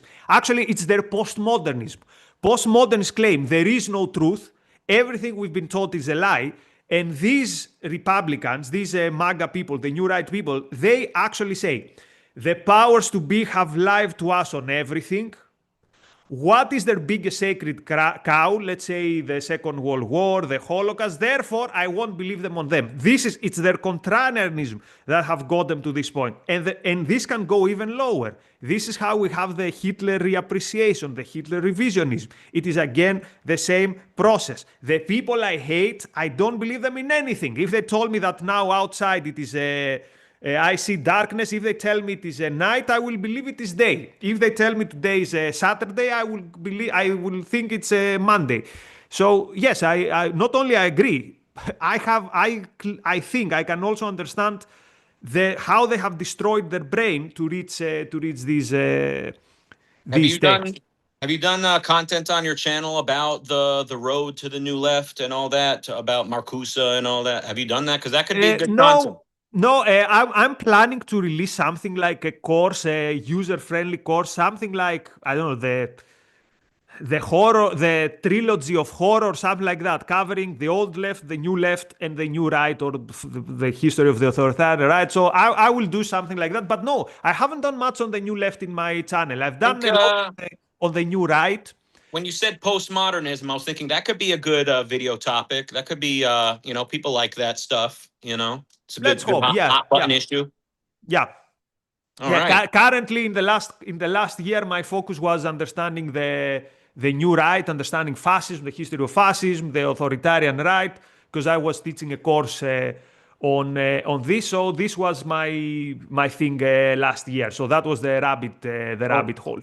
You've come a long way in your journey, Nikos. I mean, communist, this, that, objectivist on Israel. I mean, Razi thinks you still have a kind of a blind spot in the way you look at the Arabs around Israel, but that's Razi reading into your heart, not me. What is a blind spot? I'm literally telling you guys, there is a civilizational war, and I view this as the single voting issue in my voting elections. I don't know how. My issue with Nikos is that he invents innocent Palestinians. Like, they're a part of his. That's because there are literally innocent Palestinians. And in Gaza, there are children, and there are people who are not innocent. Okay, but Nikos, you invoked Hitler before. You said you can say the same about Hitler, speaking about a certain tweet or something. Okay, well, you could say the same about why it's wrong to bomb Germany, much more so. You had a lot more Germans who did not. But here's the thing. I'm not saying it is wrong to wage war against Gaza. You can wage war and still understand that there are innocent Palestinians and be sorry for them. This is not to say don't go to war because there are innocent on the other side. But I'm not going to dehumanize the whole population. There were many innocent Germans and innocent Japanese. I mean, I created a piece of content. Wait. I created a piece of content on why the nuclear bombing of Japan was legitimate. This does not take away because there were no Palestinians in Japan? What? Because there were no Palestinians in Japan, it was okay to bomb them? Oh, but no, by the way, I don't think it would be. I mean, I think it would wrong be to bomb them. Yeah, but listen, an arbitrary assertion can be dismissed just as easily. I think Jesus said that. There's no evidence of anyone in Gaza having a civilized bone in their body. In fact, they were offered 5 million, either shekels or dollars, to disclose the whereabouts of a hostage in exchange for a happy life in the place of their choosing worldwide, and nobody took the offer. Come on, guys, don't Germany, lose you your had critical people. ability. So, okay, let's say there were 36 Palestinians who showed up and say, hey, I'm going to give you information, give them the money. Would we learn it from Twitter? I think this is an urban myth, by the way, that, oh, we That gave them doesn't money. make them innocent. That What? means that they prefer, first of all, if they have information, they are probably not innocent. There's a reason they have that information. Yes, there are people in Hamas who maybe decide at some point it's better to, tell on their boss and just get out of the situation. But no, for me, to show an innocent person in Gaza, I need to see somebody who said October 7th was wrong. It was evil. The only thing we saw was like 18 months in, people protesting because they were uncomfortable moving from tent to tent and from place to place in their tent, and Hamas hadn't planned for that when they attacked. I haven't seen people actually openly, and again, there were people like that in Germany. There were people in Japan. People risked their life and died in Germany Guys, fighting against you the Nazis. remember we were among the first people who were on the barricades during the lockdowns. When every Thursday people were going out and clapping for the lockdowns. Under threat of zero force, under only the threat of social shaming, the vast majority of the people in the West were secretly or openly in favor of the lockdowns. And you're telling me that you expected thousands of people in Gaza to go out against Hamas when this would mean the torture and the death of them and their families. I expect them, first of all, to either leave and or fight against it. Yes. And again, look, Palestinians leave and go well. Take an airplane and go to Heathrow. They've been expressing their views and their actions. On October 7th, after they heard what Hamas had done, thousands joined in, knowing they could die, and many the thousands who joined in are not. Jews is more the important. thousands who joined in are not innocent. And the others were celebrating on the streets, tens of thousands. You know that operation where four hostages were rescued. If you watched my videos, you'd know that not only I know about it, I know. I'm just referring to it, so I'm bringing it up.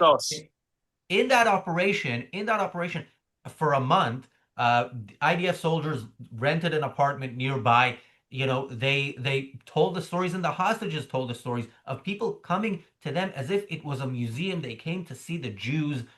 Not a single person did anything about it, said anything about it. That is Palestinian society. So it's not impossible metaphysically for there to be innocent Palestinians in Gaza, but I need proof before I accept that there are such people. You need proof for a negative, basically, you are telling me. No, I need proof for a positive, for a person who is actually... Anyway, people are probably already tired with that, and they're switching to watch football because there's an important game. Nikos, as a guy who studies culture and understands culture and the intersection of ideas and philosophy with culture, or in this case, lack of philosophy and basically lack of civilization. Listen, just as you love your mother, a person growing up in Arab culture, at least in that particular spot, in that area, hates Israel. And just as, Cenk Uygur won't stand next to Israel no matter what, and he'll sell out all his other values as long as he doesn't have to stand with Israel, a so-called Palestinian will not give his sanction to Israel's existence, period, at all costs. That doesn't mean he doesn't love his baby. It doesn't mean he doesn't cry when his baby is bombed, but he would rather bury his baby and be able to hold his baby up for the camera rather than sanction the existence of Israel. Why is that so hard to understand? These people never had, they never had ancient Greece. They never had an Aristotle. They never even had an ancient Babylon. These people are I know that. living in... You are basically telling me that the culture of the Palestinians is sick. I know it. That's not what we are saying. We are saying that it's not proper. First of all, it's not proper as communication, but also it's not proper philosophically to make the case that every single person there, unless someone points to me, to Ahmed Abdul, to that particular person, every person there is not an innocent. Anyway, this is not a very... There are enough instances of Palestinians that we can, understand and conclude kind of what it is to be Palestinian. Again, one person actually standing out, speaking up. is stuff that has happened in the worst regimes. We have people who fled North Korea, so yeah. But before you respond, let me just quickly go to the super chat. So thank you, Deeper with Diego, for being a member for 21 months. Deeper with Diego says you love individual freedoms, the West, and Israel. If you read this comment, no takebacks. Thank you, PC, for the super chat. PC says, this blogger I follow in Israel was talking to a pro-Palestine leftist. Soon as he asked what his view on Iran was, the guy left the chat. So funny. Yeah, these people are struggling with this. And thank you, Deeper with Diego, for a super chat. Deeper with Diego says, I love watching Jews and communists fight on this channel. I'm eating my falafel and pita chips.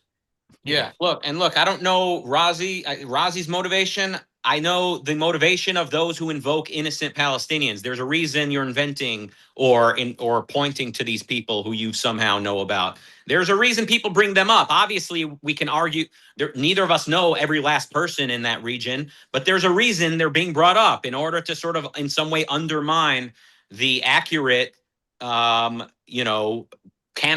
or the identification of the problem. It's in some way to undermine the moral certainty of the good. That's why these people are being brought up at all. You don't have to bring them up other than that. Yeah, but I'm going to bring them up for my own reasons, because the most important thing for me is my integrity towards myself. So everything I say and everything that I believe, first of all, I need to pass it through the test of, do I truly believe it is right?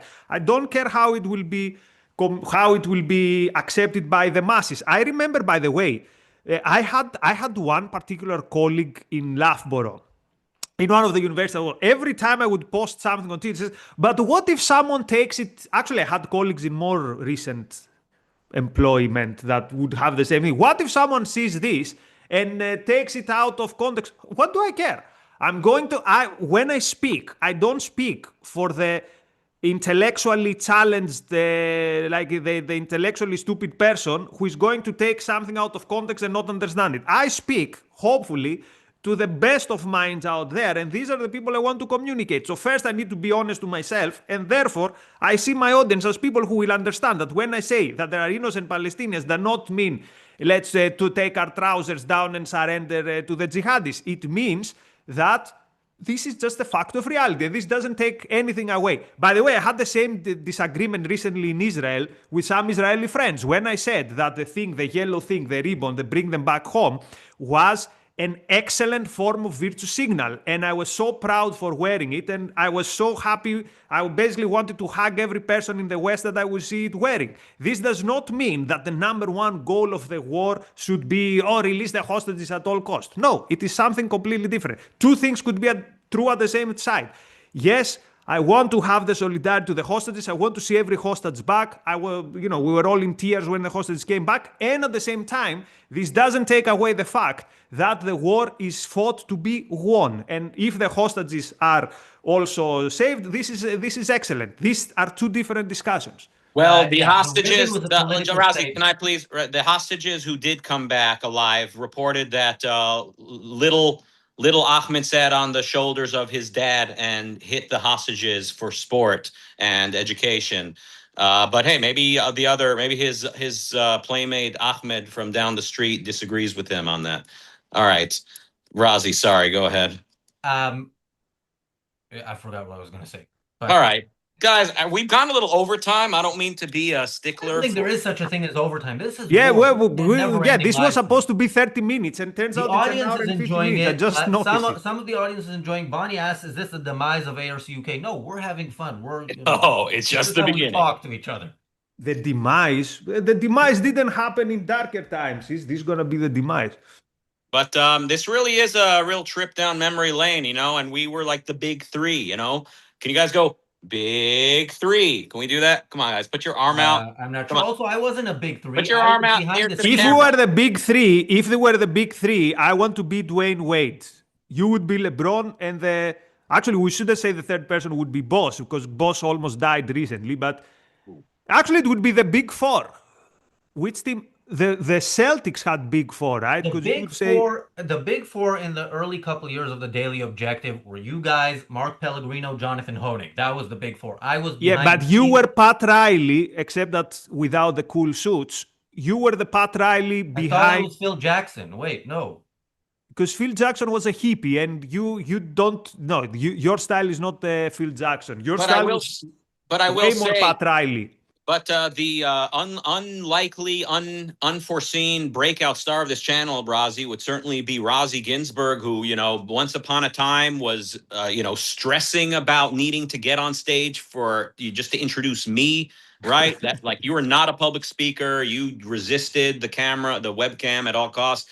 And then, you know, through a combination of necessity that this war has called upon you, as well as maybe your own hidden passion for broadcast, you've turned out to be quite the articulate broadcaster. So, And congratulations, by the way. Yesterday's streaming had 9,000 views. That's impressive. So I was I was watching at some parts. You just said that you getting like 200,000 views is nothing to celebrate, but I appreciate the compliment. Yeah, when you go 14 and a half hours, the views kind of rack up. But I take the win wherever we get it. I also have to say, Gail says in the chat, after listening to Mossab Hassan, I don't believe there are any good Palestinians left. Well, what about children. Mossab himself? What about the Green Prince?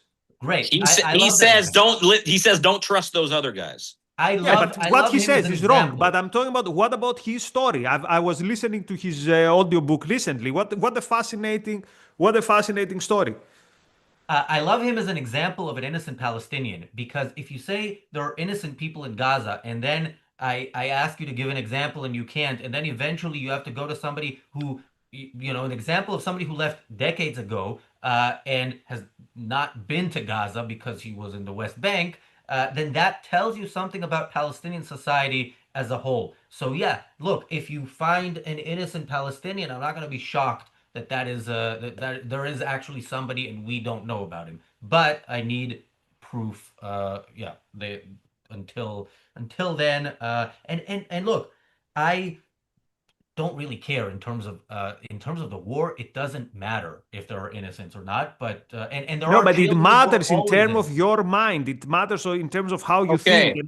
Well, to bring this back home to the topic of the day, you want to look at innocence on the side of the enemy? Look at the people in Iran right now. Look at them cheering on the bombing of their own city. Those are innocents who understands liberty versus tyranny. Those are people thanking the invader and greeting them, as it seems, as liberators. Of course. Well, there's no question about that. We've been saying for years that Iran is going to be eventually liberated by the Iranian people, and that's why it's also more optimistic prospect. Anyway, gentlemen, we need to wrap up at some point. At some point, yeah. Thank you, Sardinian Conservative, who said for the super chat, who says Nikos plus Razi absolute peak. I appreciate that, but Rucka is here, and Nikos and Rucka. I told Nikos earlier today on the phone. This reunion episode, ideally, I would just watch it rather than be on it. But I expected Nikos at some point to bring some of the real politics. Well, if you and Nikos start doing broadcasting together more often, I'll watch it.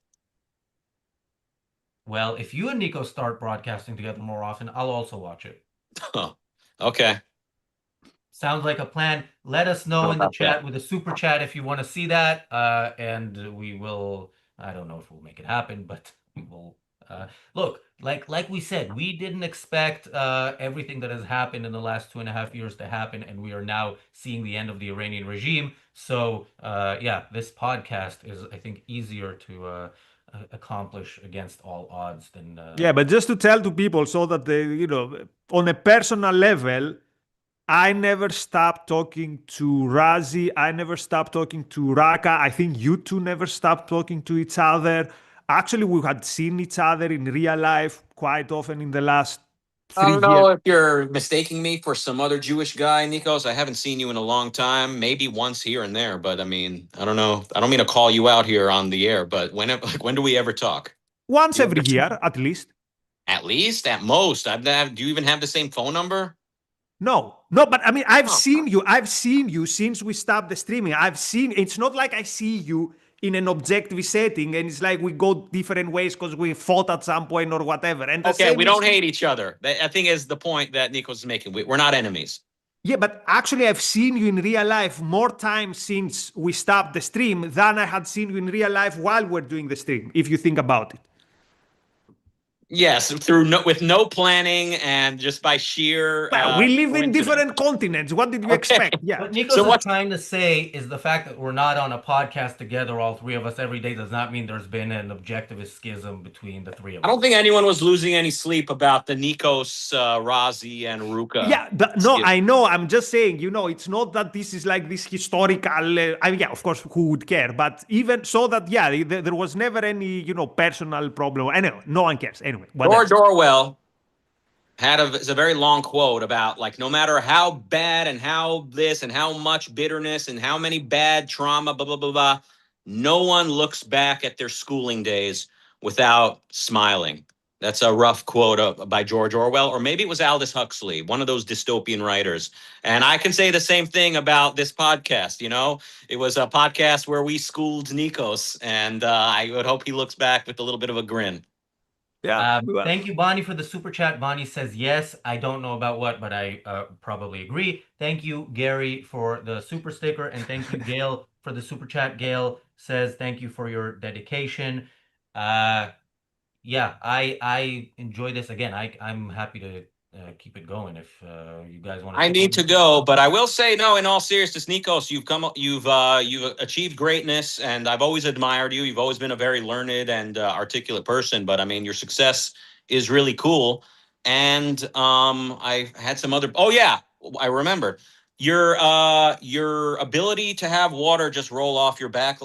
Right? Like I could throw shit at you all day. I could pick on you. I could talk shit, and it doesn't seem to bother you. Oh, I thought this was a literal thing, and I think when did I did that? Yeah. Where No, but that to me is confidence, and that that's without not me, but like this guy I know has kind of thin skin and picks a fight often and responds to criticism with a hot-headedness. So I greatly admire your thick skin and confidence. So that's something I appreciate it. The feelings are mutual.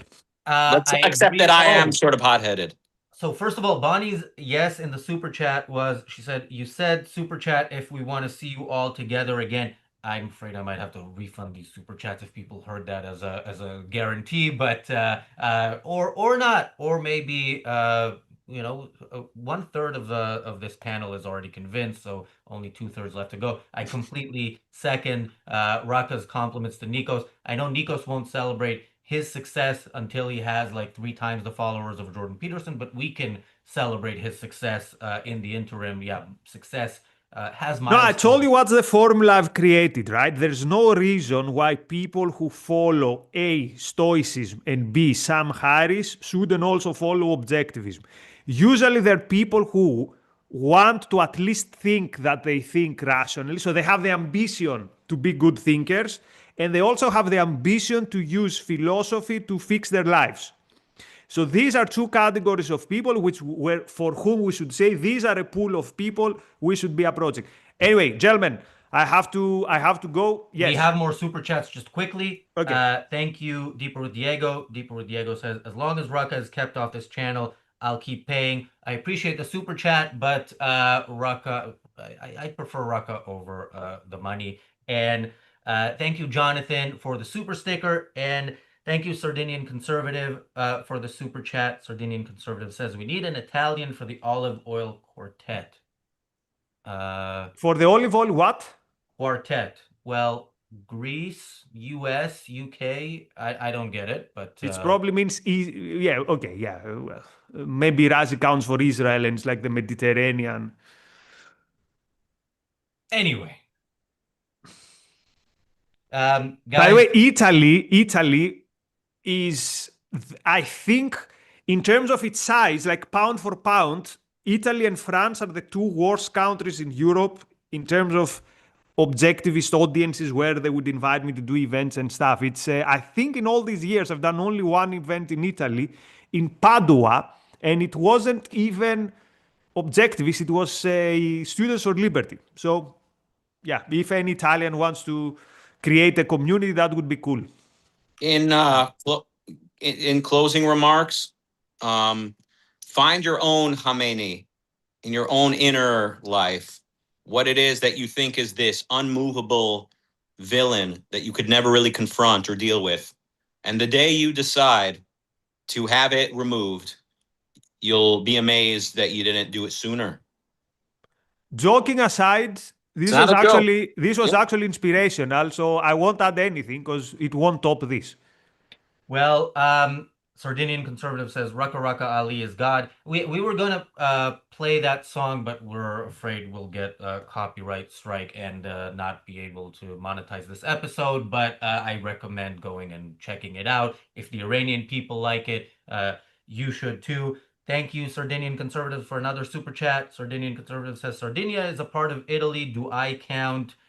That is up to Nikos. He's the final. It counts whether there was an event, but yeah, you count Sardinia. Also, very strong roots with Greece, and anyway. And in conclusion, I just want to say, like Nikos and various other hosts and viewers, people who've gone to bat for Israel who don't necessarily have any connection to it, no Jewish affiliation, just really no like direct reason to feel impacted, but through conviction, feel strongly about this in defense of Israel really means a lot, and it's it deserves moral. It means a lot to me. Also, the amount of good wishes. Like if Jewish wishes work, I'm in for a prosperous life. And also, I visited Israel recently in December. It was the closest I've had to a spiritual experience when visiting a person. For secular reasons, I'm sure most people when they go to Israel they have a spiritual experience for religious reasons. I felt as if I'm at the epicenter of history, and also it's a place where I think our ideas are having a better effect than anywhere else. And anyway, I have so much to say about that visit to Israel, but yeah, I'll just say it was the most meaningful. Keep going. No, it was the most meaningful experience of my professional life, that visit to Israel with Boaz. He and some other people from Ayn Rand Center Israel, they organized this trip to the ground zero of October 7. It was it's whatever you could imagine. I mean, anything I say about visiting ground zero of October 7, anything I say will undermine the actual experience. So it was the most meaningful moment ever. So yeah. Yeah, Daniel and I got a tour from Boz as well, and I recommend people go and see. Look, this is something that we saw in our lifetime recently and experienced, so it's absolutely worth doing. Bonnie says, "Best of luck in your new ventures, Nikos." Many thanks, Mon. Appreciate it. And yeah, when Nikos told me he can do 30 minutes, I'm like secretly thinking, how do I stretch it to an hour? So an hour and a half is good. I mean, I'm happy to stretch it to 2 or 3 or 5 hours. No, guys, I actually have to go. Anyway, all the best, and we'll see each other soon. This, by the way, if this was the old days, the show would end here, and then we would stay on the Zoom call for a couple more minutes. Nikos would stand up and start changing in front of us. Do you guys remember that, or is it just me? This probably happened once. That's still a lot. That's crazy. We should have monetized that content when we had the chance to, but yeah, that way we could have been early to the OnlyFans game. But okay, gentlemen. But that to me also is confidence. Like not even caring, not even thinking. It's like, yeah, who cares who sees me in my underwear? That to me is no one ever saw me in the Raka never saw me in the underwear. Anyway, okay, I'm off. Okay. See you guys. See ya. Harika Pole. Harika. Raka, you sticking around? No. See ya. Oh, man. All right. Bye. Thanks, Raka. See you soon. And yeah, I hope everybody enjoyed this old school daily objective reality show. I don't know what to call it, but it was fun. We will, I think, Daniel, I think we're gonna also cut that as a separate clip at some point and share it. Yeah, and we have now we're back to justifying the live from Israel part of the title. Is live? I put live from Israel, right? Yes, I did. because we have with us Eyal is back and Michael Kaufman is also back. Eyal. Naftali was in Israel as well. Oh, he is in Israel currently, right? If I'm not mistaken. I don't know. He was just, yeah. How's it going? No, it's going well. It's going well. All good. We're really happy to see Roca and Nikos on the channel again. Hopefully, it will become something that we see more often. And I just want to add to what they were talking about. Maybe they'll relate to it next time we'll be here. That like being Palestinian is not like being German. It's more like being a Nazi. And if you want to look at it, there is like ethnicity in a sense and political association. So in the case of Nazis, the ethnicity would be, let's say, for German Nazi, it would be German, and the political association would be Nazi, which means ideology, the group you support, etc. So for Palestinians, the ethnicity is usually Arab, and the political association and ideology is Palestinians. And I have interesting evidence for that. For example, there is this guy, Nas Daily, who did videos, cool shorts videos online. And before October 7th, he said he is like a Palestinian and Israeli. And after October 7th, he basically said, I'm not a Palestinian anymore. Okay? So it's not like to say there is an innocent Palestinian, it's a contradiction in terms, because identifying as a Palestinian means being basically a supporter of the actions to annihilate Israel. This is the essential key property of Palestinianism, of being a Palestinian. You were part of the struggle against the Jews. Context in this context, we meant people in Gaza, and that was and that I still had issue with that, because again, children in Gaza are innocent, adults are not. None of them are innocent. Mm-hmm. And children does not have a political association in that sense. And children do not get to choose this kind of association. But once you're an adult and you can choose to be a Palestinian, you're responsible for the choice, and that's a moral stance. Michael, first of all, how has it been in the last few hours? It's been, knock on wood. 1:30 was the last time we had a missile alert, so it's been 6 hours. Knock on wood. I have a gut feel that Netanyahu said that the attacks on Tehran have increased with intensity. Also, Israel has taken over the skies of Tehran. We have complete dominance, Israel and the U.S. And Trump just announced, I think, that the naval headquarters was largely destroyed, and that 9 naval ships were also taken out, including some big ones. I have a suspicion after what happened in Bet Shemesh that Israel took off whatever gloves it had, it took them off, and that it said enough of this shit. We have not had a 6-hour window, I don't think, since the war started. We got close last night. We went from about, if I remember, 1 a.m. close to maybe it's 12:30 a.m. or 1 a.m.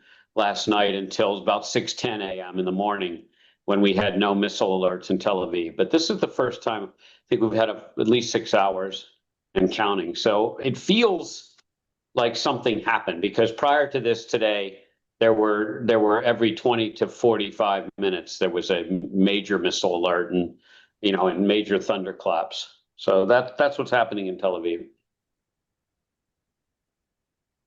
I just took the dog, for example, I took the dog for a walk for an hour.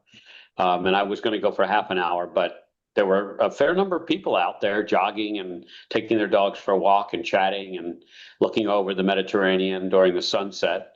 In most countries, there would be nobody there, but Israel's used to this crap, this terrible neighborhood that we live in. And there were people out there enjoying it. I had two women that were arguing about whether they should do another few kilometers out there of jogging.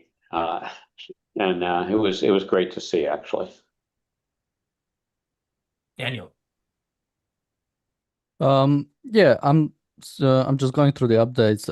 It looks like Trump said on Truth Social that the US has destroyed and sunk 9 Iranian naval ships. Now I tried to look it up. It looks like Iran itself has only about 70 of them. I'm not sure how many IRGC has directly, but that's higher than decimation so far, because decimation means 110. Well, no, actually, yeah, it is more than decimation. Not to mention the earlier ones that have been struck. I don't know if those count. So, and again, when it comes to destroying ships, this is like not something you click a button and then the next year you have those ships back. Like some of those ships date back to like the 90s or like the 80s. Like ships are generally, you don't produce them for like 2 years to get a use out of them. Those are like a long-term thing, and this will hurt. I mean, like I'm at a point where, and I don't know if we discussed it because there was that. I think it was the Atlantic article that Iran is like willing to talk. We might bring it up at some point, but I'm wondering to some extent, like, what is there even to talk about at this point? And I mean, like, how can Iran even go back at it? Like, even let's say America and Israel completely go away, just let Iran as it is. I don't know how you recover from this. Like, it's not like Iran was in a great state and then there was an attack. Iran was like the currency was going completely bust. I mean, they were thinking about like moving the capital from Tehran because they couldn't like supply the capital because it's in the north, it's in the mountains. They were thinking about like bringing it to the south, to the sea, to even be able to survive. I mean, who knows potential like the humanitarian crisis that might be coming up? Who knows, like starvation? Who knows what else can we hit? Like, how do you, as Iran, even go back at this point? And yeah, then all the money, right? How do you? I mean, to get all the ships back. I mean, IRGC buildings were struck, right? To restore order. I mean, simply to make sure things don't go crazy. And we are on day 2. I have no idea. And also, we have a poll. Americans were asked about their opinions about the strike. Looks like about 27% of Americans agree with the strike, about 40 or so disagree, and about 30 or so don't know. I say that's better numbers than I would have guessed. I mean, the fact that I saw better numbers in favor of the strike by 17 percentage points. So I guess if CNN took the poll, definitely it's against. What do you mean 17%? Like, no, I saw a 17% delta in favor. I think it was 50. Yeah, 50. It was like 54 and 37, and the rest were undecided, less undecided. It's very hard in America to do anything. I mean, one of the problems with democracy is it takes a long time. The other problem is, you can't have 330 million commanders in chief, and you've got to take a stand and leadership. And if this goes well, most people will support it, and if this goes badly, most people will not. But I take your point. One thing to go back to, just real quick. We see plenty of pictures of Palestinian kids holding. Just quickly, the one I have is from Reuters and Ipsos, and just to give precise, 27 say they approve of the strike, 43% disapprove, and 29% are not sure. Also, about 9 in 10 respondents say they have heard at least a little about the strikes. I don't know where the 1/10 like live. How do you? No, but Americans are not known for their interest in anything beyond, TikTok. And I'm saying that with all cynicism. And there are many people in America that never left the country, never mind left their state. They don't know what the hell's going on here in the world, in the real world. Yeah. But one thing to go back to, I don't know. I understand about the moral choice that children make. And of course, children cannot make a moral choice. But when a child holds an AK-47 or a Kalashnikov or whatever, an M4 or whatever particular machine gun they have, and say their job is to slaughter Israelis and kill Jews, that it's of no interest to me whether they were reasonable choosers of their philosophy. If someone's carrying a gun and say they want to kill me, I annihilate them. And I really don't understand the issue that if a kid is carrying a gun and wants to kill you, that you should have any compunction about it. It's not your fault that the kid is screwed up. It's the philosophy of the parents and the society that they grew up in, which we all agree, I think, is a terribly evil philosophy that focuses on death. And these kids are going to become the next generation of jihadists and suicide bombers and so on. And I don't really understand the issue. There's so many kids that deserve a real chance in the world, who are good kids, who are not interested in murdering. I'm 100% with you. A child with a gun aimed at you, you shoot him, and there's no question there. Morally, that child is still innocent. There's evil. He's shooting at you because of evil, but the evil is the adults. This person did not. A 9-year-old does not, think things through and decide that they should go kill all the Jews. The adult basically forces him, and yeah, the adults are morally responsible, and therefore that's why also the adults are morally responsible for the deaths, even of children who don't carry a gun, because they chose to start a war, and to start a war from a place as is true of all places where there are children. So yeah, that's it's still morally I wouldn't judge a child, but in a situation like that, there is no question what's the right thing to do.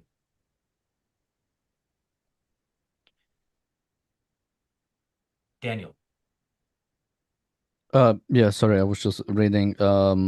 Young man stabbed to death in Haifa, although it looks like it involved a domestic dispute between partners. Yeah, it didn't look like it's.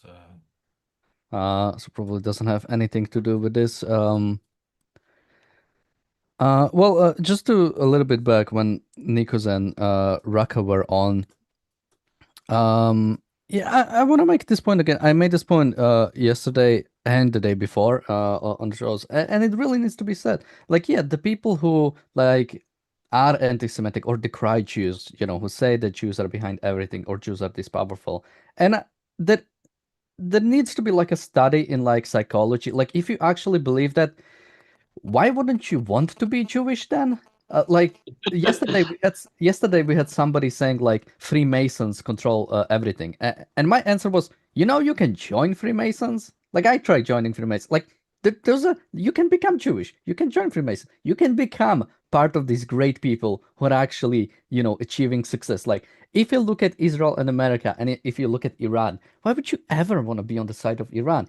Purely pragmatically, purely even from what even looks cool. I mean, show me like one like terrorist operation that is like a interesting execution. It's all just a bunch of suicide attacks, driving planes into buildings, not even caring about like actually surviving the operation. And when we have operations on the Israeli side, that's I think, what did Raka say? It's a Mission Impossible like movie every single time. Now Israel doesn't have to do this like Mission Impossibles to actually destroy its enemies, but I think there is something to be said about how, for some reason, and I don't know if I think it's more some philosophy than psychology. Some people are so keen to like join the victims who, again, like yeah, you stand behind the victims if they are actual victims. But Palestinians, Iranians, all the proxies, Russia or China, those are not like victims you have to come in to defend. You should be happy about them being destroyed. And the amount of, I mean, say Cheng Yugur, or I've been even going on Reddit, and I think I saw Reddit post something like taking out Khomeini was a war crime. And I was just, what is even like in your mind to like think in this way? To like think it like America taking out one of the biggest sponsors of terrorism, and like calling it a war crime, or dead being your main thing to take away. Again, in this whole conflict, when Iran is bombing Cyprus for some reason, is bombing like hotels in the Gulf countries, is bombing airport in Kuwait, and your war crime accusation is like Trump taking out Ayatollah Khomeini. Yeah, I wonder, Michael mentioned that, or speculated that basically Israel is now stepping it up after what happened in Bet Shemesh, which is very, very bad from what we can see. 9 declared dead, 9 are basically missing under the rubble. So On the one hand, it's possible, it's definitely possible that Israel is stepping it up because of this. On the other hand, if it could have been stepped up, whatever was being done up until now, why do we need to wait? We are already at as much war as we have been. You know, we started by killing the supreme leader. There's nothing more clear about what this is about, and yet, yeah, we need deaths on our side to, justify more serious action. Always true. It's one of the great fallacies of all of Western thought is, for example, that attempted murder is somehow better than murder. Whereas, a logician would say if you failed at attempted murder, you're incompetent, which could be considered a negative on top of murder. But just because you didn't succeed doesn't mean you shouldn't be punished to the same extent as someone who completed the act. And it is completely illogical to me, and that's frankly true as a doctor as well as just a citizen of the United States and a believer in individualism and liberty. Why we differentiate that? I mean, one of the biggest problems Israel has had, and I heard this from somebody I was talking to, if it weren't for Iron Dome, we wouldn't be in the war. Meaning, if they had just killed enough Israelis, we wouldn't be able to fight back. And the irony of it is, if we didn't have Iron Dome, we would have actually fought back. We held back because we didn't have enough death here in Israel, stupidly. And we assumed that just failure to succeed was okay, and that we could excuse people for being incompetent, figuring that if they wouldn't keep trying 1,000 times until they got it right, which of course they did, and October 7th delivered at least moderate competence in terms of killing people. Yeah. Well, I agree with Kaufman, and I'd like to elaborate on several things.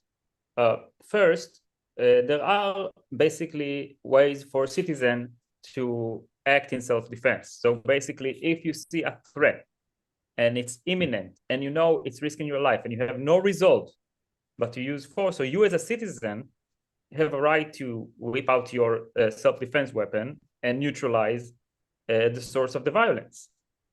And the thing is that a state that is a law-abiding free society, a state that is run objectively and rationally, can go further more than just seeing this imminent threat and neutralizing it.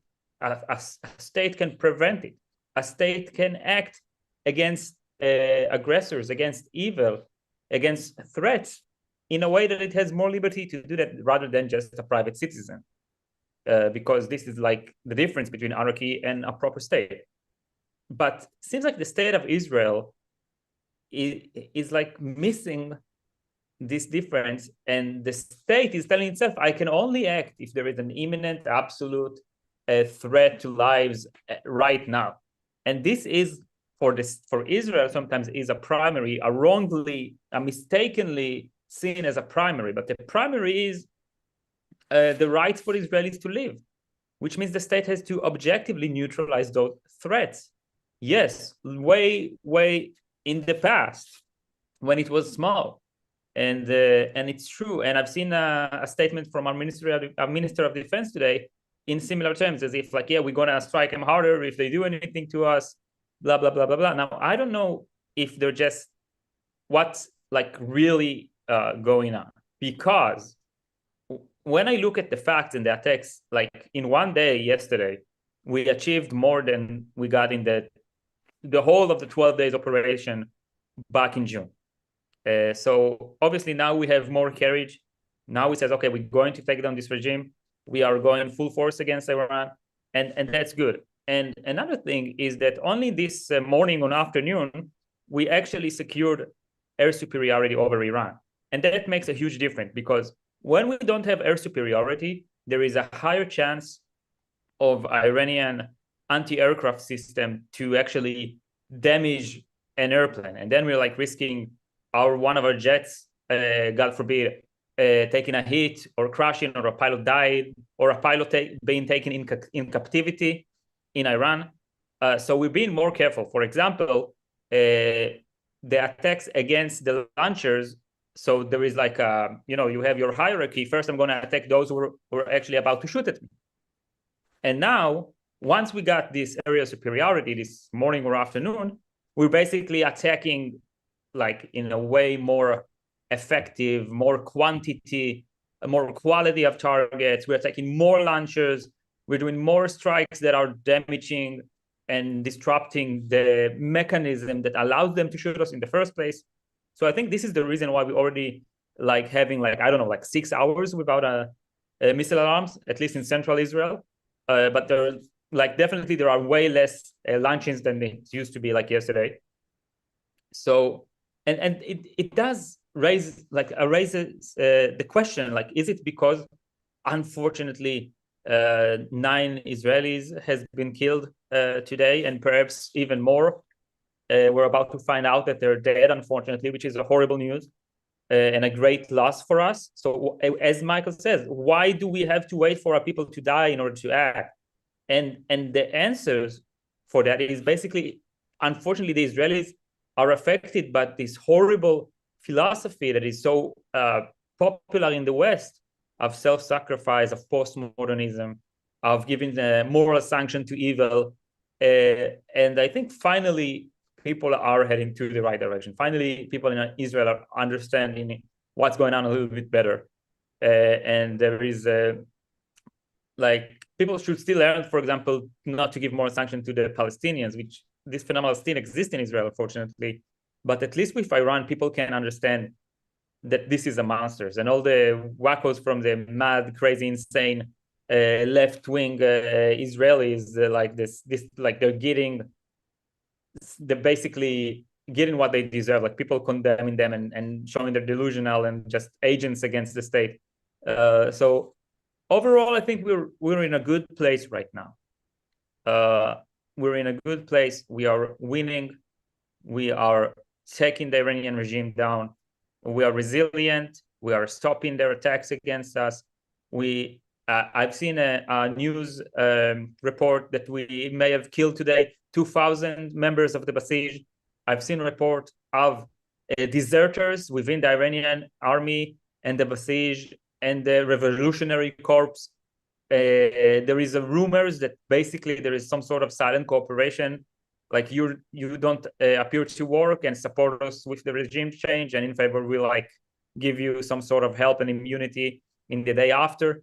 And this is good. This is a good thing. We want basically to make this regime crumble from within its mechanism. We want to reach a point where parts of this regime basically handing out the weapon to the people in Iran so they can take over and remove this regime totally. So this is only the second day of this current fight, and we're in a very, very good position, achieving great results. And I don't think it will be too long until there will actually be a regime change in Iran for the better. Yeah. That is how it's looking, and horrible, tragic loss of life in Israel can happen. It can happen. It can be even worse than what we've seen so far, but it cannot happen at the level in which the outcome of this war is in doubt in any way, because the only way that Israel and the U.S. do not get rid of that regime is if Israel and the U.S., which means the U.S., decides to stop. That is the only way that can happen. I really hope it doesn't.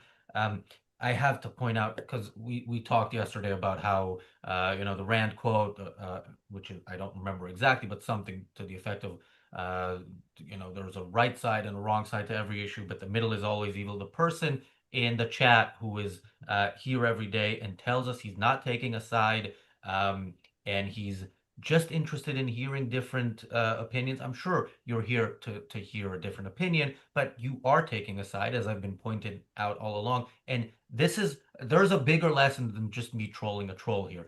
When people tell you, look, I'm just trying to understand the sides, and here's what this side is wrong, they are taking a side. There is no such thing as a middle in a situation like this. There is the side of evil that you openly say you are on, and there is being on the side of evil without openly saying it. So let me read it in his own words as a reply to somebody. Yep, American citizens have a moral compass. They don't want to fund or participate in wars. So you're not taking a side, but you're saying that Americans don't support this war because they have a moral compass. It's not taking a side. Okay, that's interesting. And then where is it?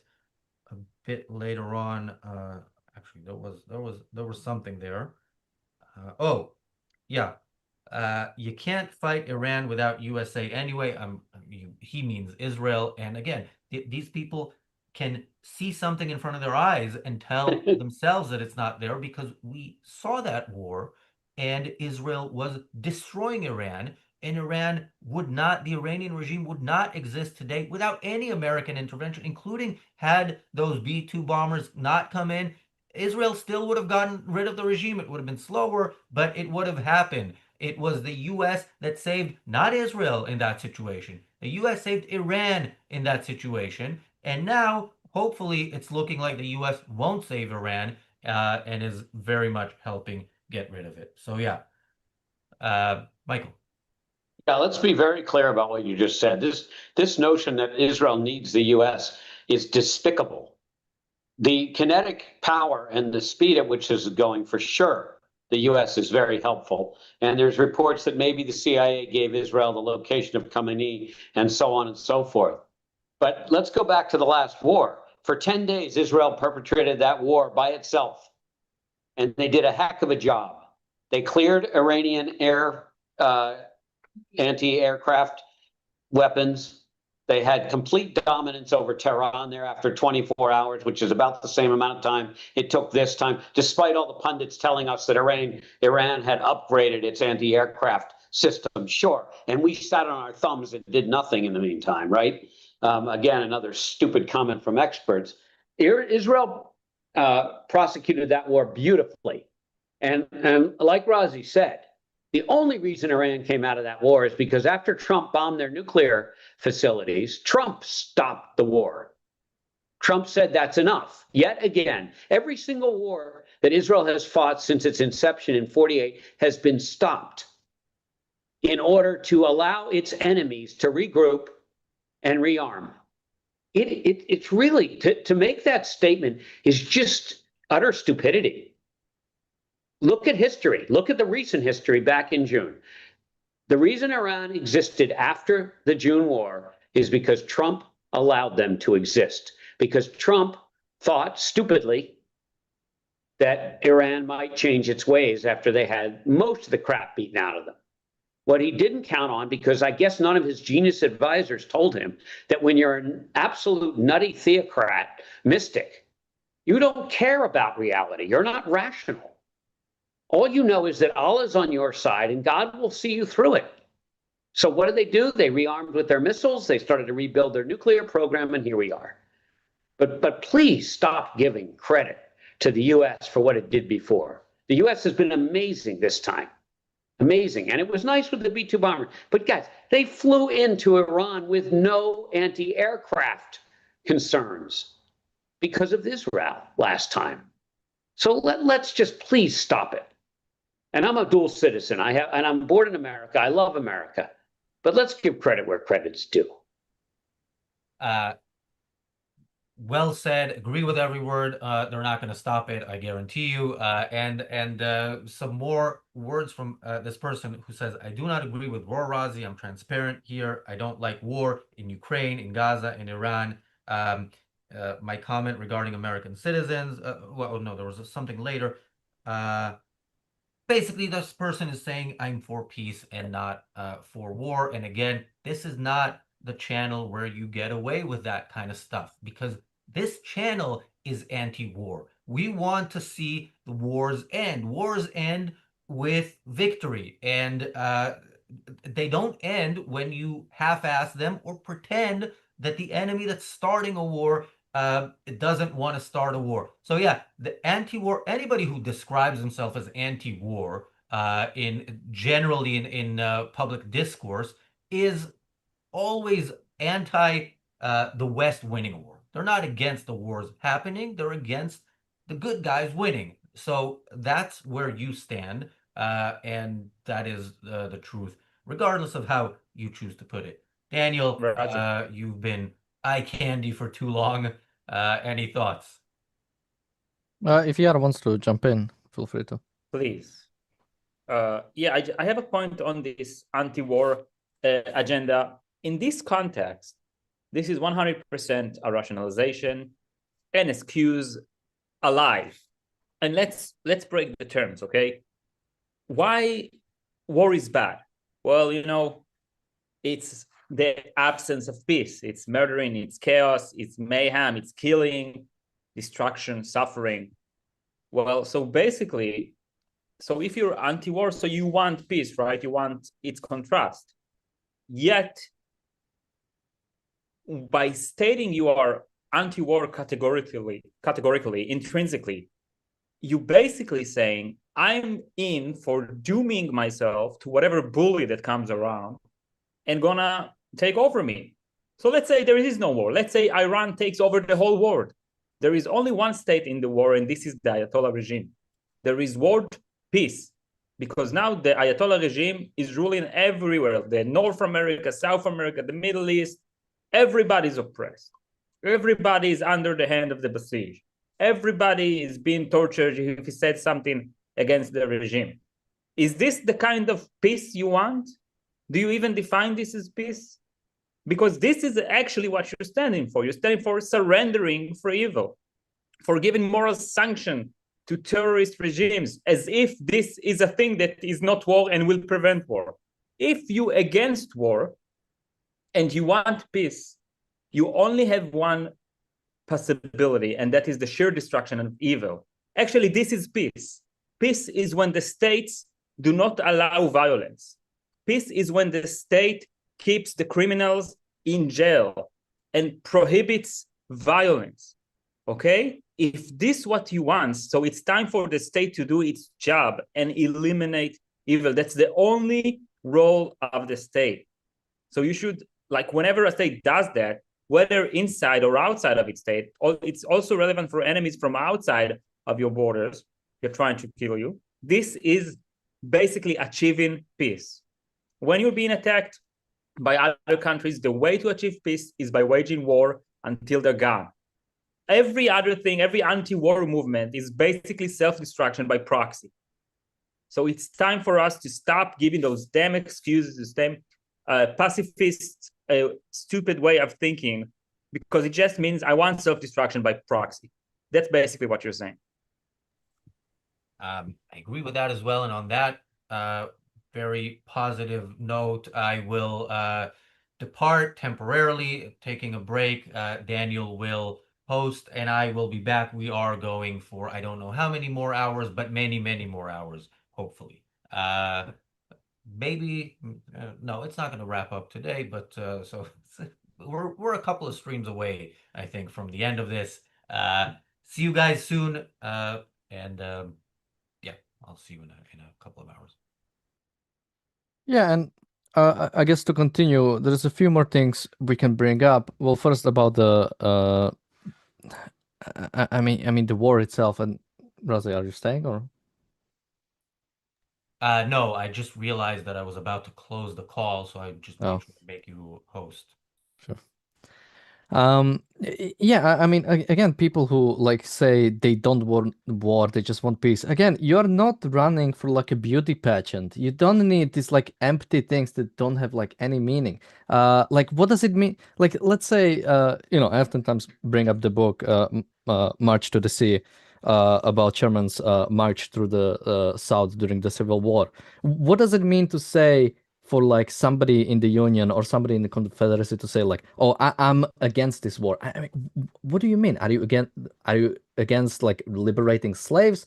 Are you for like destroying the Union? Like what do you actually mean? When you say you're against the war in Ukraine, what do you mean? Russia has invaded Ukraine.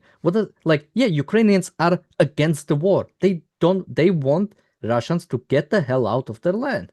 Yeah, I'm against the war in Iran. I want Iran to be a regime that doesn't expose itself outwardly and just deals with its own business. I don't want Iran to support the Houthis. I don't want Iran to attack international shipping. I don't want Iran to take American hostages. But this, like, focusing on like specifically, like, you don't like war. I mean, yeah, live in like some fairyland or I was going to something. say, it reminds me of the movie Barbie. You know, we would all like it to be pink and cute and plastic and everything.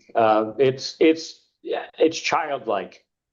It's absolutely childlike. And you go to the zoo and visit a lion, and go in and have a chat with the lion and make nice with the lion until it gets hungry, and then decide if you need someone to protect you.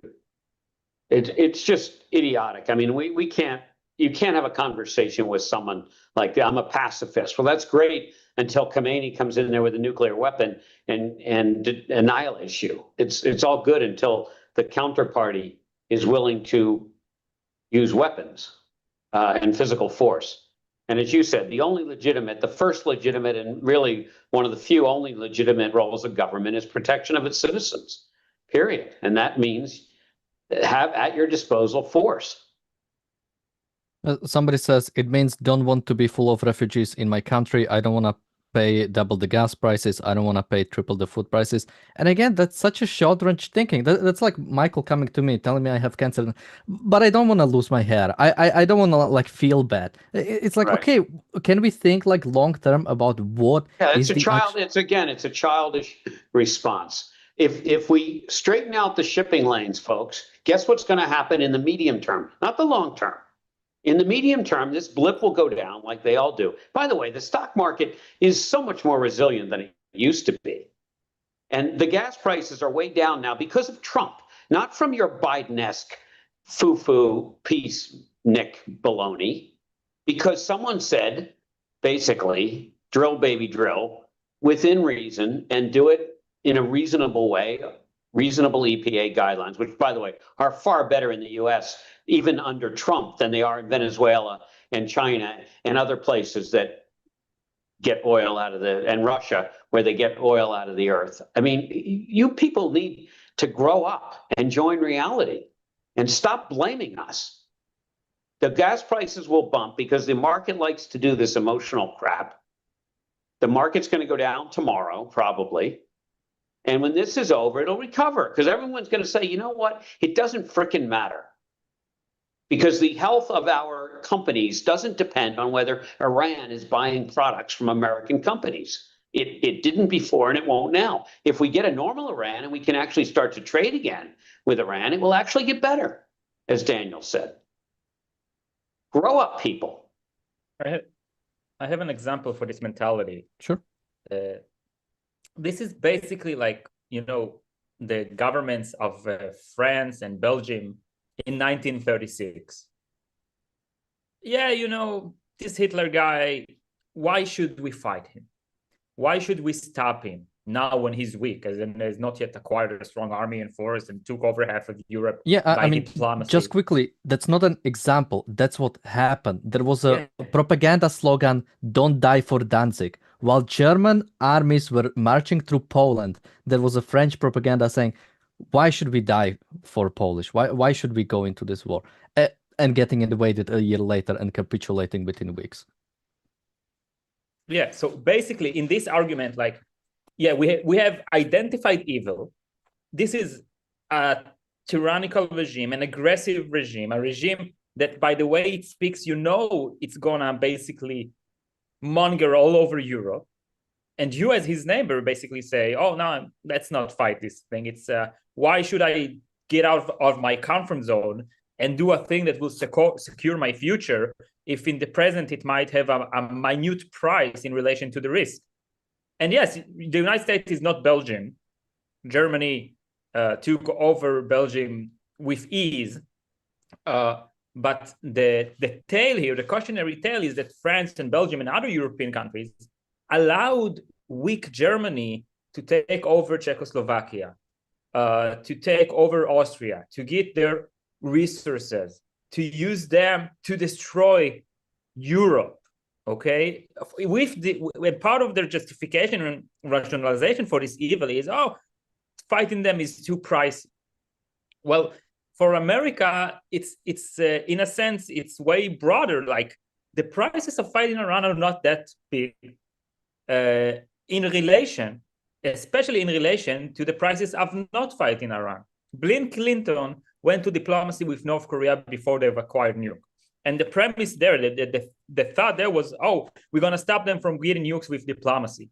Well, now they're conducting nuclear experiments every now and then, threatening Japan, obviously South Korea, threatening Europe and the United States, and nobody can do anything about it. And now the prices of dealing with North Korea are incredibly 100 times fold higher than it used to be before they had nukes, and you could just completely wipe off this regime easily without any problem. And now you're just stuck with this nuclear threat. And this is what you people are wishing for. But saying, oh, I don't want war, and I don't want gas prices to come up, and all these excuses. You're basically saying, I'm giving more sanctions to Iran. I'm basically going to like not do anything, and they can get nuke, and I don't care. And eventually, every other stupid dictatorship, any tyrannical regime would just go for nuke, and we will get a nuclear holocaust because every other dumb, nihilistic religious country will get nuke. So how about we start fighting evil when it's small and weak and pathetic, and not wait for it to become a total monster? And by the way, if Iran would have acquired nuke and start really increasing its support in terror, then you'd see prices going up really hard. This is when you'd have a problem. And luckily, Israel and now the United States are doing the work needed to prevent this. And you should be thankful if you care about gas prices and eggs prices and whatever, and you want to have a good, proper, convenient life. You should be thankful for Israel and the United States destroying this threat on Western civilization.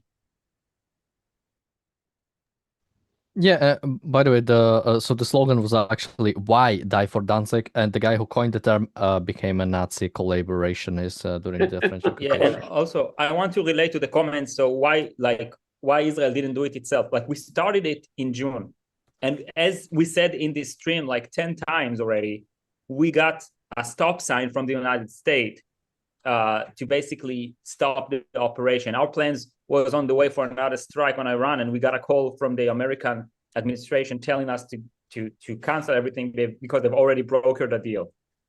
So this is the reason we didn't finish them off alone in June.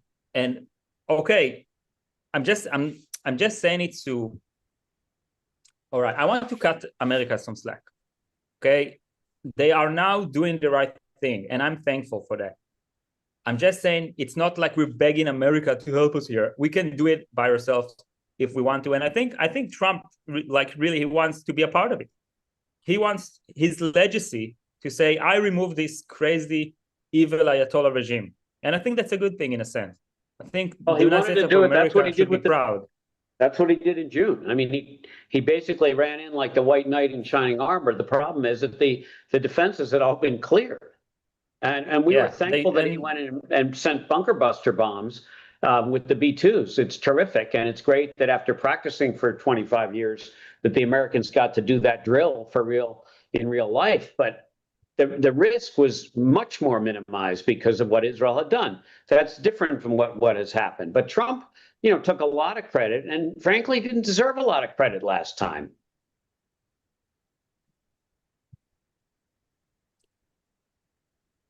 Wait, yeah, did we lose you for a bit, or did you want to? Yeah, me or you? My point was. Oh, I think can you hear me? Yeah, we can hear you. Okay, so my point was that we could do it alone, and I'm glad that the United States is joining and working for its interest. This is also the interest of the United States of America to have a proper regime in Iran, and not a regime that is trying to destroy it.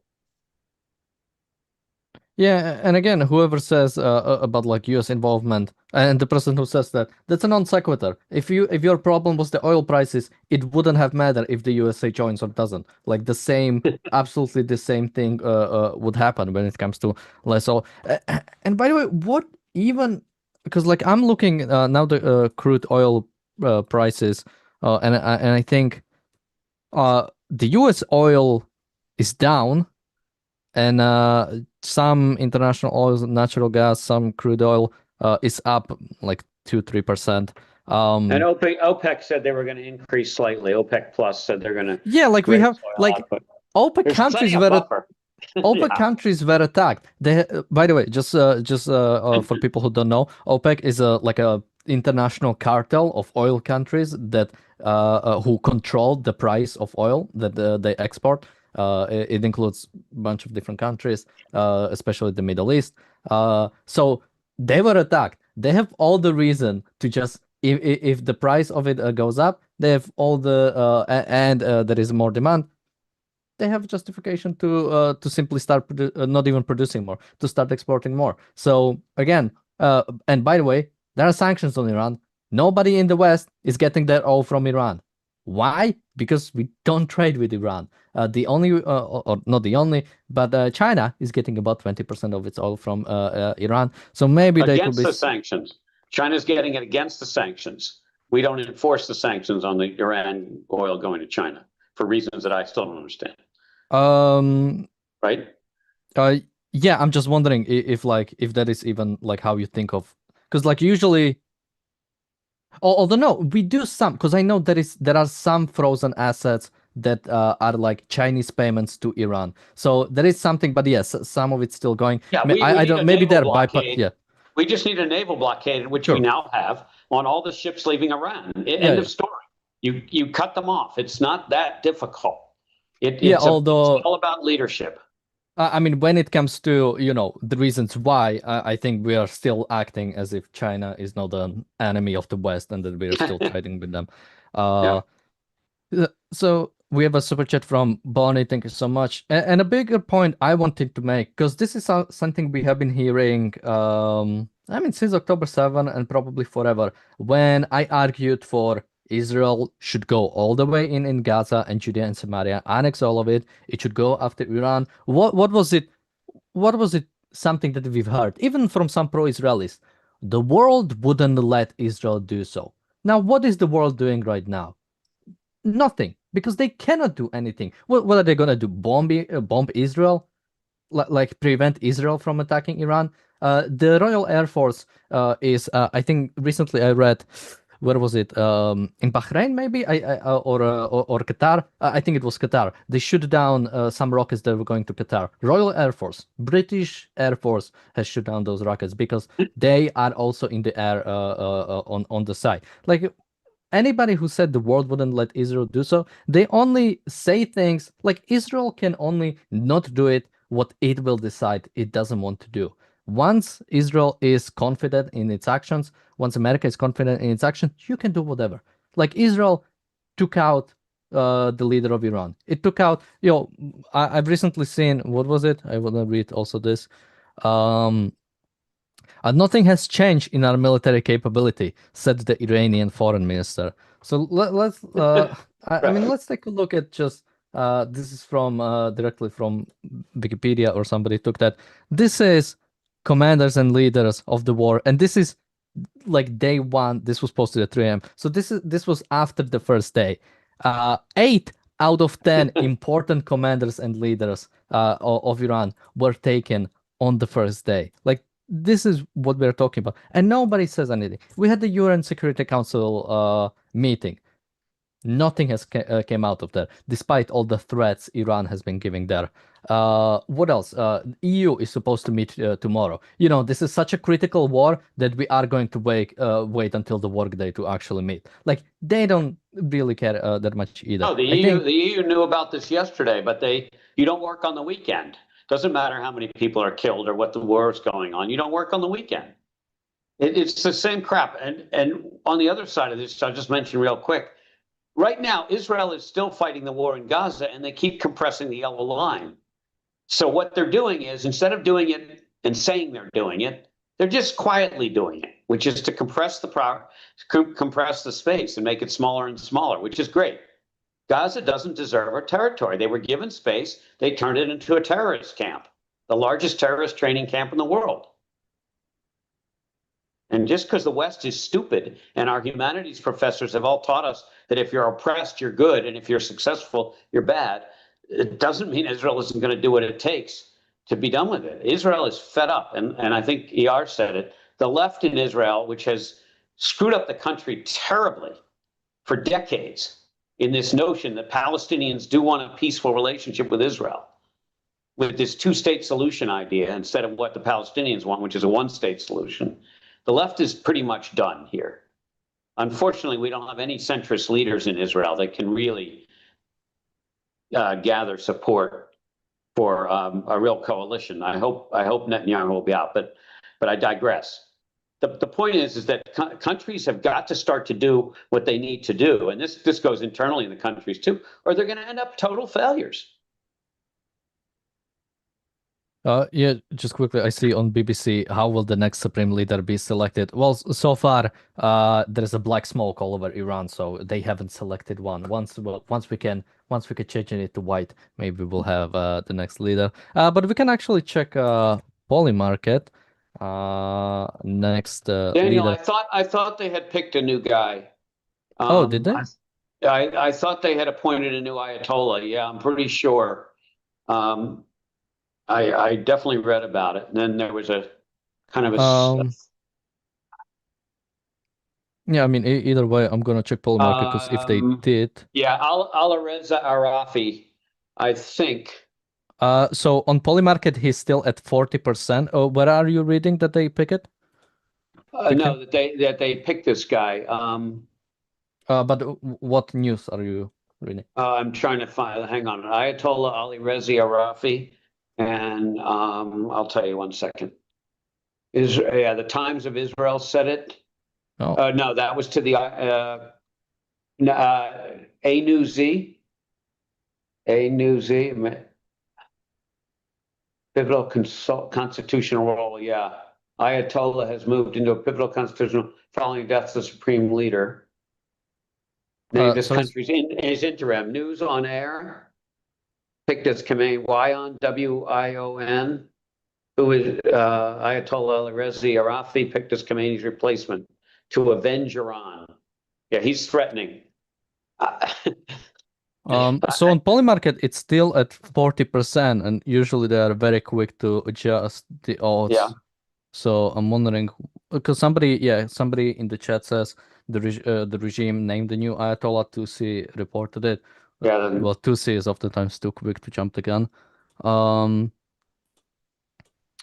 Well, we will see. So okay, I guess we'll see. I mean, like I say, they don't have any missile launchers left. Well, again, Polymarket has a bet of like 2 million on the next supreme leader of Iran. So really? So I think if there was a but Alireza Arafi is leading by huge margin. So that's most likely what it's being accounted for. But yeah, maybe he just picked some temporary role. Yeah, I don't know. I don't see anything about this. Well, interim. They said interim Ayatollah, supreme leader, but yeah. Yeah, okay. They maybe they just don't consider it the same position.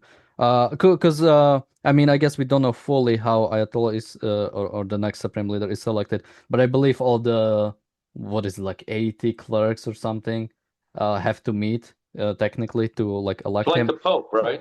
Yeah. Which again, definitely go and meet at some place, all 80 of you. It will make it easier for us. Maybe they'll make a Zoom meeting about electing the next supreme leader.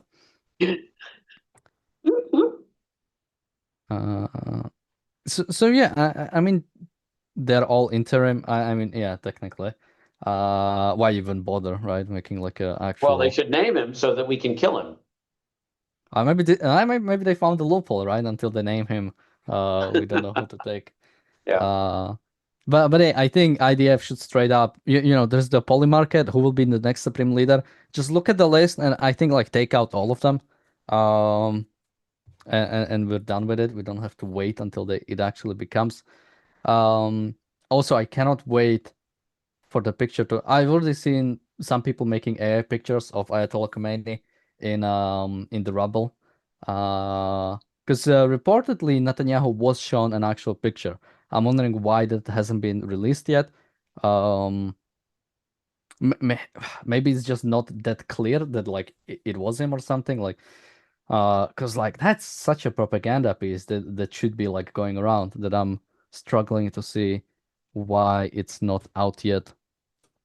But yeah, just sort of broadly, I would say again, look at Israel is like taking out Iran. Israel and America have taken out Iran. Who in the world is like Russia and China are not doing anything. Like you have Russia maybe saying a few words, right?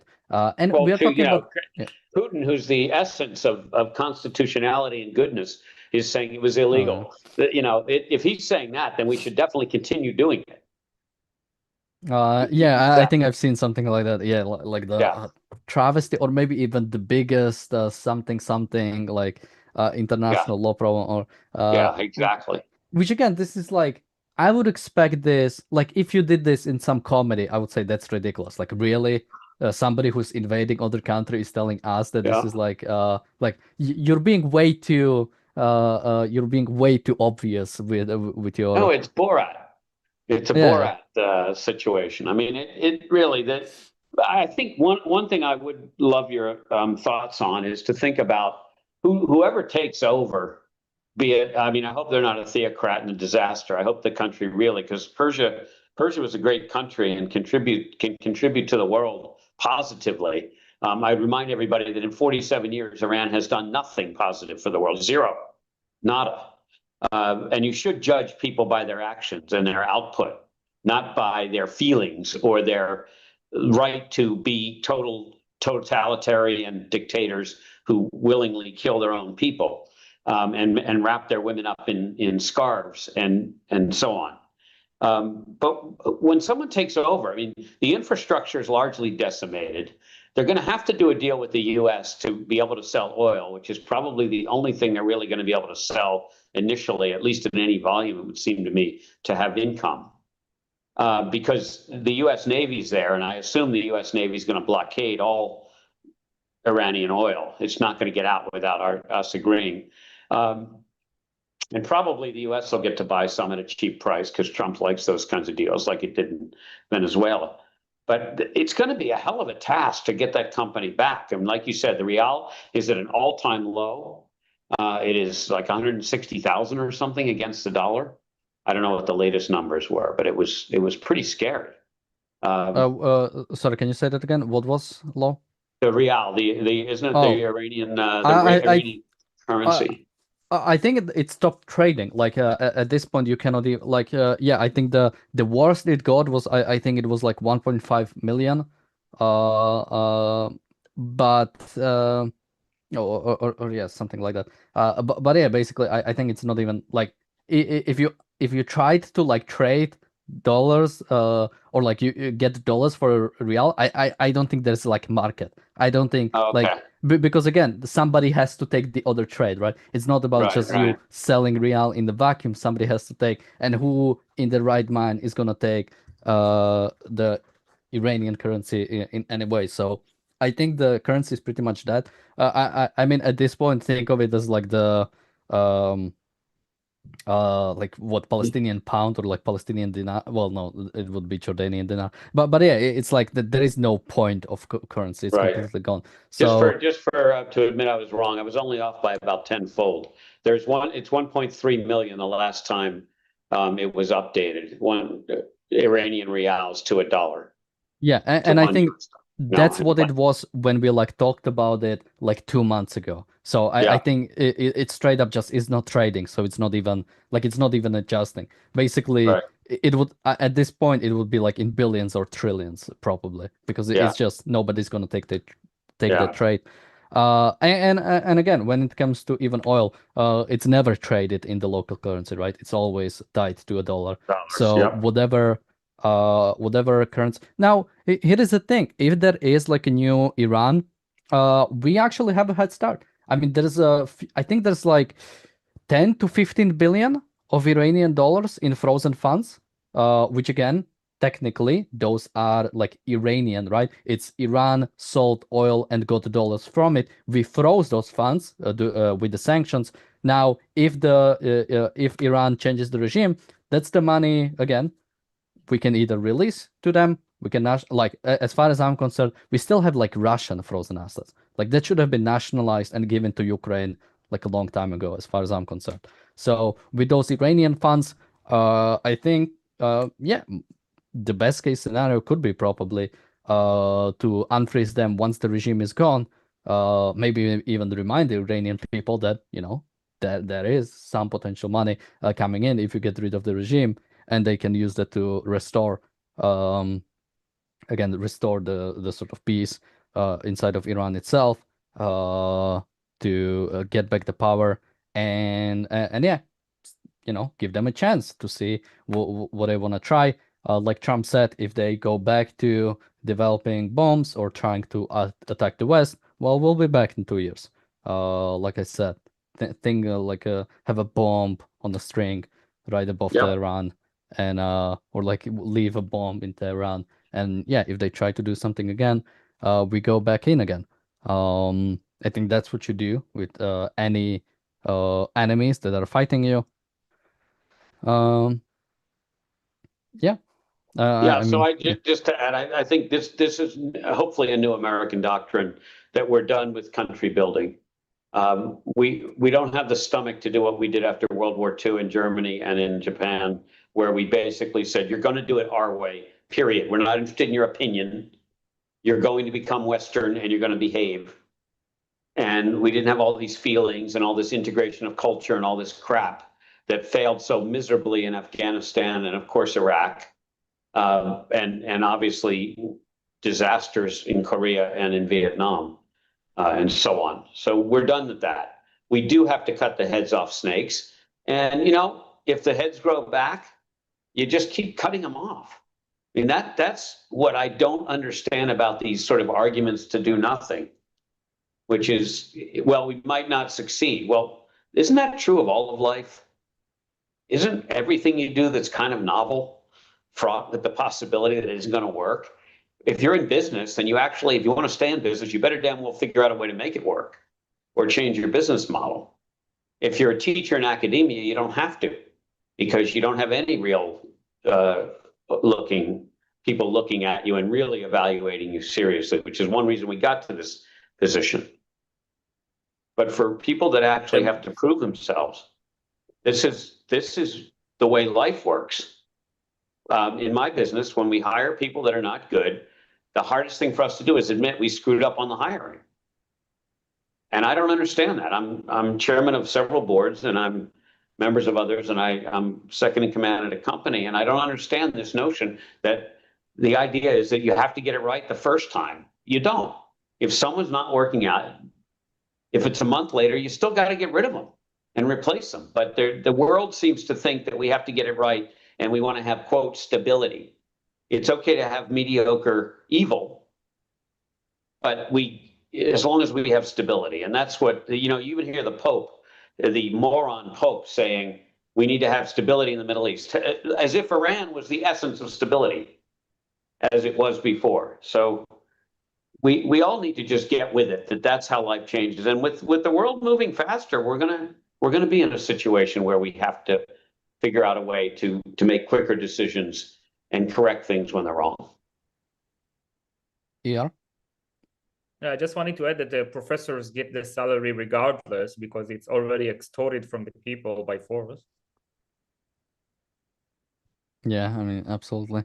So people are talking about the currencies in the chat.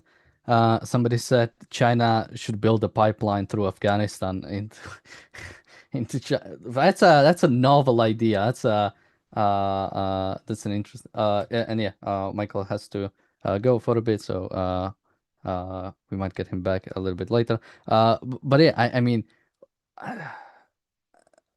yeah, what do you think? Pipeline from Iran to China through Afghanistan?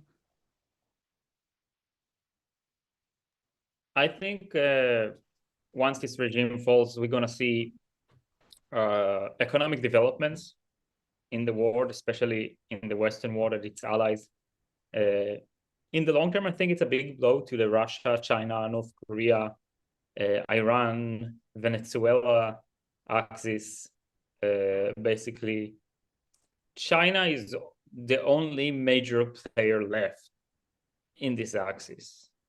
And that's good news. The more we isolate this entity, the better our chances at winning in a relatively low price against this power. Yeah, absolutely. I mean, and yeah, the fact, and I would again reiterate the point that if you are willing to stand up for yourself, the same way you know kids are taught to stand up to bullies. When you stand up to bullies, when you stand up to international bullies, they don't have any response to you.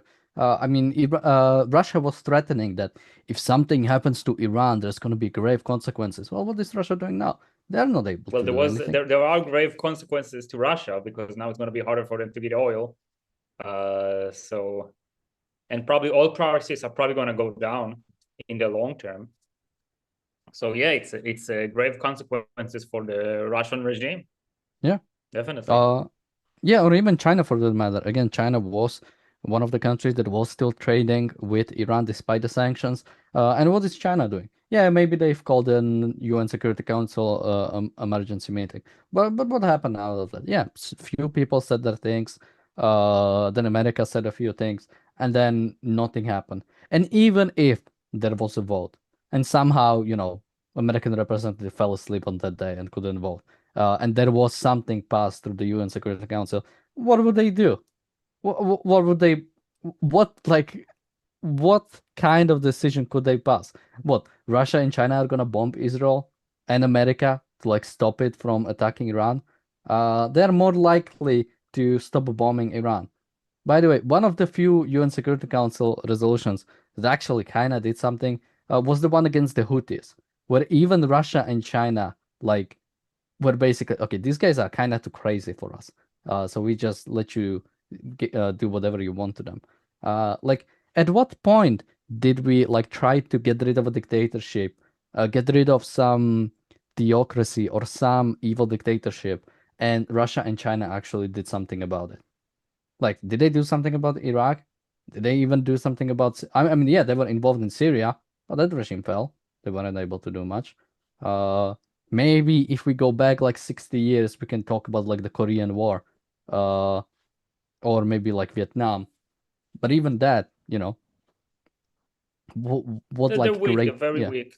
That it's quite clear, and we just need to keep going one step at a time until eventually this whole earth has a potential to be free, to have countries run by proper governments. It is possible. People got so into those evil postmodern pacifistic nihilistic philosophies, they ended up thinking peace is impossible, but it is possible. Just people need to stop being such a pro defeat in a sense, and we can actually acquire a good world. It's possible. We have a message from Turkey's Erdogan, who is saddened by the death of Iran's former supreme leader Ayatollah Ali Khamenei. Quote, I was saddened to learn of the passing of Iran's supreme leader Ayatollah Ali Khamenei as a result of the attacks that took place yesterday. He is extending Turkey's sympathies to the people of Iran. I don't think the people of Iran are accepting your sympathies. I don't think they are very happy about that kind of sympathy to being given. The Iranians, or at least some of them, are celebrating the death of their leader, the death of the supreme leader. Again, that's such a ridiculous statement. They were on the streets and were slaughtered in the tens of thousands just a month ago, just some or so weeks ago.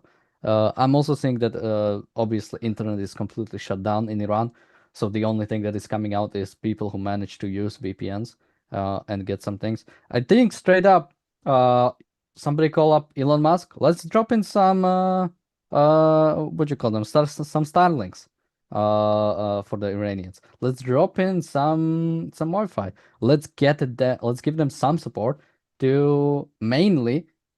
I want to see them celebrating. I want to see them fighting against the regime. I think that is one of the main next missions. I mean, the leadership is largely gone, and whenever it comes back, we can get rid of it. But now it's the security apparatus of the state that has to be taken over. The police function has to be taken over by protesters. The state itself, or rather the RGC or the Iranian state, has to lose control over the security, over the internal security, and that has to be taken over by somebody else. That has to be taken over by either the cities, and for the regime to fall, or for the regime to be replaced, basically. Yeah, the boots on the ground are the Iranian people who want to live in a free society.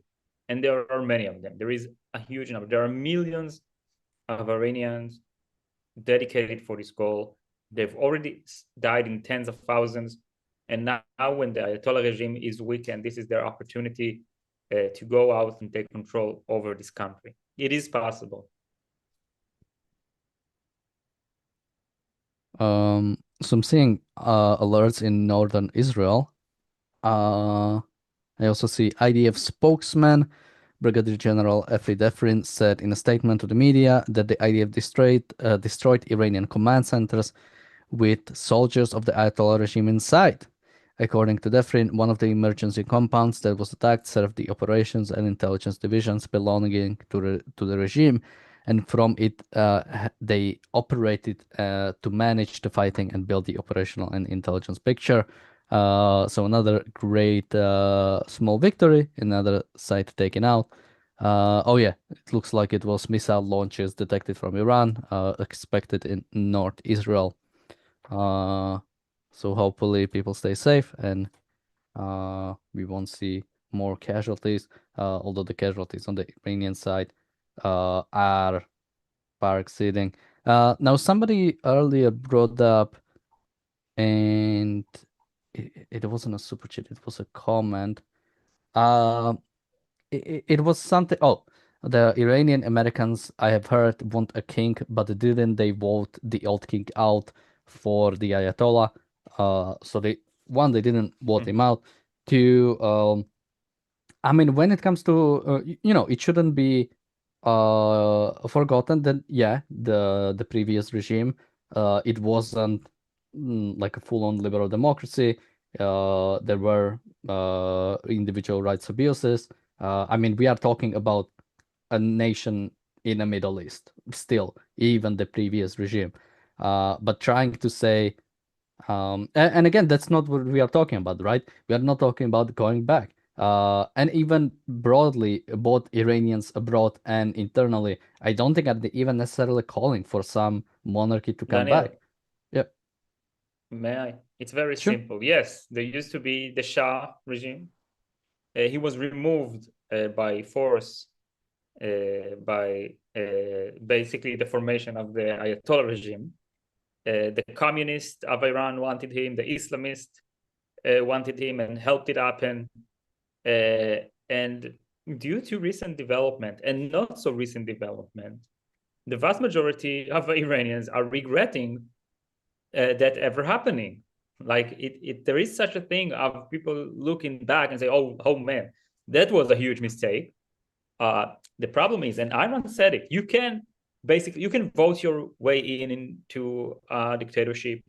You can get into a dictatorship in many shapes or form. It could be a coup, but the way out of a dictatorship is hell, is bloody, and it's violent, because that is the nature of dictatorship. So obviously it will be even a harsher reality whenever this dictatorship is struggling to remain in power. So yes, they basically crowned them, some Iranians at least, and now the vast majority of Iranians, besides the crazy Shia Islamists, which there are millions of them in Iran, yet I think the vast majority are regretting allowing this to happen and are working for a change. And it's very good that the Israelis and the Americans are helping it happen, because it is in the interest of the free world to rid this world of this regime. So I don't understand the nature of the statement. What are you trying to say? Oh yeah, the Germans voted for the Nazis once, so what? We should keep them with this regime? Like, this statement is dumb. But I saw somebody. Oh, and somebody asked, how do I know what Iranian wants? Well, look at people in the streets cheering while they're being bombed. Look at the people in Western countries that fled Iran and now seeing the possibility of justice done in Iran. I know what Iranians want because I hear them. I know what some of them want because I know the nature of their ideas that they're holding. I know they don't want to be slaughtered in the street. Do you? Do you reactor want to be slaughtered in the street by your regime? Do you think that's peaceful? Do you think that's something to aspire to? Do you think that that's the future you want? Like, I really don't understand these comments. Like, this is objectively true that this regime is bad, and I assume there are some people with functioning brains in Iran that can see that, and I have evidence for that, and they're saying it themselves. And the sheer fact that tens of thousands of protesters have been murdered by the Iranian regime is an evidence to the volume of the actual protests against this regime. Millions and millions of Iranians are fed up with this regime. They know it's evil, and plenty of them are willing to pay a very healthy price to lose their life in order to remove this regime. By the way, funny thing, somebody posted on our WhatsApp group, some of the potential next supreme leaders wrote a thesis on Kant's philosophy of mathematics. So apparently a big Immanuel Kant fan. Isn't it nice when all things fall together that nicely? Although that guy is only at like 7% chance. On the poly market, Alizera Rafi is still leading the polls at 37%, and position abolished is at second place at 18%. I still feel like if I would be a betting man, I think I would take the 18% chance for the position being abolished. I think those are still good odds. Although that would have to mean that the position is abolished before the next Ayatollah is, or before the next supreme leader is picked, which I guess is a bit more appropriate. Because like we still might get the position gone and a new supreme leader in the meantime. Yeah, any thoughts on this? Well, unfortunately, I have to go. But I had a great time being on the show today, and I hope to get back on the show soon. Sure. And yeah, you are definitely welcome back if you get the time. And of course, stay safe since this is still not over. And who knows, we might see some entry from the Houthis or the Hezbollah, although so far nothing has come. Thank you. So yeah, and with that, we can try to go for longer. I'm going through the chat. Somebody says ER is correct, but it also has to do with acceptance of Israel while not providing enough internal security, probably because of Carter. That's why they don't allow free Palestine protests. I mean, again, when it comes to a new leadership in Iran, whoever comes into power, the only thing Western power should be concerned with, the only thing Israel or America should be concerned with is this a direct threat to our citizens? Is this an immediate threat or even future threat that we know for sure is coming of this new regime? And as far as I'm concerned, that's the only question that matters. When it comes to the new Iranian regime, if it's going to be ideally, of course, both for the best within Iranian people and generally for the world, the more free countries there are, the better. If Iran becomes some sort of a free nation, that would be incredible to see. But if Iran devolves into some form of infighting, some form of civil war, some form of, or even centralized dictatorship, but is not a posing threat to Israel or America, then that's what we'll take. Again, at the end of the day, I do care for the lives, or my main interest is, of course, my own life and people in legitimate countries, people in or the best within people, which are usually in the countries that actually have respect for individual rights. So I don't think there should be any risking of American, Israeli, or any Western lives simply to overthrow a regime that isn't a threat to us. I think Iran is a threat to us, and that's why I think the risk is necessary and is needed.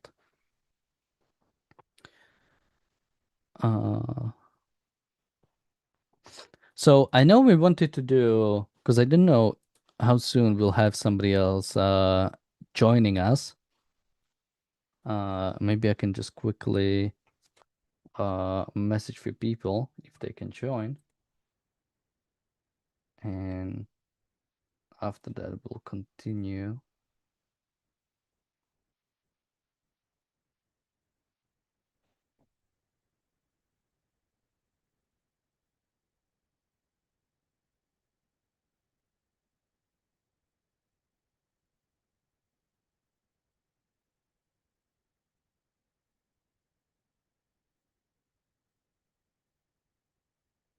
So something I know is that we wanted to play Leonard Peikoff on Bill O'Reilly, but I don't know if Razi wanted to wait until he's here.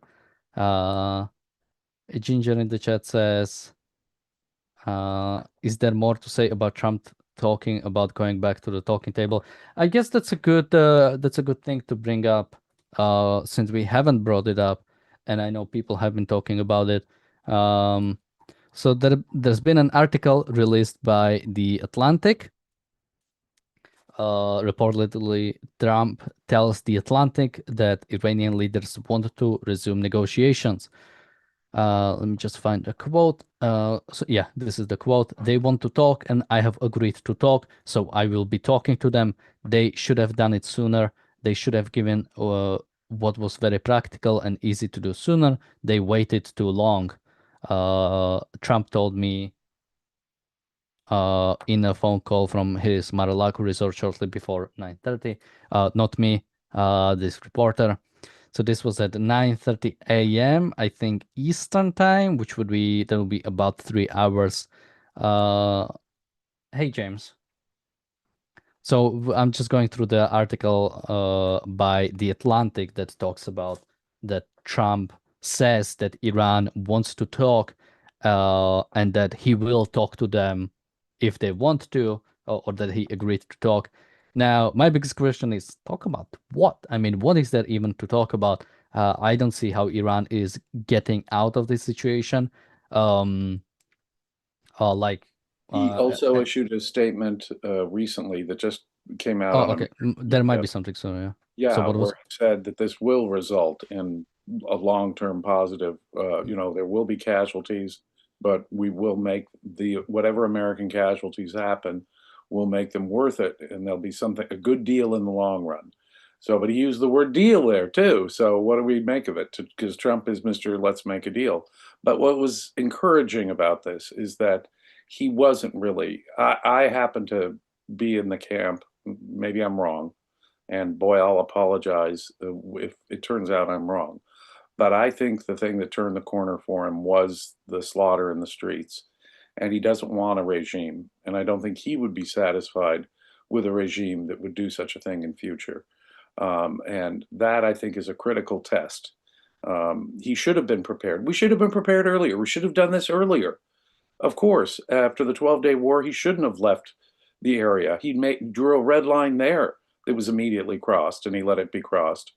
But it seems to me that the real thing that happened was tens of thousands of Iranian people were slaughtered on the streets, and that's when he started making the plans. He said help was on the way.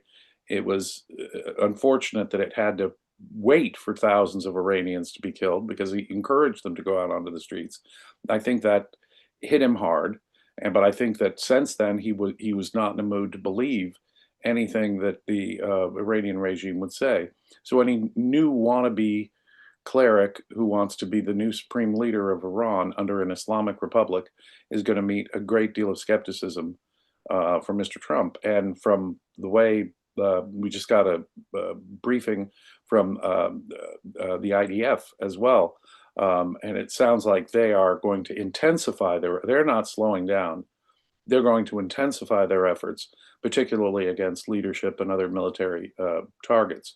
So they were boasting about how they got the internal security, not just their international intelligence people with the Revolutionary Guard, and that is all to the good. And I have to think there's been some coordination between Israel and America on this point. So even with Trump saying that, I think what he's doing is giving us one international window dressing. Oh, I'll talk. But I think we've reached a point, let me put it this way, Daniel, where Trump is on board with Israel's desire to utterly change the way things have been going on in Iran for the last 47 years. And that is all to the good. So long as we stay true to that, Mr. Trump, so long as we stay true to the effort to totally replace this regime and replace it with something at least better, significantly better, you're doing the right thing. No one's coming to Iran's aid. In fact, Iran is doing their best to alienate their nearest neighbors. This is our moment. This is, if anything is going to do it, this is the moment.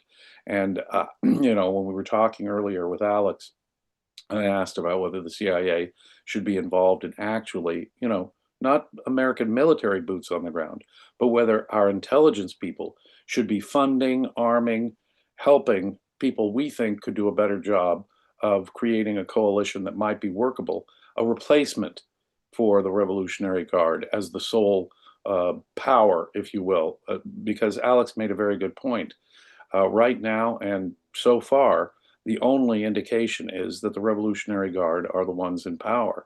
And absent that, it would look like perhaps just a tribal melee within Iran. And I am not happy with either of those two options. I think that America could take steps to put a third option on the table. It may not be perfect. It may not be perfect. And if it is, to the extent it actually becomes a dictatorship, we should, you know, we'll regret what we did, and we should immediately turn our backs on it, of course.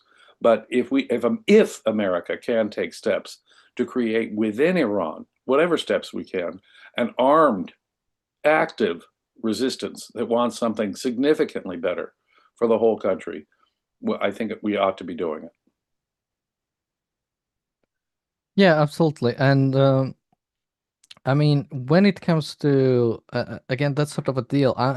I cannot even grasp my head around like what deal is there even to make. Now again, just sort of as a sort of broad criticism, Trump doesn't need any window dressing. Again, like I've said, I made this point like because people said if Israel tries to do something in Gaza, in Judea, Samaria, or in Iran, the world will stop it. And we clearly see that when you stand up to evil, nobody's stopping. Who's stopping in the EU? EU is meeting on Monday because, you know, we are too busy to actually meet today in this like crazy war. The window dressing is for show. He wants to be loved and popular by as many people as possible. He is a politician. That is their, you know, reflexive response. And I think when he says, well, I'm willing to talk, I think it's like before the attack happened, the actual talks in Oman, I think those were, in effect, window dressing to the same purpose and to the same audience. At least so far. When I see him actually halting action, falling short of that, then I will be down Trump's throat for doing so and reviving, because as was pointed out just in the last hour, it is Iran that America has continuously come to the aid of, not Israel, when it comes to, oh, stop the fight, don't do that, don't go that far. How many times has America been the ones to urge Israel to use restraint? It looks like this time is different. Let's hope this time is different in the long run and for as long as it takes. That's the way I'd put it. Hopefully this is just the same kind of political verbal window dressing as I think the negotiations up to the attack were pretty much, we wouldn't trust anything they'd say anyway. We need something other than the Revolutionary Guard to be the sole power base that might control a united Iran. We need an alternative, I think is the point I'm focused on. And if I had the ear of the president, which I sure do not have, but if I had the ear of my president here in my country, the United States, I would be urging him to do everything he can to put together coalitions, groups, exiles, get supplies and arms into those people that could provide an alternative to the Revolutionary Guard and who might create a broad-based support. As I say, I'm not expecting a Jeffersonian republic to emerge in Iran. That's not realistic. On the other hand, I think it might actually be realistic to get a much, much better government. And if it is a substantial improvement in the sense of not being a threat to Western civilization as such by their own declarations and own clear aggressive actions, that would be a major step in the right direction. And I think that comes part and parcel with a more liberal government. I think that you can't really separate the two. Kirk was yesterday talking about how the Crown Prince, the son of the former Shah, was talking like he's some kind of newly born free market liberal who believes in Western values. I think that even he has been chastened by the experience of his dad. Now, I don't want the Shah 2.0. I do not want that. I do not want the perception of the Iranian people. That shows something that the Iranian people didn't want to be oppressed. Okay? If they don't want that, then what they have to embrace, they have to embrace. And I just used the Crown Prince as a single example. Surely there's more Iranians in Iran and in exile around the world who appreciate that there is a relationship between having a more liberal government, a less aggressive government, and a more prosperous Iran that can, interact and live with the civilized world and doesn't call for and act with every step they take for the destruction of civilization. At least a significant step in that direction would be an unqualified good for the entire world. And I hope America is doing everything they can right now to make it possible. Yeah, again, I mean, when it comes to doing everything possible, just a reminder, the Germans put Lenin on first class train to St. Petersburg to overthrow the regime. So, we can buy for a few first class tickets to Tehran for some people, if that would mean doing something. Or even again, getting Soviet Union in charge wasn't really the smartest idea. But little things may have big effect. I mean, what did Lenin say when he got there? There's only a handful of us dedicated Bolsheviks, but guess what? Within a matter of months, they were running the country. So little things like that. And there got to be a range of Iranian exiles, for example, who if they believe in their country and they believe their country has a future, if they've got family still there that they care about, consider very carefully the options. This is the time to take the risk. This is the time to stand up. If you believe in your people, if you won't care about the safety of your families there. And this is exactly what I think America should be on board with. And you'll get that, and we should send all the correct signals that if there is a more liberal government in Iran, they will find a friend in the United States. If they're not more liberal, if they're just going to be another theocracy, another totalitarian dictatorship, another rights violating aggressor, then no, you will see us turn our back as fast as can be, because we don't want a Shah 2.0. What we want is real significant change, and we want it for the long run here. And America has resources and has contacts that might make this outcome better. And that is my most sincere hope right now. There is a lot Israel can do. There's a lot that America can uniquely do. And I think on this side of it, America has the capacity to uniquely do that kind of stuff. It has not always turned out well when America goes in, with the CIA to change a government someplace and support some, uprising. We have to be very careful about what we do here. But this is a situation that truly calls for America taking steps to support, to give material support to an alternative to the Revolutionary Guard that still has in effect, the leading position there on the ground in Iran. I guess that's the way I'd put it. We have to be very careful. We have to be very demanding. But on the other hand, if it is a significant improvement, we should be giving it all the help we possibly can, materially. Somebody says you can't make someone your friends forcefully. Well, it's sort of like beating irrationality out of somebody. You can absolutely, I'm sure, when somebody's being like really, when you're like your friend is like being kind of a dick or something, sometimes, telling him something sternly or, kind of slapping some sense into him. That's what we did with Japan. That's what we did with Germany. This is not unprecedented idea. The fact that you have a corrupt culture, you beat the hell out of them. You make them realize, okay, what are you guys doing? And yeah, eventually they do become your friends. If we And keep going down the list of interim ayatollahs or interim supreme leaders, whatever they call themselves here, of an Islamic republic, and keep hitting them and hitting them and hitting them, at some point the message will be delivered. No, that is not tolerable. That will never be tolerable again. And we have to keep stressing and making that point.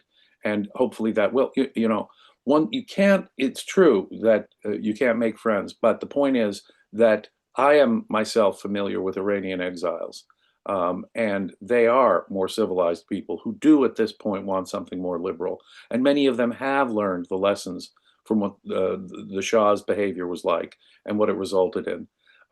Things are different than they were 50 years ago. And it's those voices, it's those people that we should be supporting. So it's not as though we are without any friends in that sense either.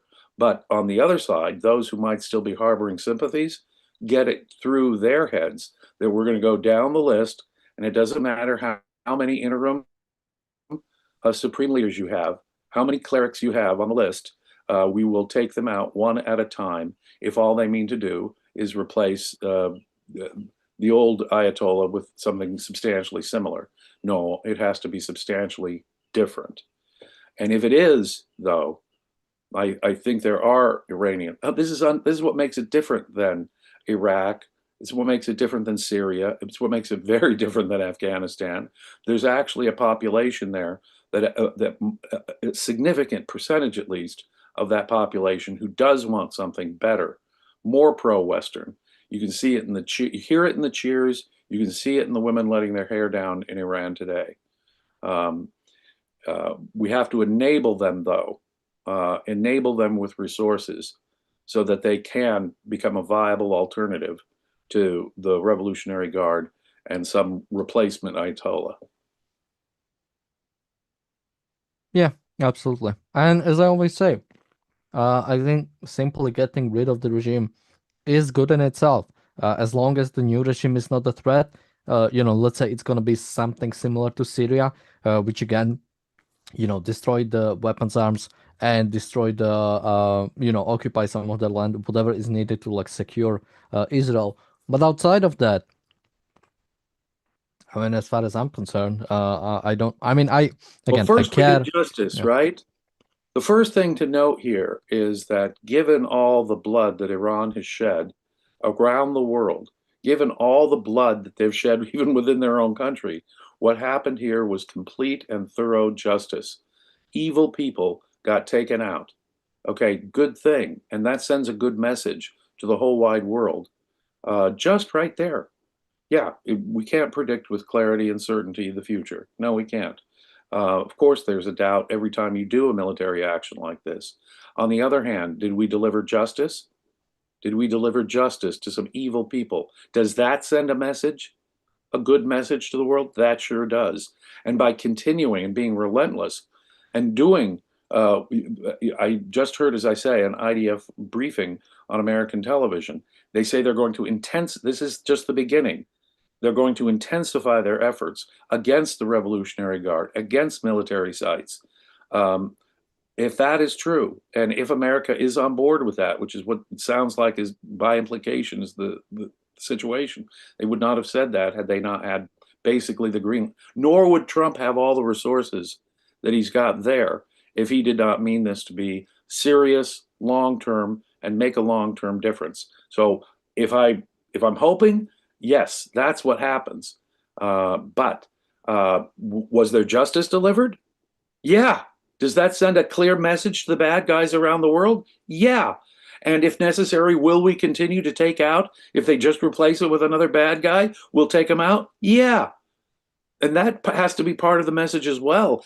If we were going to really go for deterrence, we would say, as long as you keep putting someone like that in charge, we will continue to take them out.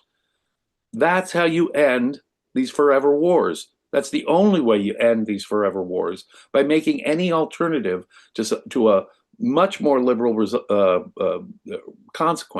here, make them suffer and pay until there is a more liberal consequence. And in this case, I think we have a population where enough of the people might actually want that. We may have to get people back from exile. We have to identify carefully the people within Iran who might make that possible. But I say, give those people material support as well. And that I'm sure will be controversial and heads will explode when I just say that. I know there's a terrible history of the CIA putting in terrible governments just for their America's strategic convenience, say, against the communists during the Cold War. I'm not advocating that. What I am advocating is finding those more liberal forces that would at least significantly improve the situation and supporting them. I do not want Shah 2.0, as I say, but I do want us to give support, if it is possible, to something significantly better in Iran taking control. Yeah, and there is something I wanted to play for a little bit. I think this is from yesterday, because we have looked at Iranians celebrating, but let's actually take a look at Iranians abroad celebrating. So this is from Stockholm yesterday, when I think Iranians who live in Sweden have been waving flags of the Shah's Iran, the Israeli and American flags.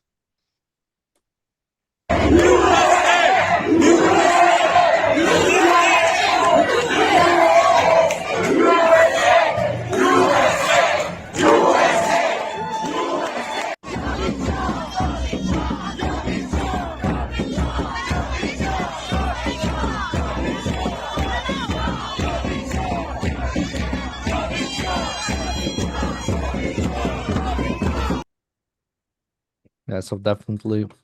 Okay, as an American, I'm a little freaked out. I'm seeing foreigners demonstrate using American flags and chanting, what was it, USA? Was that what I was hearing? Oh my God, I'm completely disoriented. I do not know how to react when a foreign crowd is yelling USA and waving American and Israeli flags. That's a very disorienting experience for me. How wonderful. See, when the civilized world shows some moral backbone, see the good things that can result, see how we have disheartened by not doing that, by not acting with moral clarity and consistency, how we have sanctioned, supported, and demoralized the forces of civilization in this world. If we want to give backbone to the forces of comparative civilization in this world, we act with moral clarity, such as we've been seeing over the last many hours, the last day or so. That is what gives people confidence to do the right thing when they're the good guys. When we turn our backs on the good guys, when we let them suffer and die, when we don't show moral clarity, when we don't get our act together when it comes to an aggressive totalitarian dictatorship, that can only demoralize the forces of good. No. For example, if we were to respond to another Ayatollah's olive branch and go into negotiations with him, Mr. Trump, that would have such a demoralizing effect on all the good Iranian people, both in Iran and abroad. No. That is not the direction. The direction to go in is to be relentless and to keep this up until we've completely destroyed their capacity to do damage. We must continue. We cannot stop until there is something better on the horizon. I love it how quick the trolls are to comment on anything coming out of Iran. How do you comment this, James? 2 Israeli projectiles directly struck Gandhi Hotel Hospital, Tehran. And yeah, I've seen something similar. Apparently, a hospital was struck in Tehran. Again, we have like no information so far. We don't know if this is Israeli or American strike. We don't know if this is, again, misfired Even Iran. assuming that it was, this is Iran's fault.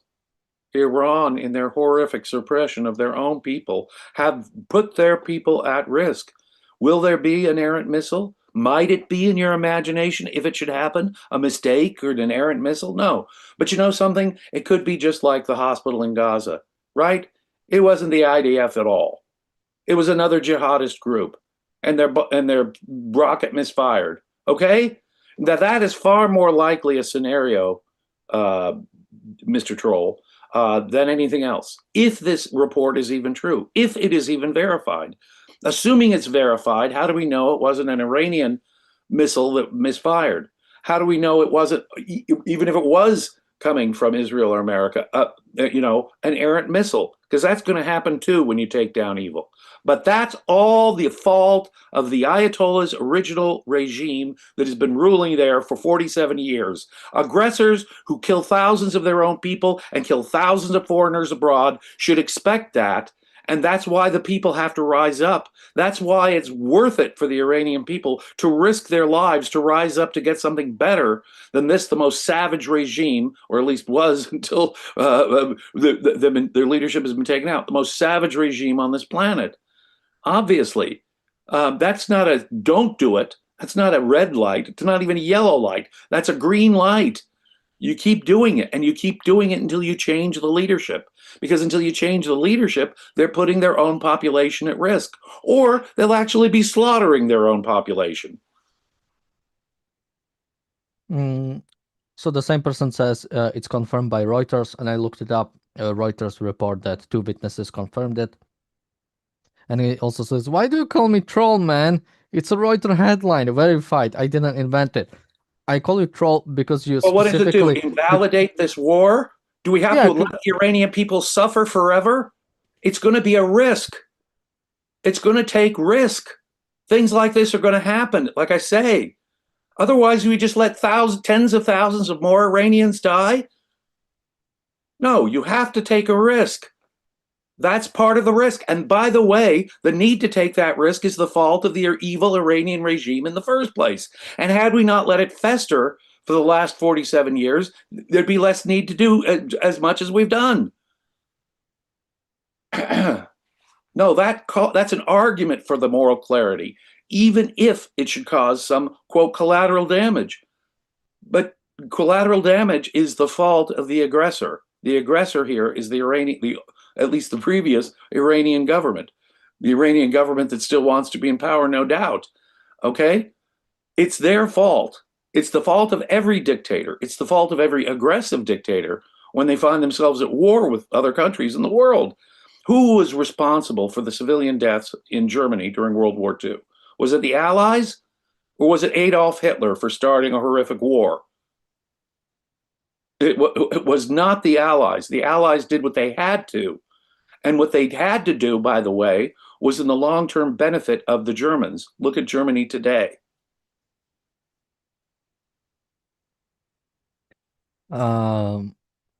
Somebody says, moral clarity, James? Will you agree to extradite pedophiles from Israel? And the same troll says, good point from this guy. So yeah, this is what I call you troll. By the way, the same people say America shouldn't be like world police. Okay, so it should be world police just when it comes to extraditing pedophiles in like Israel. Like it's such a weird... Like if there are Israeli Americans who are convicted of you're not convicted of pedophilia, right? It would be like either hurting children in some way, right? Child molest is child serious molestation. crime. I was a prosecutor in this country, and one of the specialties I did for several years was to prosecute child molesters and child abusers. No one could feel more strongly about that than me. I'm also aware, however, that the world, as Daniel points out, we can't fix every... Look, even if what you're saying is true, okay, saying that you need perfection that America needs to be, we need to wait until America is perfect, or we need to wait until Israel's perfect, in the face of an Iranian government that was slaughtering tens of I mean, thousands. this is not about perfection. Like, if there are, convicted pedophiles in like Israel, why should America like extradite them? Maybe America could and should ask for. I don't know about the facts of the case that you're talking about. If there are pedophiles, and we should, and I'm not even going to, dignify the truth or falsehood of that. But I will tell you, I myself feel very strongly about that. I'm also aware of the fact that every country in the world is imperfect, and that if there are still beefs you have, how does that paralyze you from taking action against an aggressive totalitarian dictatorship that was just slaughtering tens of thousands of its own people in the streets? We just let them get away with that because what? Because you think that some pedophiles got away with it in the West? Really? Is that how your brain works? No. Okay. So, well, America did terrible things too. America had segregation. America had Japanese in internment camps during World War II. Did that make our fight against Japan and Germany wrong, immoral, unbalanced? Since then, America has learned to regret those things. Right. But America has not regretted taking out Germany and Japan. It was better for America, better for the world, and, by the way, better for the Germans and the Japanese. We cannot let considerations like that prevent us from taking action. Would I at the time have said, please, America, clean up your act when it comes to segregation? Don't inter Japanese people just because they're Japanese, in internment camps in California. That did not, however, invalidate the morality of defeating the Nazis during World War II. Context. Context is everything when it comes to moral judgment. The net benefit to the world of getting rid of the Nazis should be self-evident. It's not truly self-evident in the philosophical sense. Should be obvious, I should say, to anyone who does have a few facts under their belt about, world history. And, in the course of history, Nikos was talking about how the Greeks saved Western civilization when the Persians attacked Persians, interestingly enough. And of course, this was 2,400 years ago. But the point is, though, that they saved Western civilization. The famous, was 300. But, when you count support, it was more than the 300 who were actually fighting. But a small group of Spartans, in effect, saved Western civilization by saving Greek culture. Right? Now, at the time, were the Spartans Boy Scouts? At the time, was Greek civilization anything close to perfection? No, but I can, within that context, make a comparison and say, thank goodness, the forces of civilization,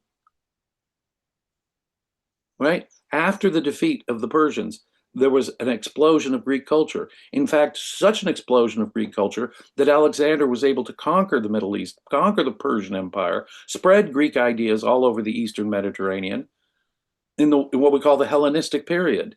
And without that further expansion and spread of Greek ideas that came from the Athenian Golden Age, and thank God Athens survived, there would be no Western civilization. All of the medicine and science and engineering that you just take for granted out there might not exist, or it might have been set back by centuries. Okay? Were the ancient Greeks, 2,400 years ago, perfect? No, they were not. They were, however, the front line of civilization. Right now, Israel is similarly the front line of civilization. I do not claim them to be perfect. I'm not going to roll up my sleeves and talk about each and every little complaint you might have against Israel. And you can invent them, I'm sure, for a long, long time and give me a long, long list. And it will still not impress me. When I see Israel and the way they treat women, the free speech you have there, the freedom of religion you have in Israel, the material progress that Israel has brought to the region. And then I look at Iran, slaughtering tens of thousands of their own people in the streets just days ago, weeks ago.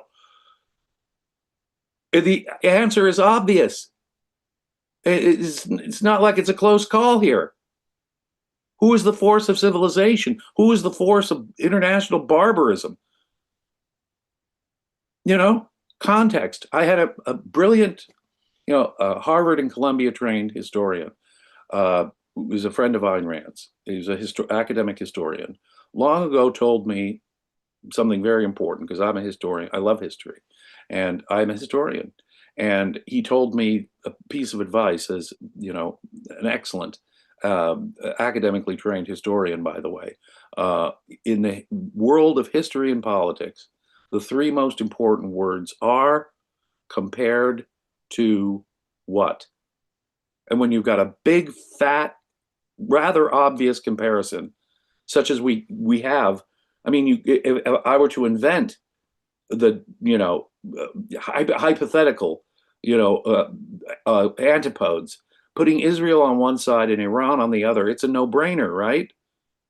To bring up all your little disputes with Israel when it comes to that kind of a conflict is to drop the entire context of compared to what?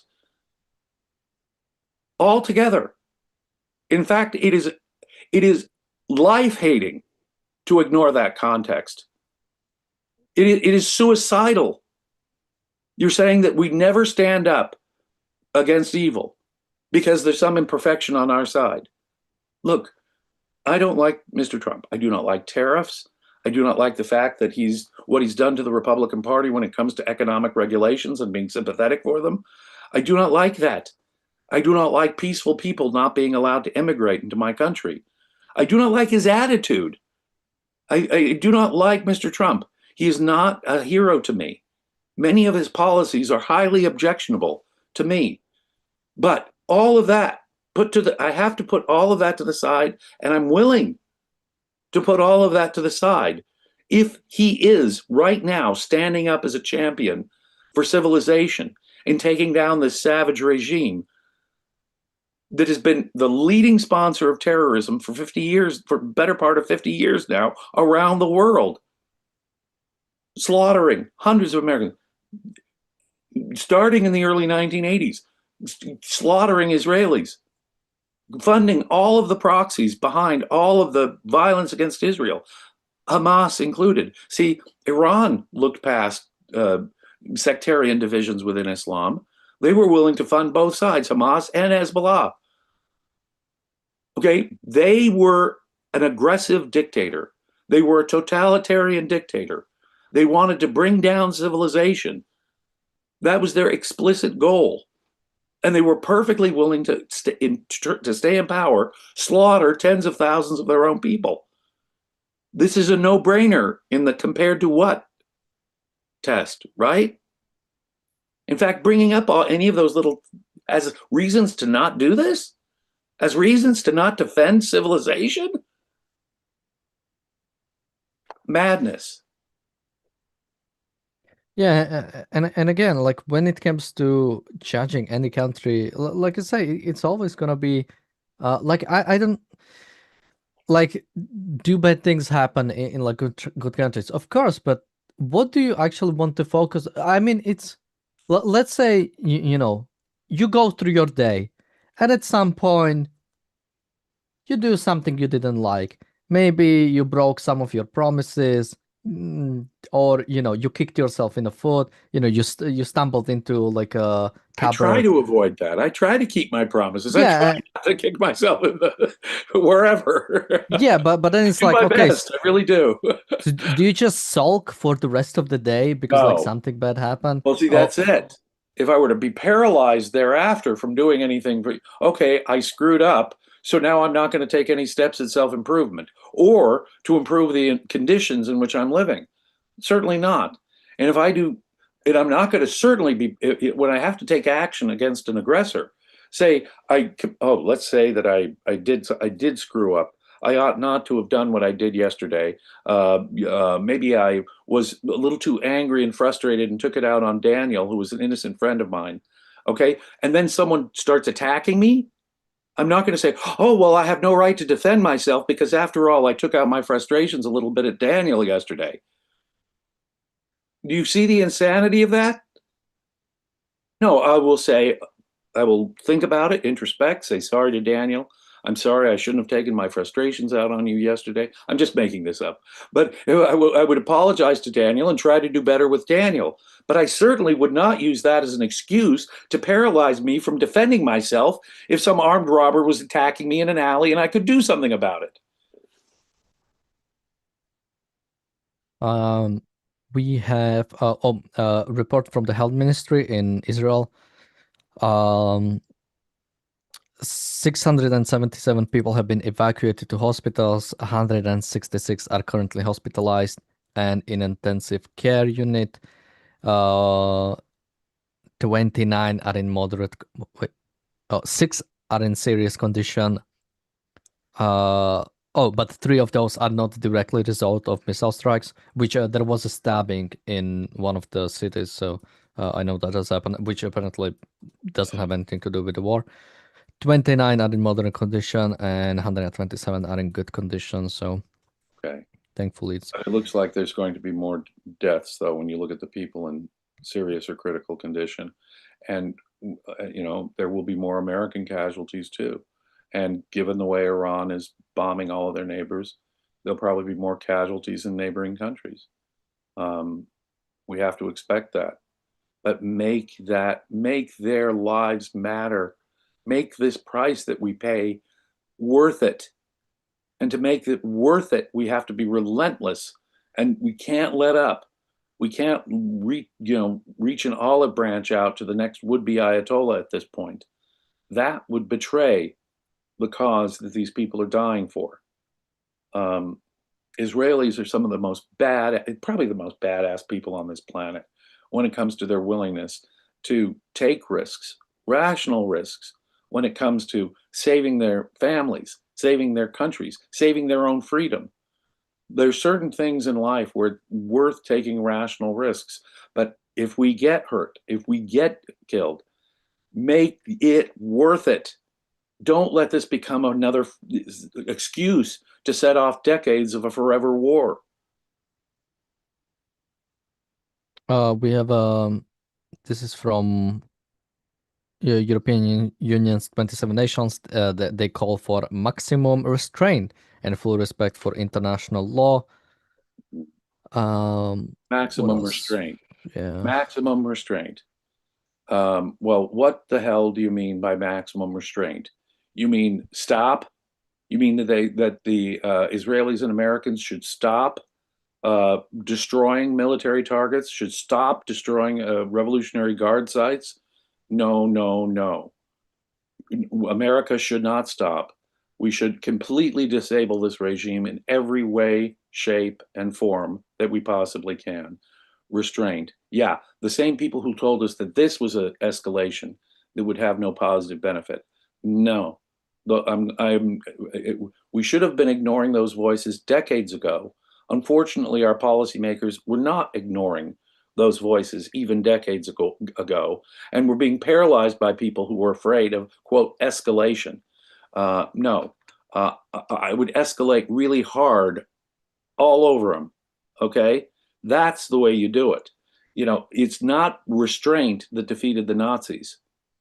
Okay, it was not, there were voices who would have happily, why are we escalating our conflict with Germany? Those were not the voices to listen to. I mean, there'd be still a Nazi government in power in Central Europe right now had we listened to those voices. Okay, that's not the way to win a war or stop an endless forever war. Again, ignore all those voices that say restraint at this point, right? No, you don't go for what the person was talking about, an apartment building.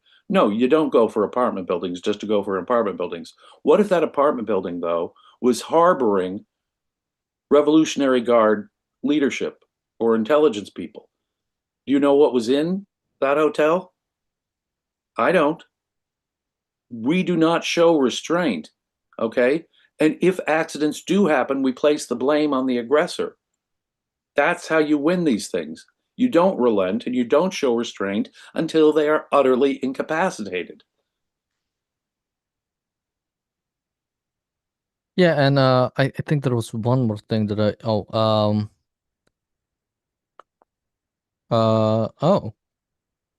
Two fighters from the powerful Iraqi armed group Kataib Hezbollah were killed today in an airstrike near the Iraqi-Syrian border. Two sources from the pro-Iran faction tell AFP. So it looks like either the Iraqi militias in Iraq, obviously, are either starting to get mobilized in some way, or Israel or America are preventing the strikes on them. Either way, this is good. Although we haven't seen any attack on the Houthis or Hezbollah, so who knows? I mean, it doesn't look like Israel or America are going to preempt anything unless there is some information that there will be something about. And I think we have a full right course of action when it comes to eliminating these militias. Absolutely. I mean, Iranian proxies, just by being Iranian proxies, should be annihilated, and there's nothing that should prevent us from doing that. I mean, they call it preemptive or a war of choice. No, it's not. No, it's not. Hezbollah is nothing but an arm of Iran. That's all they are. That's all they are. And when you look at what the Iranian regime is and what Hezbollah has done, to attack Hezbollah in this context would be appropriate. I don't care if they're sitting twiddling their thumbs right now. They should be afraid. They should be afraid wherever they are, simply for their affiliation with Hezbollah. Just like any German who was affiliated with the Nazi Party ought to be afraid. I don't care if they were sitting there playing Parcheesi.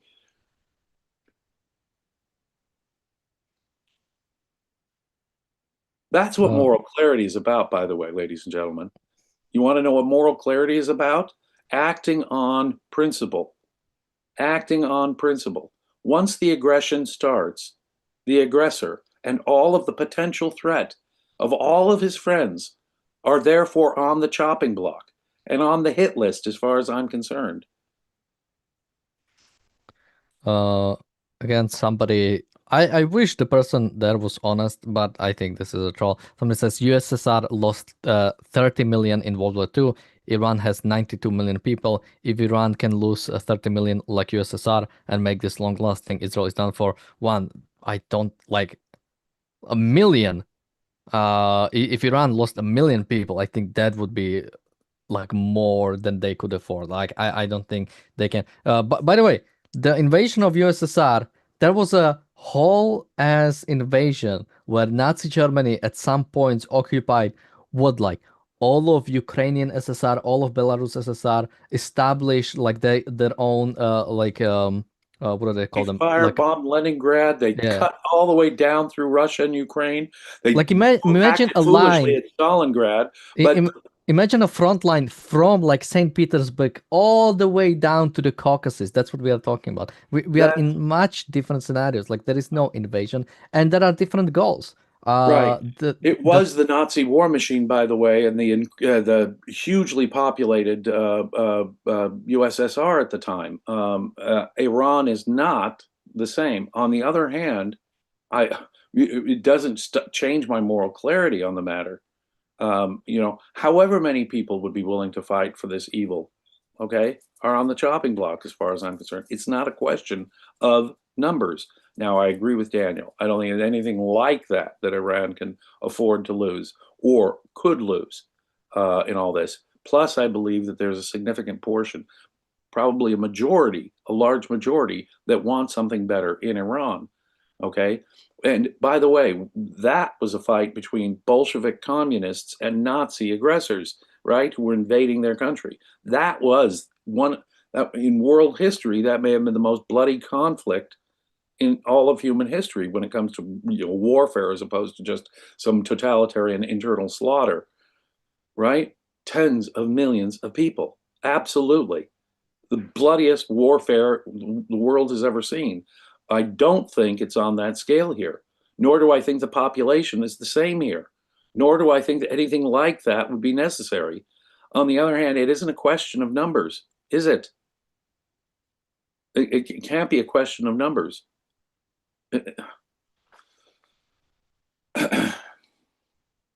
Yeah, I mean, absolutely.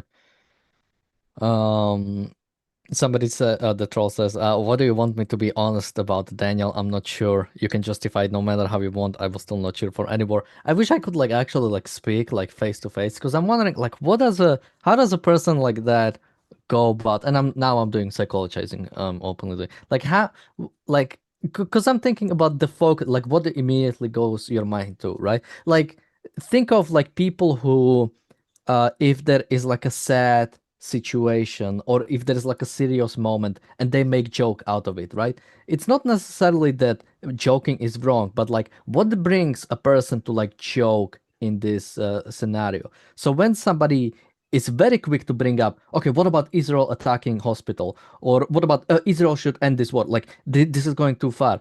It's not necessarily about, because some of the points they bring up might be like interesting, that could be discussed, but it's more about the framing of it. Like it's not like joking in a serious situation is automatically wrong, but if somebody does that consistently and always, I have a question about, okay, what kind of person are you? And in a similar way, like if you are somebody who again watch us all day for 14 hours and now 7 hours, and all the time like they want to justify or find a reason to end this war, um uh that is like a question of like, okay, what are you actually about? I don't know. I mean, it's clear that the person really is unserious about bringing an end to endless wars, really unserious about the slaughter that Iran and its proxies have caused around the world. And recently, October 7th and the atrocities there, completely unserious even about the tens of thousands of Iranians whom the Iranian government felt the need to slaughter. I mean, and think about it, those were the ones brave enough before any of this to take to the streets and to complain in every province of that country. Um, uh, uh, you're probably someone who doesn't think seriously about philosophy. And if you do, if you claim to have a heart, if you claim to be motivated by your feelings of compassion against warfare, say, in general, where is your compassion for the tens of thousands of Iranians who, when they rise up to change their government, are slaughtered by their own government? I mean, even your compassion button is not working. But I would suggest engaging your brain button. That will help order correctly your compassion button. And the two will work in harmony. And you will end up doing the humane and humanitarian thing because you're doing the thing that is in the self-interest of civilization to have done all along. And you'll find that theory and practice match up here. I didn't have to wait to see tens of thousands of Iranians be slaughtered. I was calling for the overthrow of this government 25 years ago, 30 years ago, 40 years ago. Okay? And if we had dealt with it then, think of the difference. Think of the October 7th that we might have completely not had. Think of the tens of thousands of Iranians dead in Iran today, slaughtered by their own government, that would not have happened. No, but you would have been the first people to say, no, no, no, Jim, don't change the regime in Iran 40 years ago, 30 years ago, 25 years ago, when I was saying it. No, I'm sorry, I was right. A principled approach to morality is what would have been the more compassionate thing, looking in retrospect, after the atrocities of October 7th, after the tens of thousands slaughtered in the streets of Iran. No, no. Engage your brain. Your heart will come into line and actually care about humanity at that point, rather than making rationalizations and excuses for the continuation of dictatorship, an aggressive dictatorship, the number one sponsor of terrorism in the world. The person said they are trying to bring perspective into an echo chamber. And again, here there's like a rational core, like I guess range of opinions. There are. We have differences. We do. One of the great things about Ayn Rand Center UK is that within the realm of people who are serious students of Ayn Rand, there are, of course, disagreements of opinion. We'll have differences. There's a narrow range, I think, a much more narrow range on which serious students of objectivism can have a rational debate. But on the other hand, we encourage that. We encourage it by Daniel quoting you right here. Why do you think that he's quoting you? We're not closed to other ideas. I wish we'd get a decent idea, a coherent idea that would give me an actual solution to dictatorship, war, bloodshed, terrorism, important issues like that. The safety of my family, the safety of me, ultimately. I want a good long-term solution that will make my world and me and my family safer. Okay, so I address these issues like the life and death matters that they are. I'm going to integrate all the facts I can, and I'm going to bring to bear the best moral principles I can in understanding them. I'm not going to start inventing rationalizations and excuses for why a dictatorship that caused all that should be given yet another chance. No, sir. Yeah, and again, because I think trying to argue for the other side is a really good way of affirming your own arguments. And when I try to steelman the opposition toward the war, I mean, I was struggling to find something like we should go for diplomacy and deal instead. Well, Iran has clearly not engaged. Like, we gave Iran many options out. We said to them, okay, let's get a deal that doesn't involve anything about the proxies, doesn't involve anything about your missile production. All we want is you stop enriching uranium. We'll provide you uranium for free that you can use in your own nuclear facilities. And then possibly we can talk about the sanctions would be lifted, right? The only reasons there are sanctions both from EU and America is because of the nuclear program. Offered some sanction relief, but Iran said we want all the sanctions or we don't go it's more for it. that wouldn't even have to be part of a deal because that would automatically come. The reason why there are sanctions from the EU is because of the is because of the nuclear program. Sanctions from some places would have lifted immediately. So yeah, they got all that, and the talks that actually happened, they were stalling. They were stalling the deal. They didn't actually want to get it through. So how am I supposed to steelman?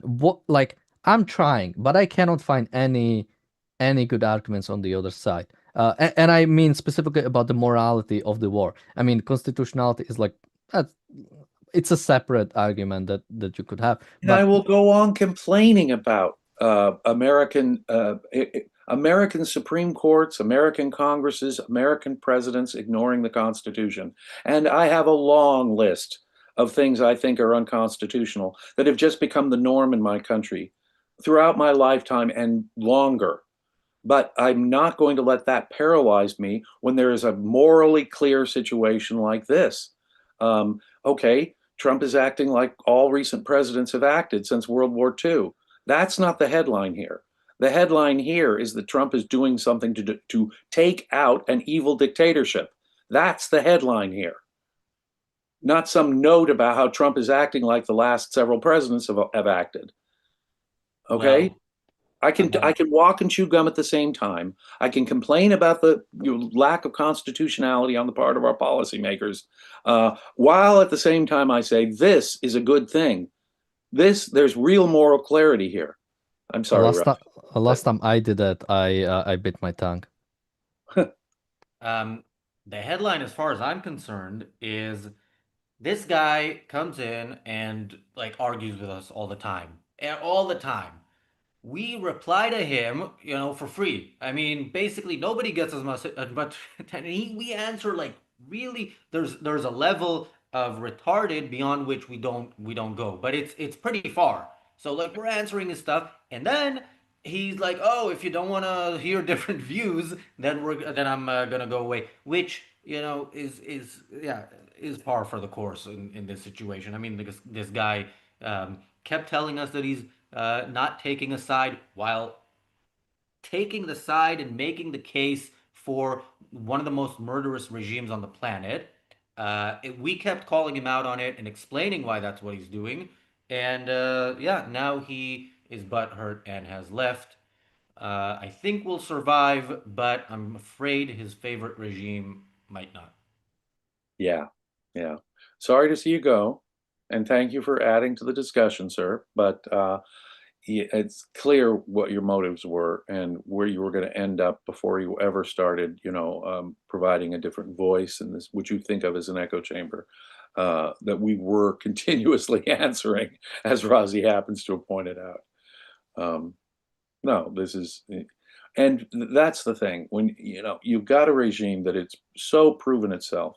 It was the support behind Hamas that did October 7th. It was slaughtering its own people in the tens of thousands. Now, decades before any of that happened, people with moral vision and clarity were saying we have to take out the evil Iranian regime. I want people to really think about that. There's a lesson here in terms of adhering to your principles and your long-term principles. When you see evil, you destroy the evil. The sooner the better. Okay? You don't wait for terrorist acts, Khobar Towers, attacks in South America. You don't wait for more October 7th. You don't wait for tens of thousands of their own citizens being slaughtered. If you had moral principles, two moral principles to scrape together, and you could apply them to this example, you would have listened to the voices that had said decades earlier, my teachers were saying 25, 45 years ago, Iran must be destroyed. But no, thousands upon thousands of innocent people have died since because moral principle was not listened to and not adhered to. Yeah, we are joined by Alejandro. Welcome, Alejandro. Before I go to you, I'm also going to say, while I very much appreciate James and Daniel holding the fort, you guys managed to piss me off while I was listening because, and I can't really talk about not answering trolls because I do it all the time.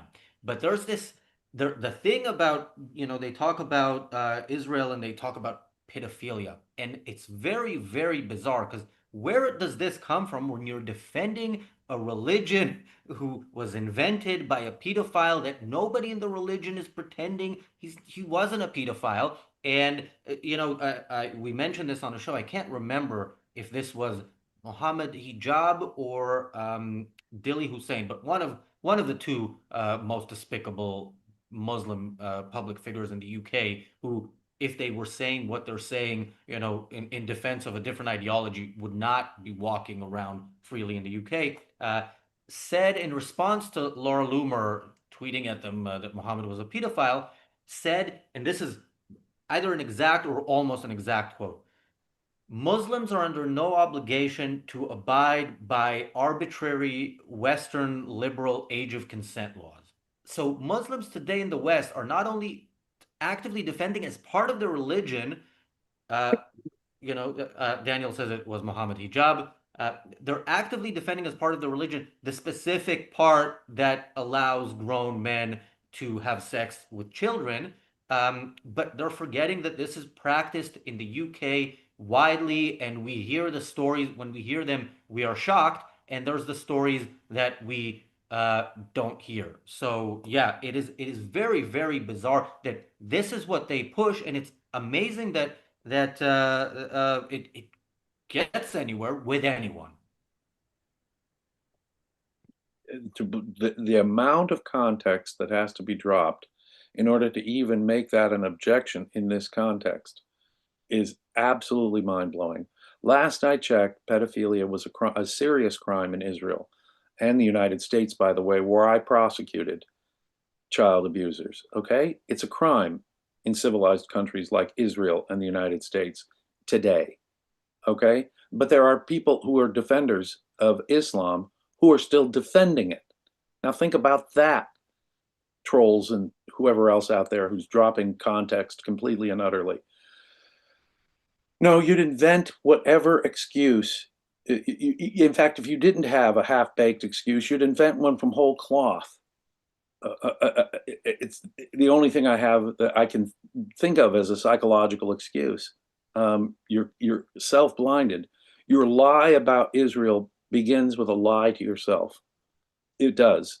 It has to. And that lie has twisted and perverted all of your thinking on this. But we are looking at, like I say, when you compare two civilizations, Israel here, Iran here, it's like a no-brainer. It's a rather obvious no-brainer. In one place, you have freedom of speech. In one place, women are treated with respect. In the other place, they slaughter their own people for objecting to the government by the tens of thousands. Yeah, I just looked up age of consent in Iran, and there is no such thing. So, yeah, yeah. People who Okay. are against pedophilia Yeah. defending the Iranian regime is like people who are against mass murder defending the Iranian regime. There are no such people, even if they tell you otherwise. Alejandro, this is not the topic I meant to bring you in on. Well, Although if just you have let me Yeah. comment. I think it's something I've been having in my mind lately, and it has to do with the way that they try to use the West weaknesses against itself. Like one of the things that here we're talking about geopolitics today, and one of the things that you can see is usually two camps: the realists and the idealists, so-called realists and idealists. And what you see is people claiming, oh, well, this is what the state wants, this is what the state really has to do, and we don't judge it. If Russia wants to claim the entire world, well, that's what it wants, and that's how it will behave. And then you have the idealists who say, oh, these people need something, and that's how we should be surrendering ourselves to. But the two things that they both agree with is that essentially the West should give in to both of them in any way possible because the West is able to claim it. And even the realists, which is usually where you can see it more clearly, they pretend that Russia is incapable of surrendering itself to their interest in quotes, but the U.S. and Israel and Europe can surrender themselves to them, and it's the same here.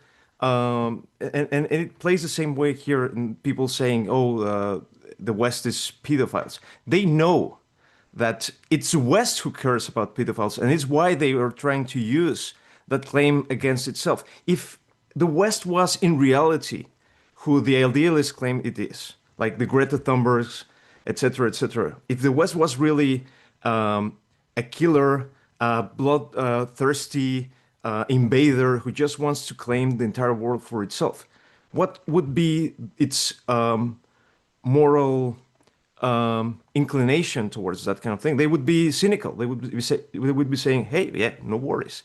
That's what we really want. We want to claim the entire world for ourselves. We want to exploit everyone."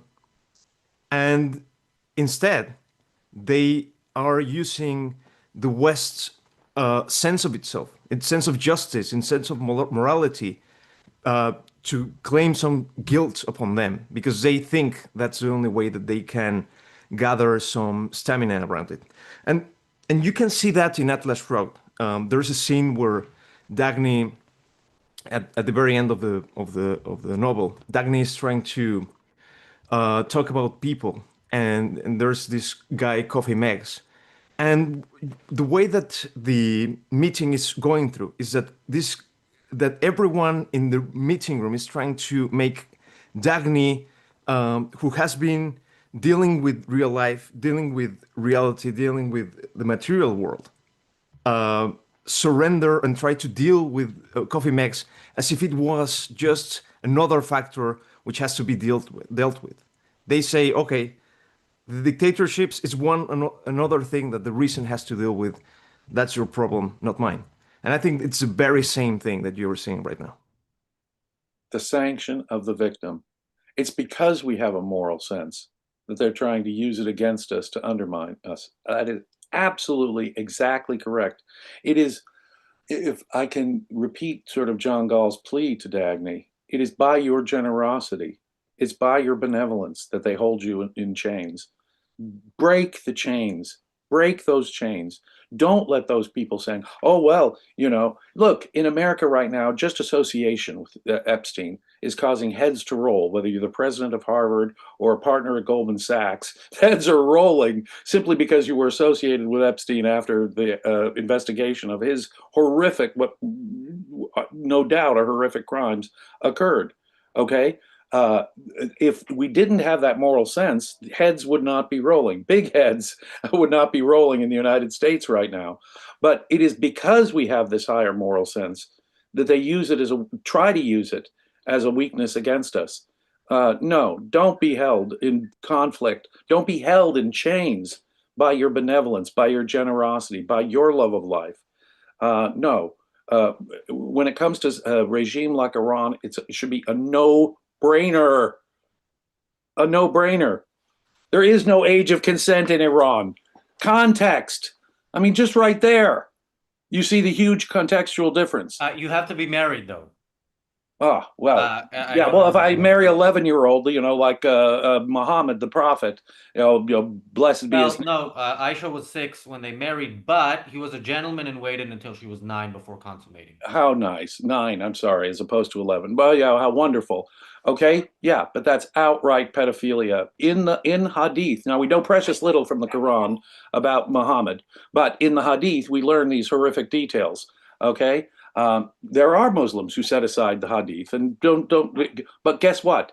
Iran's not like that. Iran is one of these places that if you are married to a child, it's perfectly okay to have sex with them if you're an adult man. Okay, that is horrific. And you're bringing up pedophilia? What, you have a case or two of some pedophile who hasn't been extradited for pedophilia? Even if it were true, and I'm not even going to concede that it's true because I don't know. But even if it were true, you'd be utterly dropping the context here. In fact, ignoring the key difference. Yeah, apparently it's insane. According to one of the trolls, Diddy is also a Jew, so I guess, yeah, we understand where, if I understand correctly, but I don't care whether or not I understand correctly. Let's move on. We promised, the problem with long streams is we can tease something and it can happen, but many hours later, and this is what's going to happen now. So we promised we are going to do a reaction video of sorts, but to, of course, reaction portion of this longer video, but to something positive, unlike most of our videos that we react to. We are going to talk about Leonard Peikoff's appearance on the Bill O'Reilly show. Should we play it? And we can pause it from time to time, as we do with such videos. Now to military power. Joining us from Los Angeles is Dr. Leonard Peikoff, the founder of the Ayn Rand Institute. So, Doctor, I understand that if the U.S. does go in with heavy-duty air power and all kinds of things like this, and civilians get killed, you're not so worried about that. I'm absolutely not concerned with innocent people in the enemy territory. If they get killed, that is the responsibility of their government for initiating aggression against us. In any war, when you fight the enemy, you have to take anyone in that territory and regard him as part of the enemy. Otherwise, you can't defend yourself. If you're concerned with the innocents in those countries, you are pulling your punches and thereby jeopardizing the innocents in our countries. It's either or. If you believe in self-defense, you fight it to the full. If they were to adopt your philosophy, the Bush administration, and go in and just level a country, which wouldn't take much. I mean, it's not a sophisticated country. You could level that place in probably a day. The rest of the Islamic world would probably rise up. You'd see the dead babies and all of that. All right, and we would be fighting. Let's pause here. I was going to say this is going to be different because we're reacting to a positive video, but I have mostly O'Reilly to react to. I should say, Peikoff, this is after the radio show was no longer on, right? But not by a lot. When did the radio show end? James? The radio show, I think, had just ended, but he was starting up his podcast. So his podcast was starting up in replacement for that. Yeah, so it's so impressive how the timing sort of, because Leonard Peikoff has given lectures that are 3 hours long and going on a on a television show where you have like 5 minutes and you're going to be cut off from time to time. I thought that was impressive. O'Reilly is a little less impressive because he's making arguments that you can see are the opposite in every case where we try them out. No, when you appease people who attack you, that emboldens them. Not when you tell them we will fight you and we will fight you as strongly as we can and we will annihilate you if necessary, but you will not attack us ever again and you will not pose a threat to us ever again. So, yeah, O'Reilly, yeah, I said earlier, O'Reilly's response, um, generally, and the way he talked here, it makes sense when you see when you see where we are today. You see that kind of as a starting point. O'Reilly That was the immediate O'Reilly response to helped get us 9/11. to where we are today. Yeah, and now we have that ideology as or somebody, an advocate of that ideology, is mayor of New York City, where that attack happened. Do you remember the date of this? This was very shortly after 9/11. Was it in September or was it October? It was pretty quickly after 9/11. I don't think, Afghanistan was already on the drawing board, but Iraq was not yet on the radar screen, which is really interesting when you think about the conversation here. But we were considering potential reaction and how we should react to the Muslim world in the wake of 9/11. That was the general context. And people were all over the map on this. But the one thing that George W. Bush was saying, I mean, he visited a mosque. We're not at war with the Islamic world. This has nothing to do with Islam. Islam's a religion of peace. He was failing to name the ideology behind it all.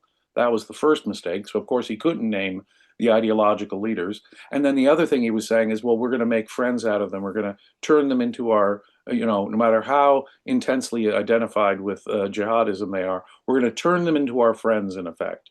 And Bill O'Reilly right there is articulating precisely that kind of, he was admiring, this is the guy who was behind the Iraq war and behind continuing being in Afghanistan year after year after year. So this is the guy behind forever wars, mind you, and nation building wars, mind you, yelling at in effect, anyone who might say that what we need is a decisive response. No, we're not going to hit mosques. We're going to try and educate their children, turn them into our friends through a whole bunch of altruistic activity where we minimize, where we die, our soldiers die, rather than have collateral damage.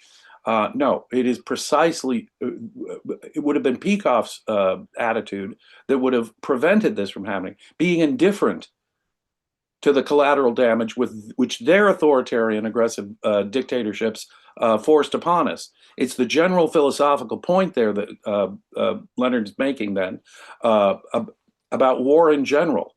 I mean, we could never have defeated the Nazis had that been our approach, Mr. O'Reilly. But Mr. O'Reilly, you did set us up for all kinds of never-ending wars that don't have a resolution. Thank you, Jonathan, for the super chat.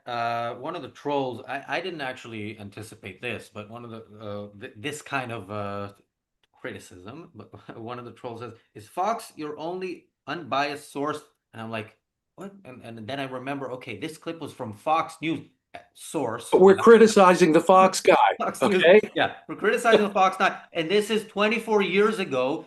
What are you talking about? What source? This is an interview. Okay, all right. Alejandro, I should. I'm sorry, I was filibustering. But I mean, I think the relevance here is, and you are more of a Fox News watcher than I, but in general, I remember when I was a child, O'Reilly used to be called like the hawk, like the ultra conservative tough guy from Fox News, and I think that's a relevant thing here. Like if this was the toughest, most ardent pro-American guy, you could only imagine what the least anti-American guy would say, and I think as well if you have so close to 9/11 people thinking about in quote unquote innocence, well, in war, you're completely wrong. I mean, certainly you have to think about innocence. You have to think about the innocence in your own country. Now, sadly, this is not at all. Yeah, you've already lost the war, haven't you? Yeah. You've already lost the war. By the way, O'Reilly didn't start it. George W. Bush was the one who immediately after went and said Islam is a religion of peace, lying about the ideology in the name of which those planes flew in He the said, and he went to a mosque within days of 9/11, said it had nothing to do with Islam or And the the Islamic first foreign world. leaders he received in the White House were the Saudi royal family, The the Saudis. country who basically educated most of the hijackers, so and the mastermind of it. Absolutely, absolutely. And we were already saying how we weren't going to, what we weren't. Now, Alejandro makes a great point. We were already saying what we weren't going to do. Now, is that the way to start a war? Is there any chance of winning a war when you say, no, our first concern is, of course, collateral damage on the enemy side? Our first concern is making friends with the enemy ideology in all of its forms. Honestly, you've already lost the war.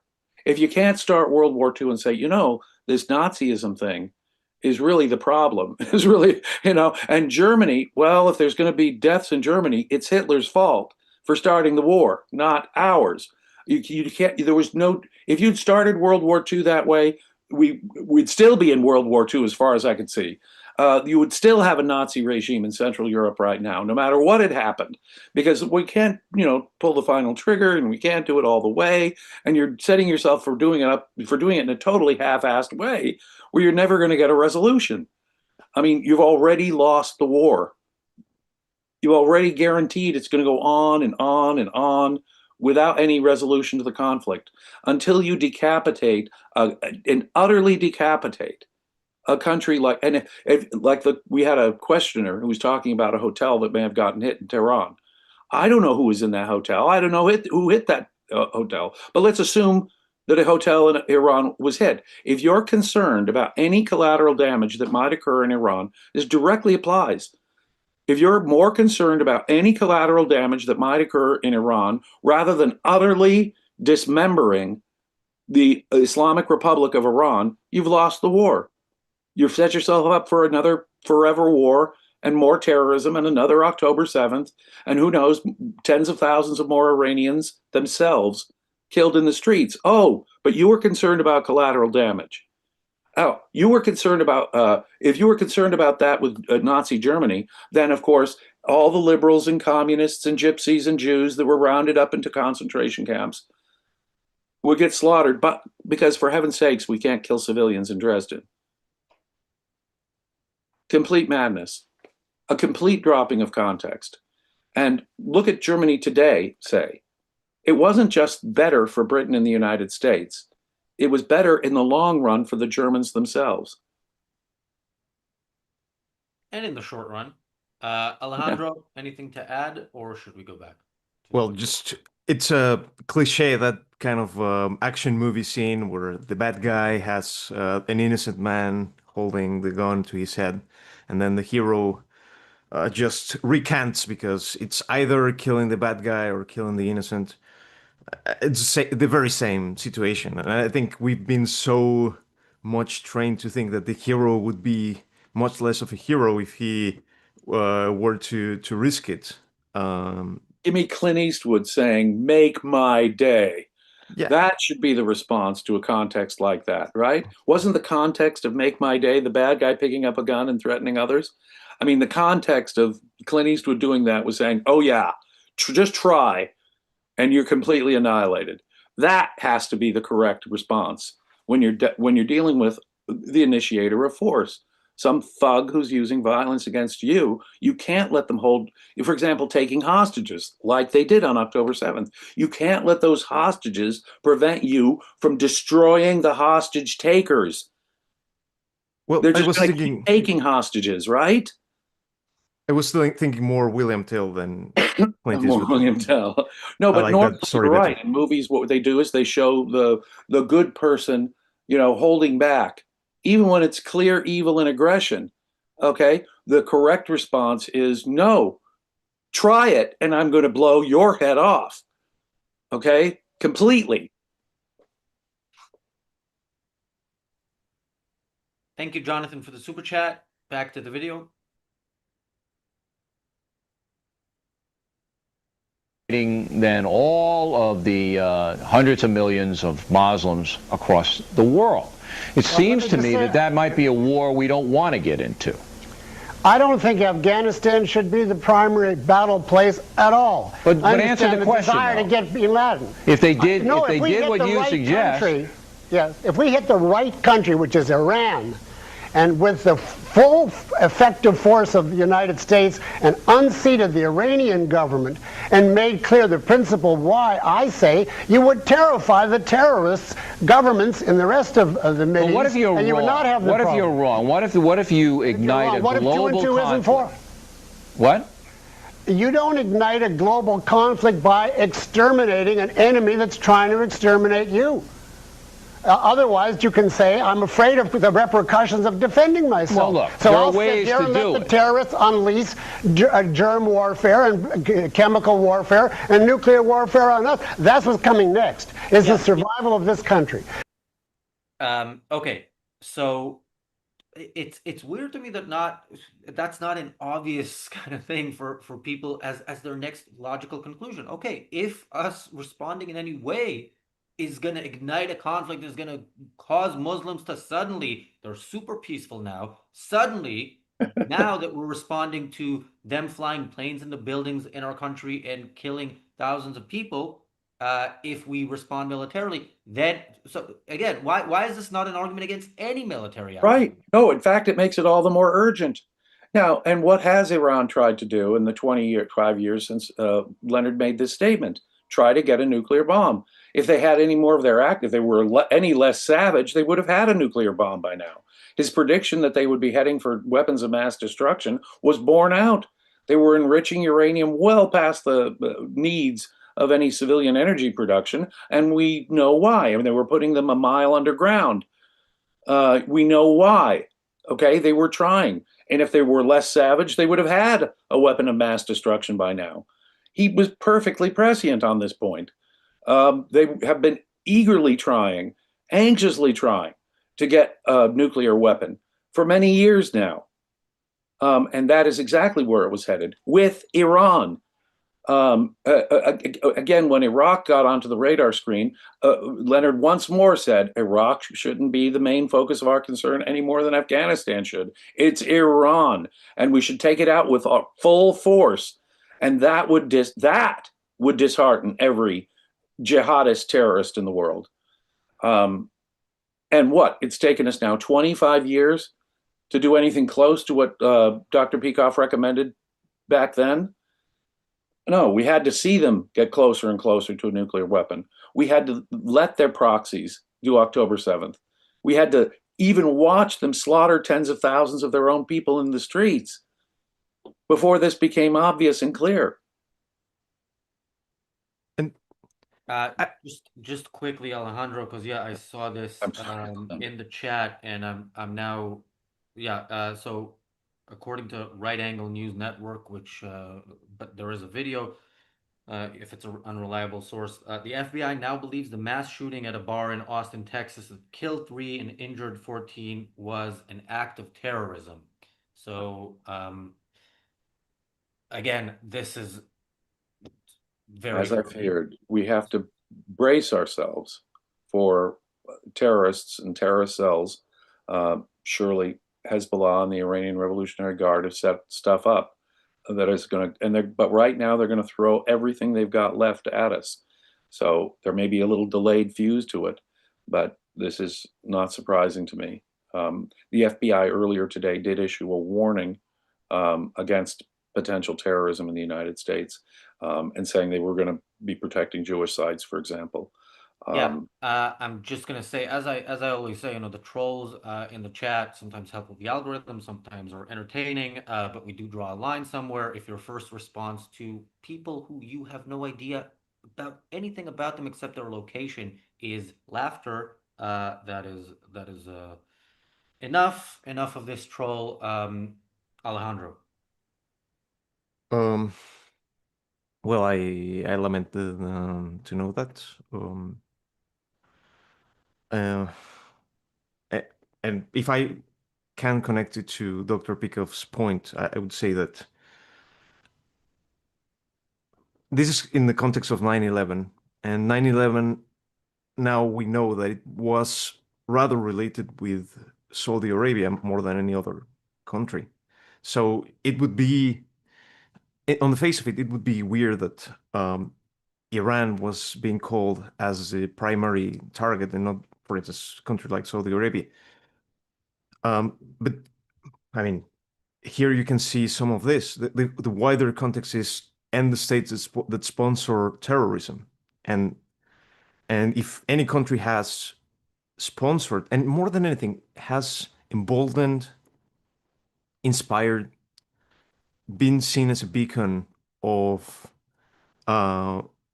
Islamism, has been Iran, and I think that's a relevance here, and this sad news confirm that as well.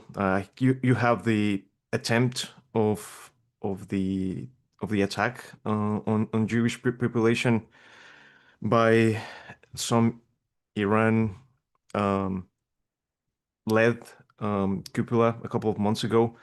Details which have been very sparse to get. It's quite a rather difficult story to have been followed to, but certainly the fact that the UK hasn't made any statement makes certainly plausible that this was rather a really bad This event. wasn't a natural act, this terrorism in Texas, Austin. If it was an act of terrorism, it wasn't, some earthquake or weather phenomenon.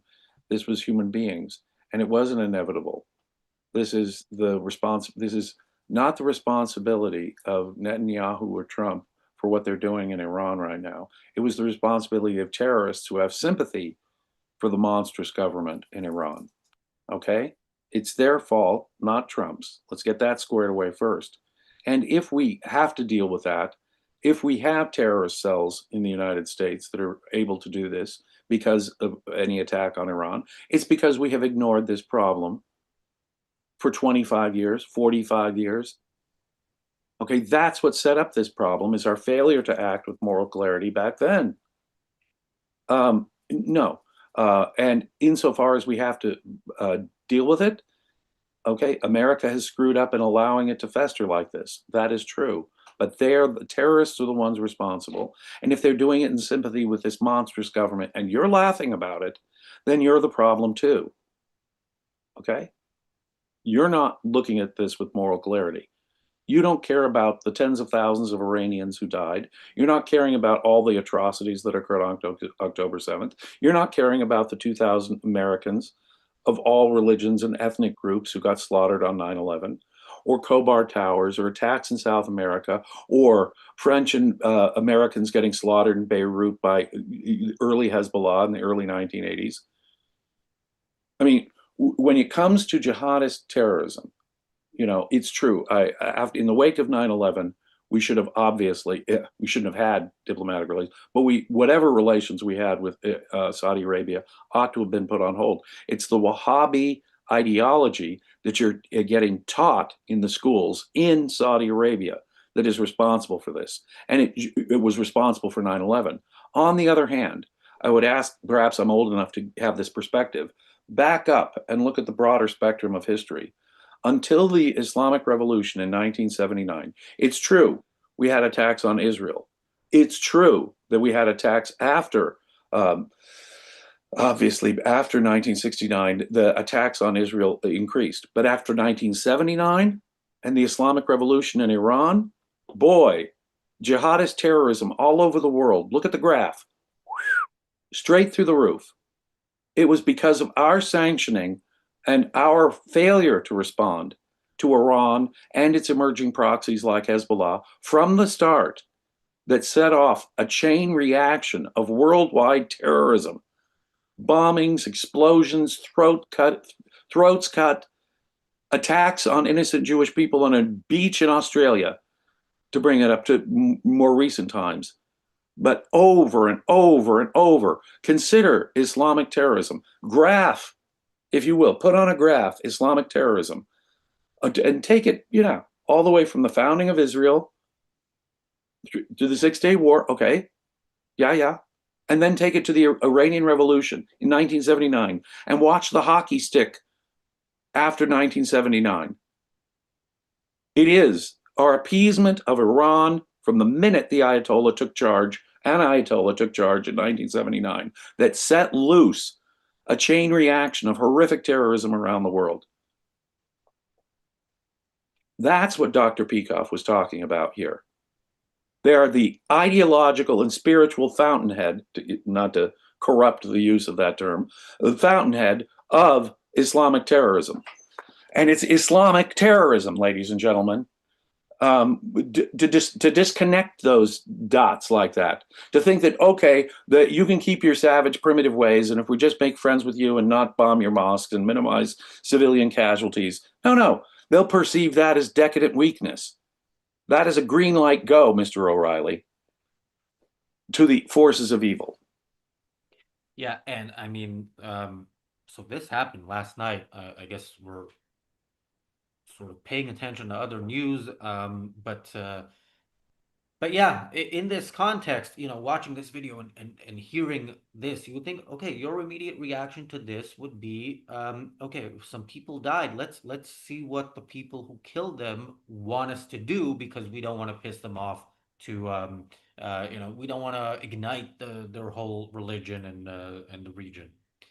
Alejandro, anything to add, and then we will just go it's interesting that Afghanistan wasn't the one of the things that they were thinking about not bringing. They didn't want to bring war to Afghanistan, and it's interesting that 25 years later, Afghanistan is once again at war. No, we were fighting that war through proxies. We even let Osama bin Laden and Al-Qaeda escape at Tora Bora because we were fighting unseriously and through proxies. So even in the context of Afghanistan, we didn't do what was appropriate. And then what did we do? After that, we stayed there for more than 20 more years, senselessly, altruistically playing Bill O'Reilly's game of trying to win hearts and minds in the Islamic world. And what did all those Americans and British young men die in Afghanistan for over the last 20 plus years? Nothing. So that the Taliban could take back over? Because why? We were fighting a totally altruistic war. Because we were fighting it on Mr. Bill O'Reilly's philosophy, not Leonard Peikoff's philosophy, and going right to the ideological and spiritual source of this matter, and the number one supporters of terrorism, Islamic terrorism, to send a message to all of the rest. Man, have we paid the price for not listening to Dr. Peikoff 25 years ago, huh? Yeah. And as you mentioned, these sleeper cells, there may have been some back then, but I'm sure there are way more today because, they just grow if you don't do anything about it. Let's listen to some more from O'Reilly and Peikoff.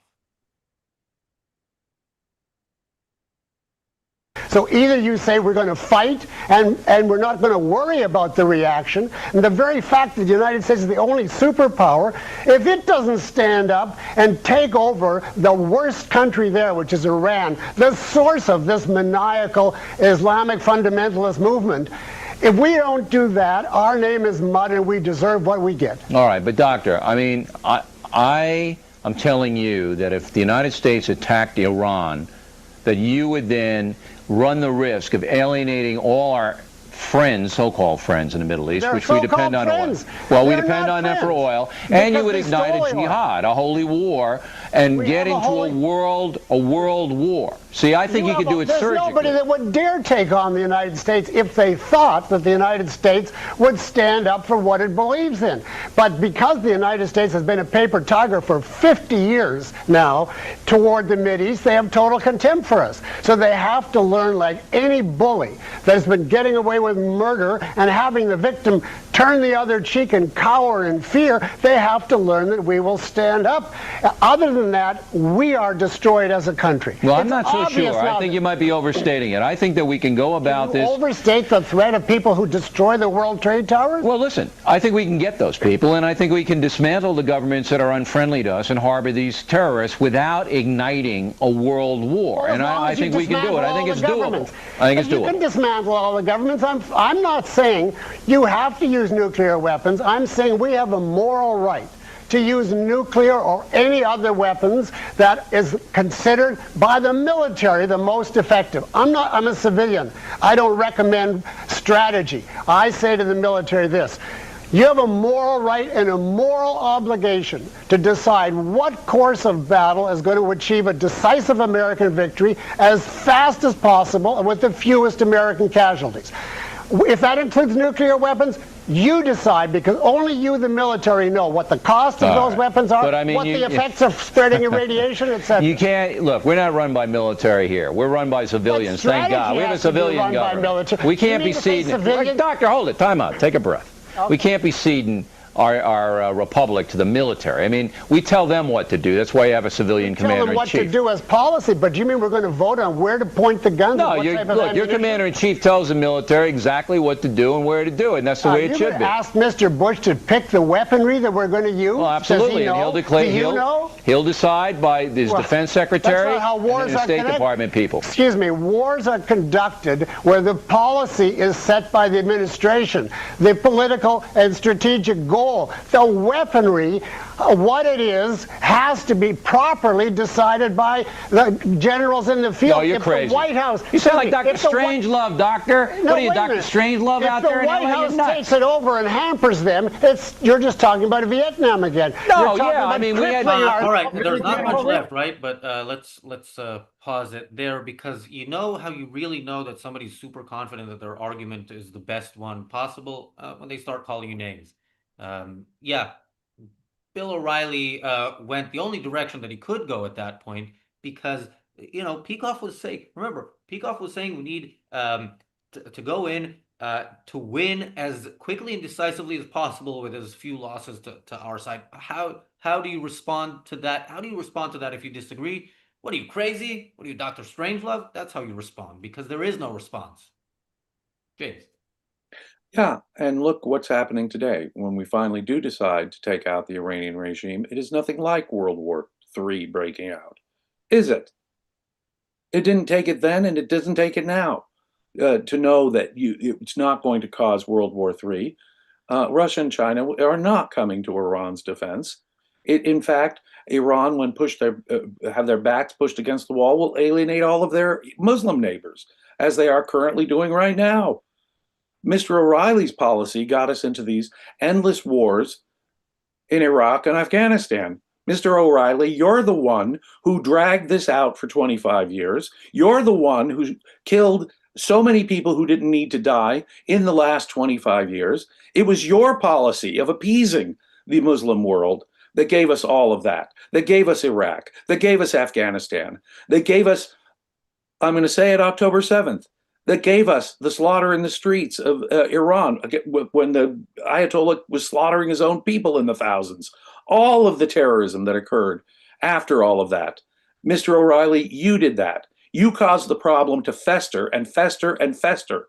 You had no decisive response. And by the way, your recommendations have just been proven to be flat wrong. If America takes decisive action against Iran, is it going to cause World War III? No, it is not. And yeah, military experts are the ones. Okay, it is true that general policy is set by civilian leaders in this country, but military experts have to be the ones to tell you how to do that with the minimal damage to our side and a maximum swift and victorious conclusion for the others against the other side. Yeah, and by the way, if we're afraid, I mean, consider what's going on in Ukraine and Russia, for example. People have said, oh, well, if we allow Ukraine to attack within Russian borders, that'll cause World War III. Russia will use nuclear weapons. No, no, no, no. We cannot be afraid when we're confronted with aggressive evil. We cannot be afraid of their use of nuclear weapons, or we capitulate to the deterrence. And we have to be able to put nuclear weapons at least on the table on our side if there's going to be a credible part of nuclear deterrence. Nuclear deterrence is useless if they're sure that we're never going to use them. No, we have to say, guess what? We're going to use whatever weapons our generals tell us will be most effective here. Now, you take that into calculation, Russia. We can't say, oh, well, we're not going to respond within Russia because they have nuclear weapons. Why the hell do we have nuclear weapons? We're capitulating to their nuclear blackmail. No, Mr. O'Reilly, everything about your approach was wrong. And set us up for 25 years of misery, destruction, terrorism, October 7th, thousands slaughtered in the streets of Iran. That's what his policy caused. And now we see what happens when you do stand up and show a little moral backbone to Iran. No, World War III doesn't happen, Mr. O'Reilly. No, Iran alienates its Arab Muslim neighbors. Sorry, you got that exactly wrong. I mean, it's amazing how I know history gives us 20/20 hindsight here. But, and I can't blame him for not knowing what he didn't know. But if Leonard could know it, the rational mind should have shut up and listened to the lessons, the moral lessons that like Dr. Leonard Peikoff was trying to teach the world then. How many thousands of lives might we have spared? Yeah, a rational mind, as you mentioned, should. Any rational egoist, I guess I will repeat that. I will repeat that until Michael Leibowitz just waves the white flag and supports, waves the white flag in one hand and the U.S. and Israeli flag in the other. Thank you, Bonnie, for the super chat. Race, I guess, is insisting on holding on to the title for best comment. He won it last night, and he looks like he's going to win it tonight. Race says, hasn't O'Reilly been in trouble for engaging in strange love? Alejandro. Ooh. And look how the world that O'Reilly wanted to build, or the type of policy that he wanted to engage with, led us very close to World War III, or the closest we've been to something like World War III. Look at the world of today.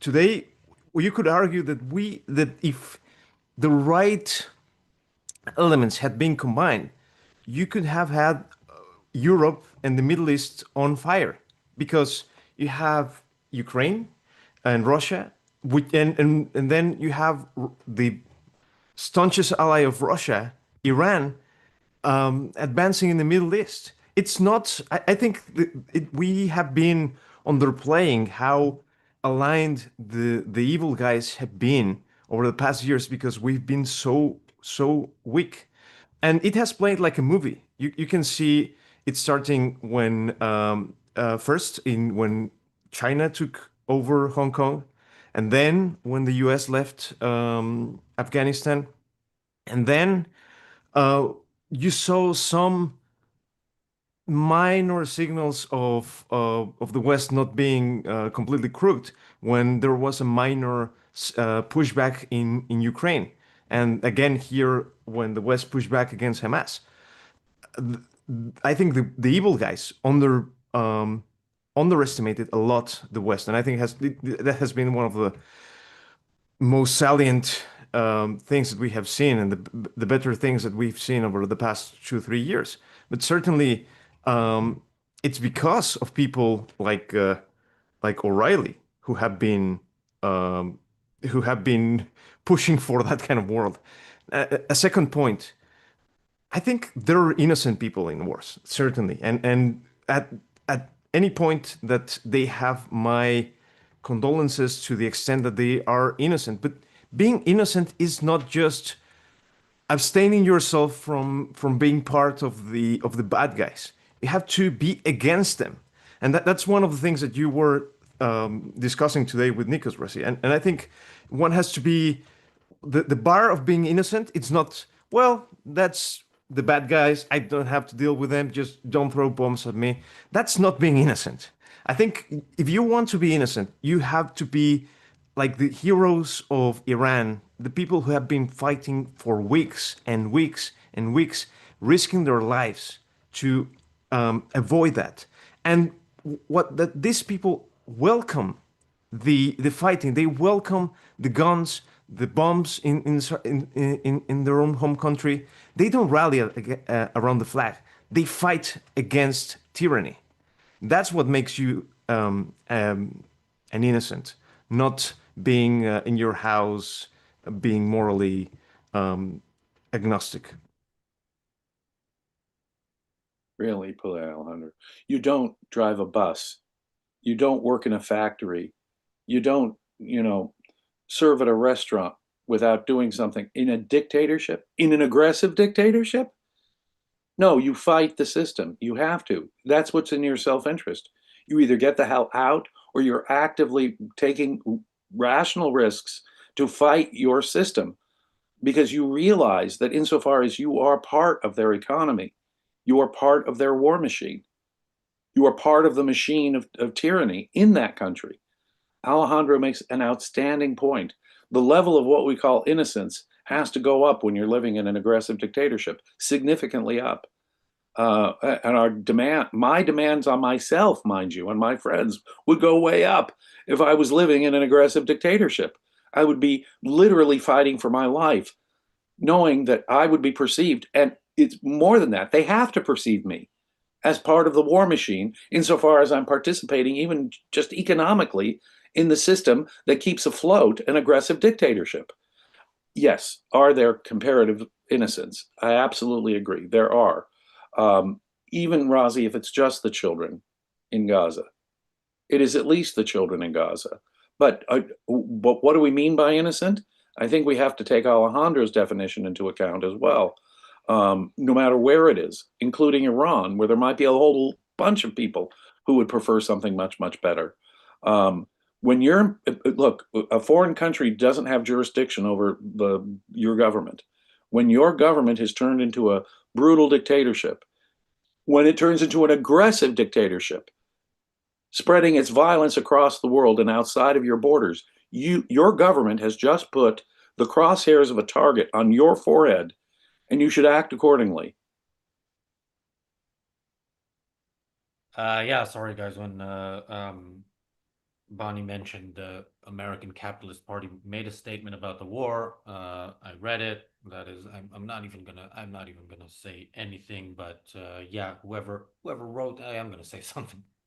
Whoever wrote that, no offense to lawyers, James. Some of my favorite people are lawyers, but if people hide really bad views, indefensible views under legal mumbo jumbo and, pretending that the Constitution, which is not perfect, people, there are things about the Constitution. The perfect Constitution would look different. It's the best of constitutions that are written that countries have, but it is far from perfect. If that is above the state doing its basic, it's the reason it exists is to protect individuals, to protect the rights of individuals within its territory, either from force from within or from force from foreign powers. If something that you can interpret in the Constitution is going to give you an excuse to say a country that has been attacking us for 47 years, we should not be responding against them because, sorry, that is not rational and that is not reality based. That is that you're using the Constitution like religious people use the Ten Commandments. Yeah, the Constitution, the American Constitution, is an astonishing document. In its historical context, it created the first secular moral government in U.S. history in its inception, but it is a deeply flawed document. It is not only flawed, the interpreters, the constitutionally selected interpreters of that document, have interpreted it in very, very wrong ways. The current way that the Constitution is interpreted by our current Supreme Court, going back at least the last century, if not more, has been corrupt. So what does that do? Does that mean that the American government is paralyzed in doing the right thing to protect the lives and safety of its own people?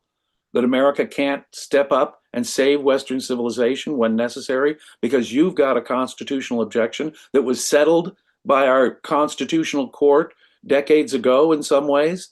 No, that is insane. If your first concern here is look, I can do the split screen. I can still complain about the way the Constitution is interpreted and argue and advocate for changes in the way the Supreme Court looks at it or amendments to the Constitution if necessary to fix it. But when we're dealing with an evil regime like Iran, that is not even my first, second, or third consideration when I'm discussing what's going on in Iran right now. But I am able to walk and chew gum at the same time. And I'm not going to let the news headline here is not Trump is acting like all the presidents before him since World War II. The news headline here is an American president is finally doing something decisive about Iran and its leadership and the government there. And if your priorities don't get that, and you're so twisted in your priorities, so what? We're supposed to be paralyzed until we get our Constitution perfected. No, and I suspect I know who wrote that. So yeah, very, very sad. The U.S. already has a libertarian party. It doesn't need another one. We don't need to confuse Dave Smith, and I don't understand what they're doing there if that is the statement they choose to put out. At some point, I will shut up. And Alejandro, your thoughts on any of that or the video? I haven't read the statement, and I'm less concerned that a U.S. Citizen, because certainly it's not my country, but certainly I would be concerned that war hasn't been declared. It's part of the Constitution. It's something that has to be done. At the same time, I don't think that it's setting a precedent in the way that other things that Trump has done is setting a bad precedent on. I was searching, like, when was the last time the Congress declared war, and it was 1942. Now, sadly, declaring war in a sense would be setting a precedent, not exactly, exactly, but, and something we haven't seen in a while. And it could have been such a good way, because Trump has the Congress on his pocket. He could have declared war, and it would have settled a great precedent.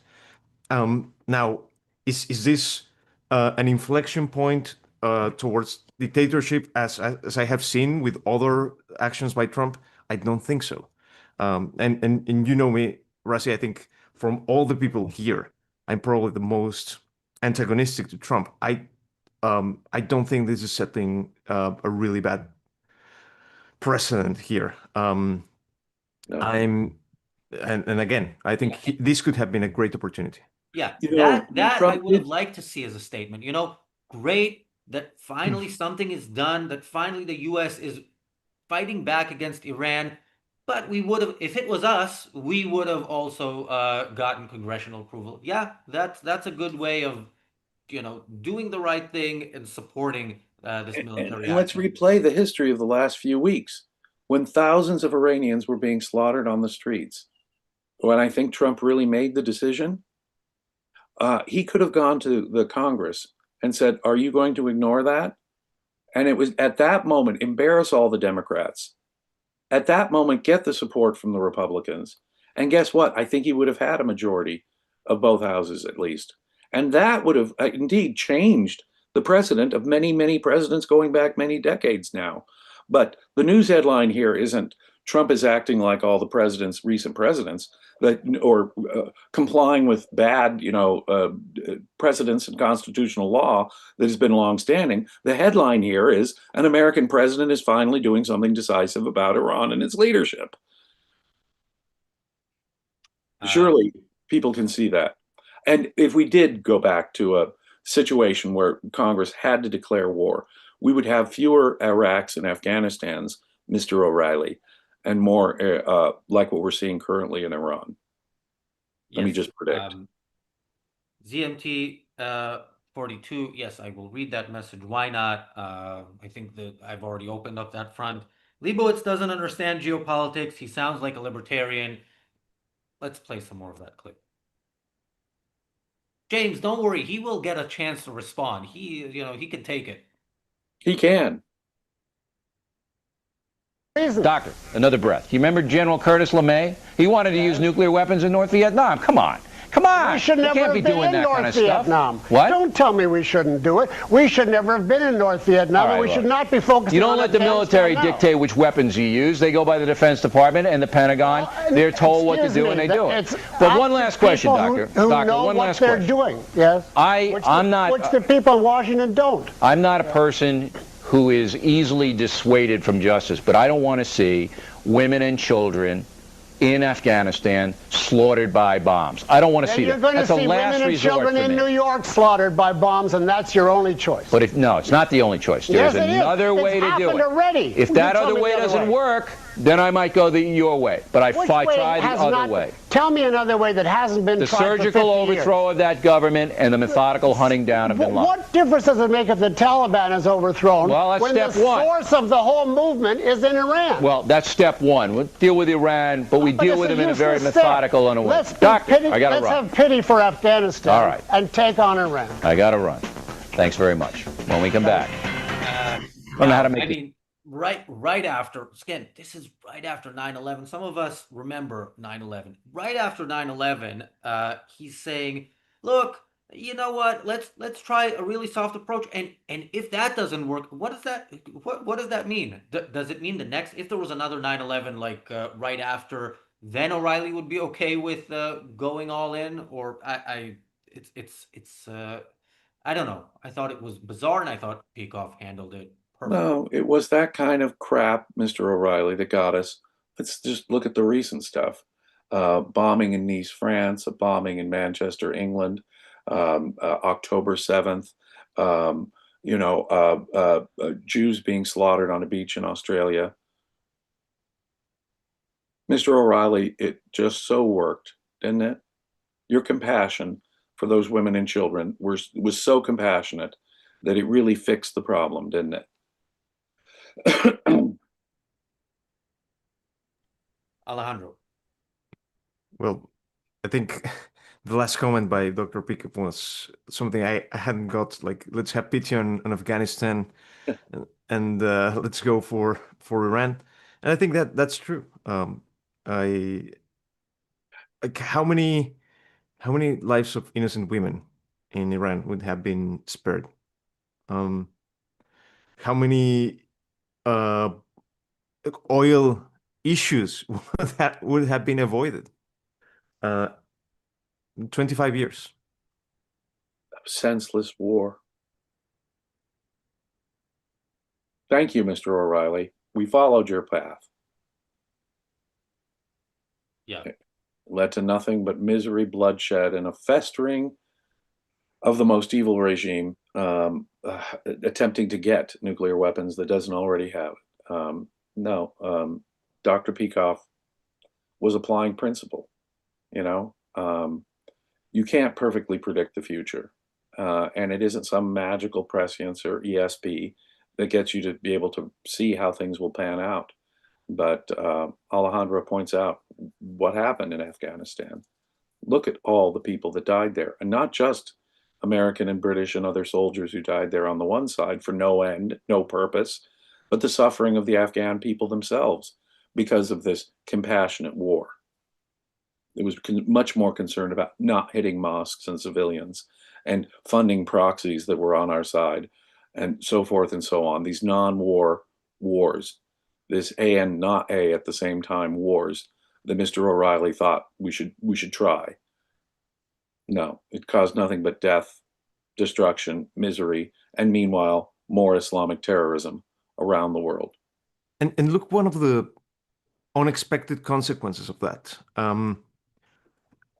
This has also had repercussions on freedom of speech, and in ways where you couldn't have envisioned.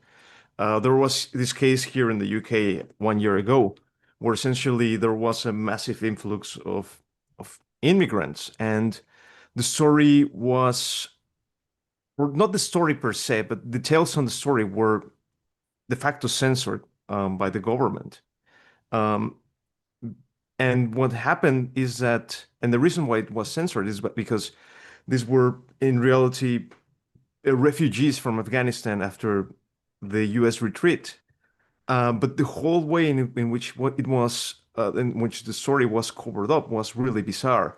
And and really the repercussions have been really difficult to even assess, and a story that has been sparingly talked about. But you cannot even foresee the kind of consequences that a bad policy will take on an entire people. There is a lot of news coming in. Alex is in the chat, and she's talking about the direct hit in Jerusalem beside her work. I'm watching it on television here in the background, and yeah, the images don't look bad. They're reporting about 7 people hurt, 1 seriously. So, but yeah, again, it could be one of those things where the images kind of tell you that these numbers are not going to be the final numbers. And again, this was a very, That is very. why we have to be relentless. That is why we have to take out every missile launch site that we can find and degrade their effort and destroy as many missiles as we can. All of their drone sites. Oh, why, if they, I mean, preemptively, but should they breathe incorrectly, Hezbollah and the Houthis should get it with the full might of both America and Israel, by the way. So no, we have to be relentless in this. We cannot let up. We cannot let any of these lives that are lost now be in vain, be spilt in vain, that blood be spilt in vain. We cannot. We have to be relentless, thorough, and make sure we do the job and make it count and make it stick. That's what we have to do. Of course, there's going to be danger up front, but we didn't take the upfront danger of dealing with it before, and now it's worse because we didn't. I'll add that too.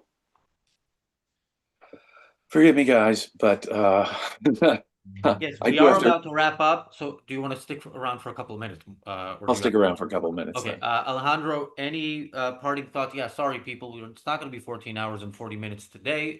It is the second longest live stream we've ever done, and we will be back tomorrow again for the whole day, and for the coming days. But Alejandro, just hope that everyone in the West, especially Israel, is safe. Looking forward to the developments on tomorrow and the rest of the week. Ginger, I will raise my voice, and maybe I most of the broadcasts I will do in the coming days from the office, just some of the evening parts. Not yeah. Yeah, people we know, people we know are in harm's way in Israel, in Austin.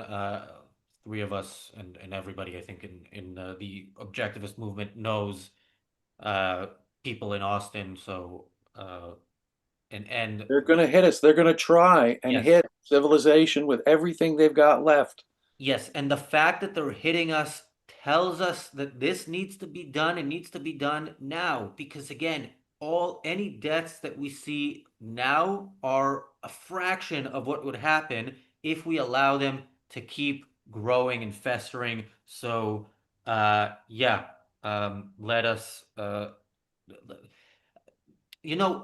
earlier there was Michael Kaufman was talking about how maybe the direct hit in Israel earlier, where last I read, 9 people were dead, but also 9 buried under the rubble. So we don't know their condition.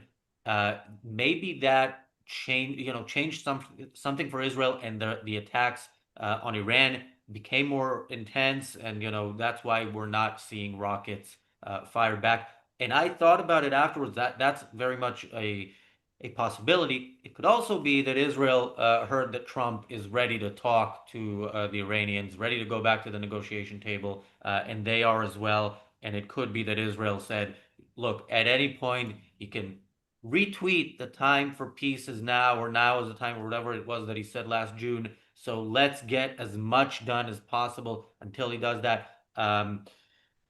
Yeah, I hope that is not the case. I hope there is no situation in which Trump is considering stopping the war. If there's some sort of theatrics that they need to do with negotiations to, scare us a little bit, do it. But yeah, as long as the Iranian regime exists, its proxies exist, and its sleeper cells in the West exist.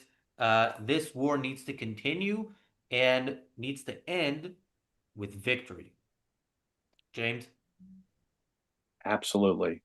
I think Mr. Trump was head faking us for weeks now to get his ducks in a row where the ducks should have been in the row before.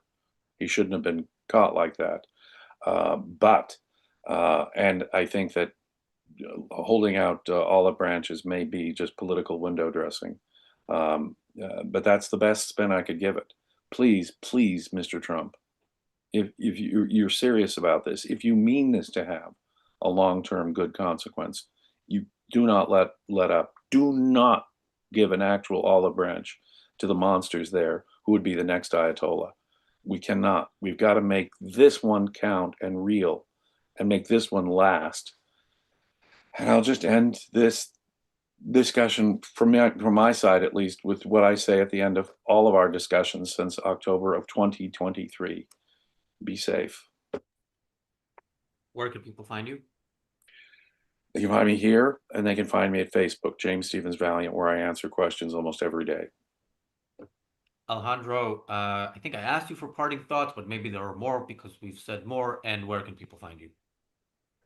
They can find more essays that James and I and Don Watkins did back in the day. I think they're made as a Essay playlist. discussions, you mean on the channel?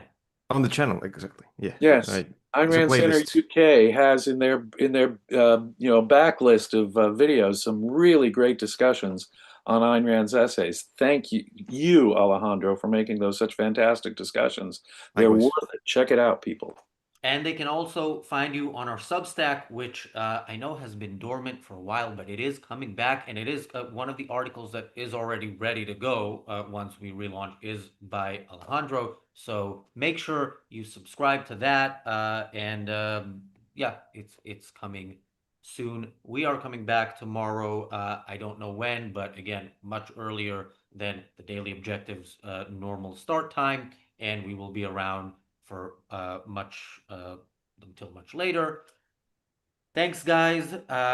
Thanks everybody for watching. I'm Razi Ginsburg on X, and yeah, we will be back here tomorrow. I second James's call for everybody to be safe, and yeah, for the Iranian regime to get what's coming to it as soon as possible. Thanks. We'll see you tomorrow.